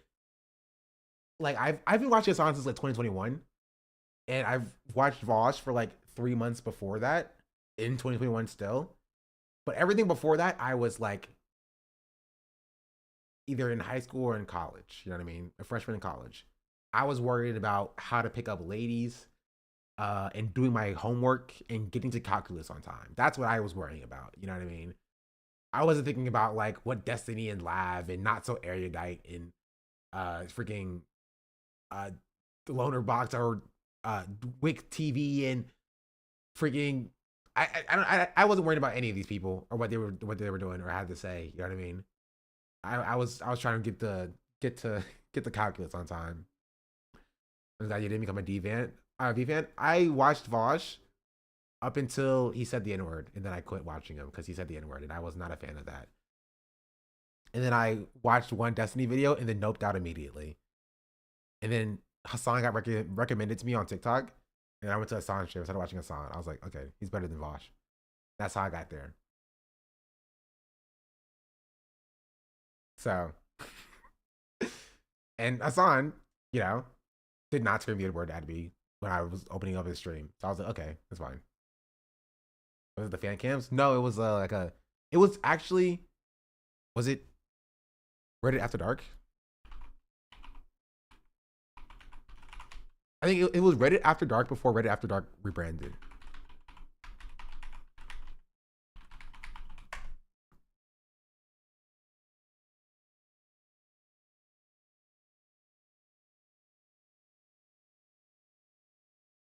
Oh yeah, they've rebranded to Hasanabi After Dark. It used to be Reddit After Dark. I'm following them because like this is how I found Hassan like a long time ago.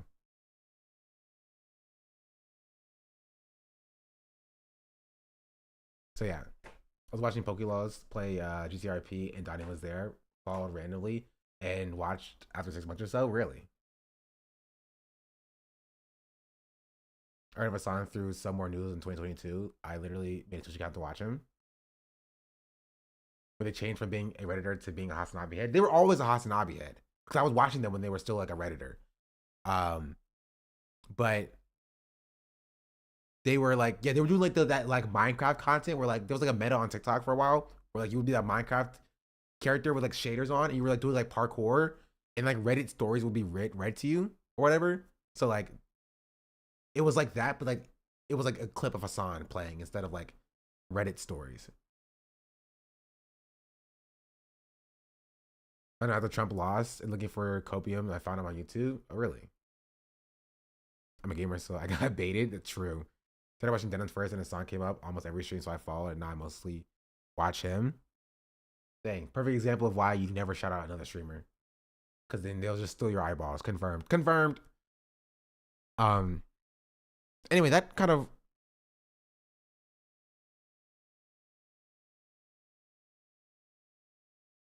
That's kind of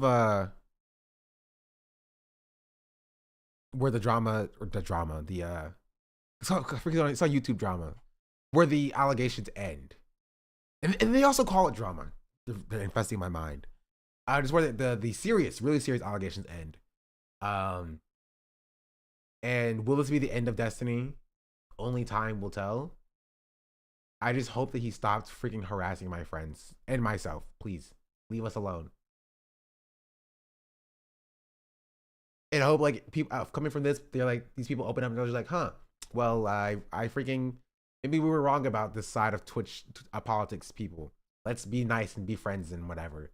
And then they're like, I'm sorry, and then we are happy one after another, and it ends all the drama.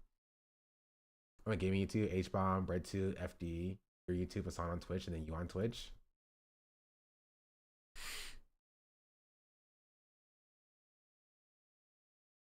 That's lost 3K subs. Honestly, it's not that much loss. I think that's kind of rounds out that entire situation. Dexerto did post an article as well. I'm pretty sure everyone wasn't fighting against Destiny by a fellow streamer who claims that he shared an intimate recording of her without consent.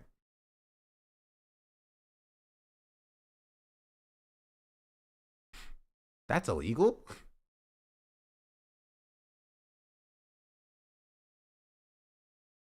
Yes. Yes, that is not legal.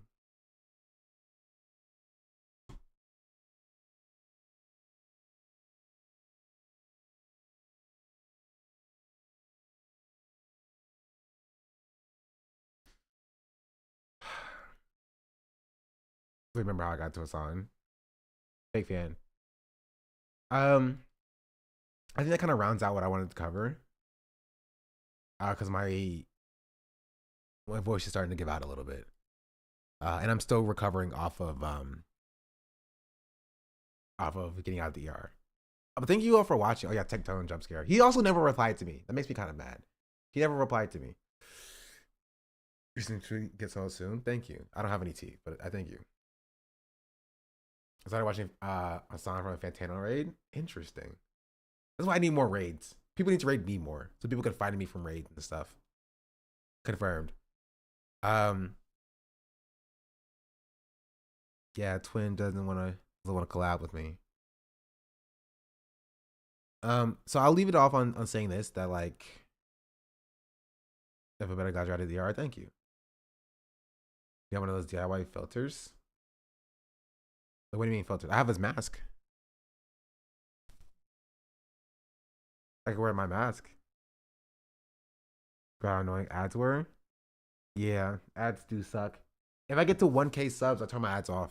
Right now we're at 610. So 400 more subs, I turn my ads off.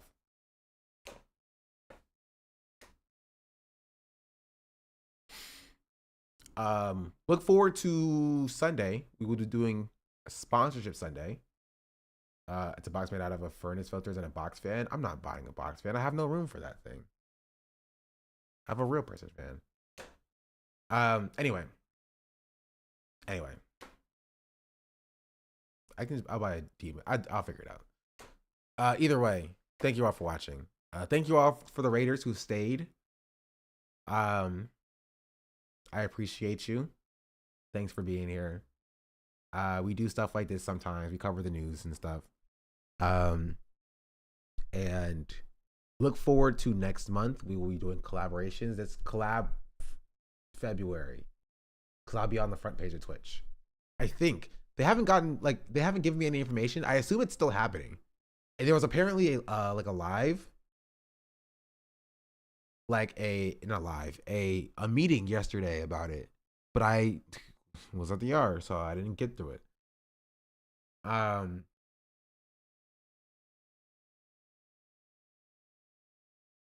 I hope it's still happening. I hope that that I'm still a part of that thing. In collaborate, indeed. That's a good name for it. So I'll start reaching out to people and start planning some stuff, probably for like late February. Yeah, I have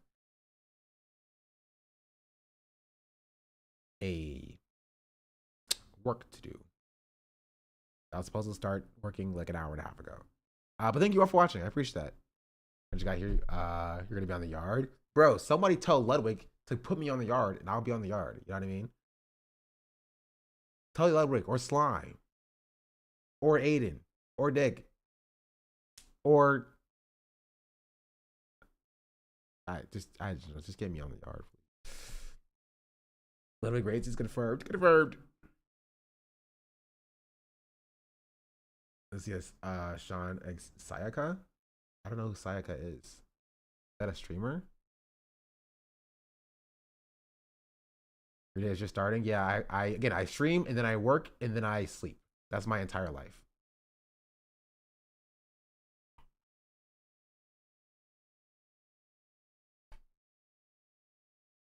Oh, that's a Danganronpa character.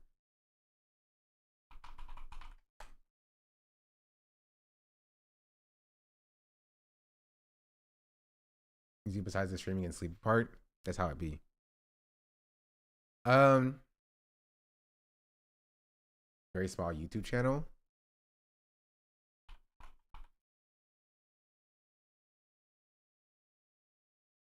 There's 100K subscribers. It's not a very small YouTube channel. What does it mean about my YouTube channel? Anyway, thanks for watching. Oh, shout out the vertical live stream that's going on currently on YouTube. I probably won't do it again. I'm gonna be real. I probably will just default to being a horizontal live stream. But we shall see. We shall see. So goodbye YouTube live stream because I have to turn it off so I don't get copyright claimed. Adios.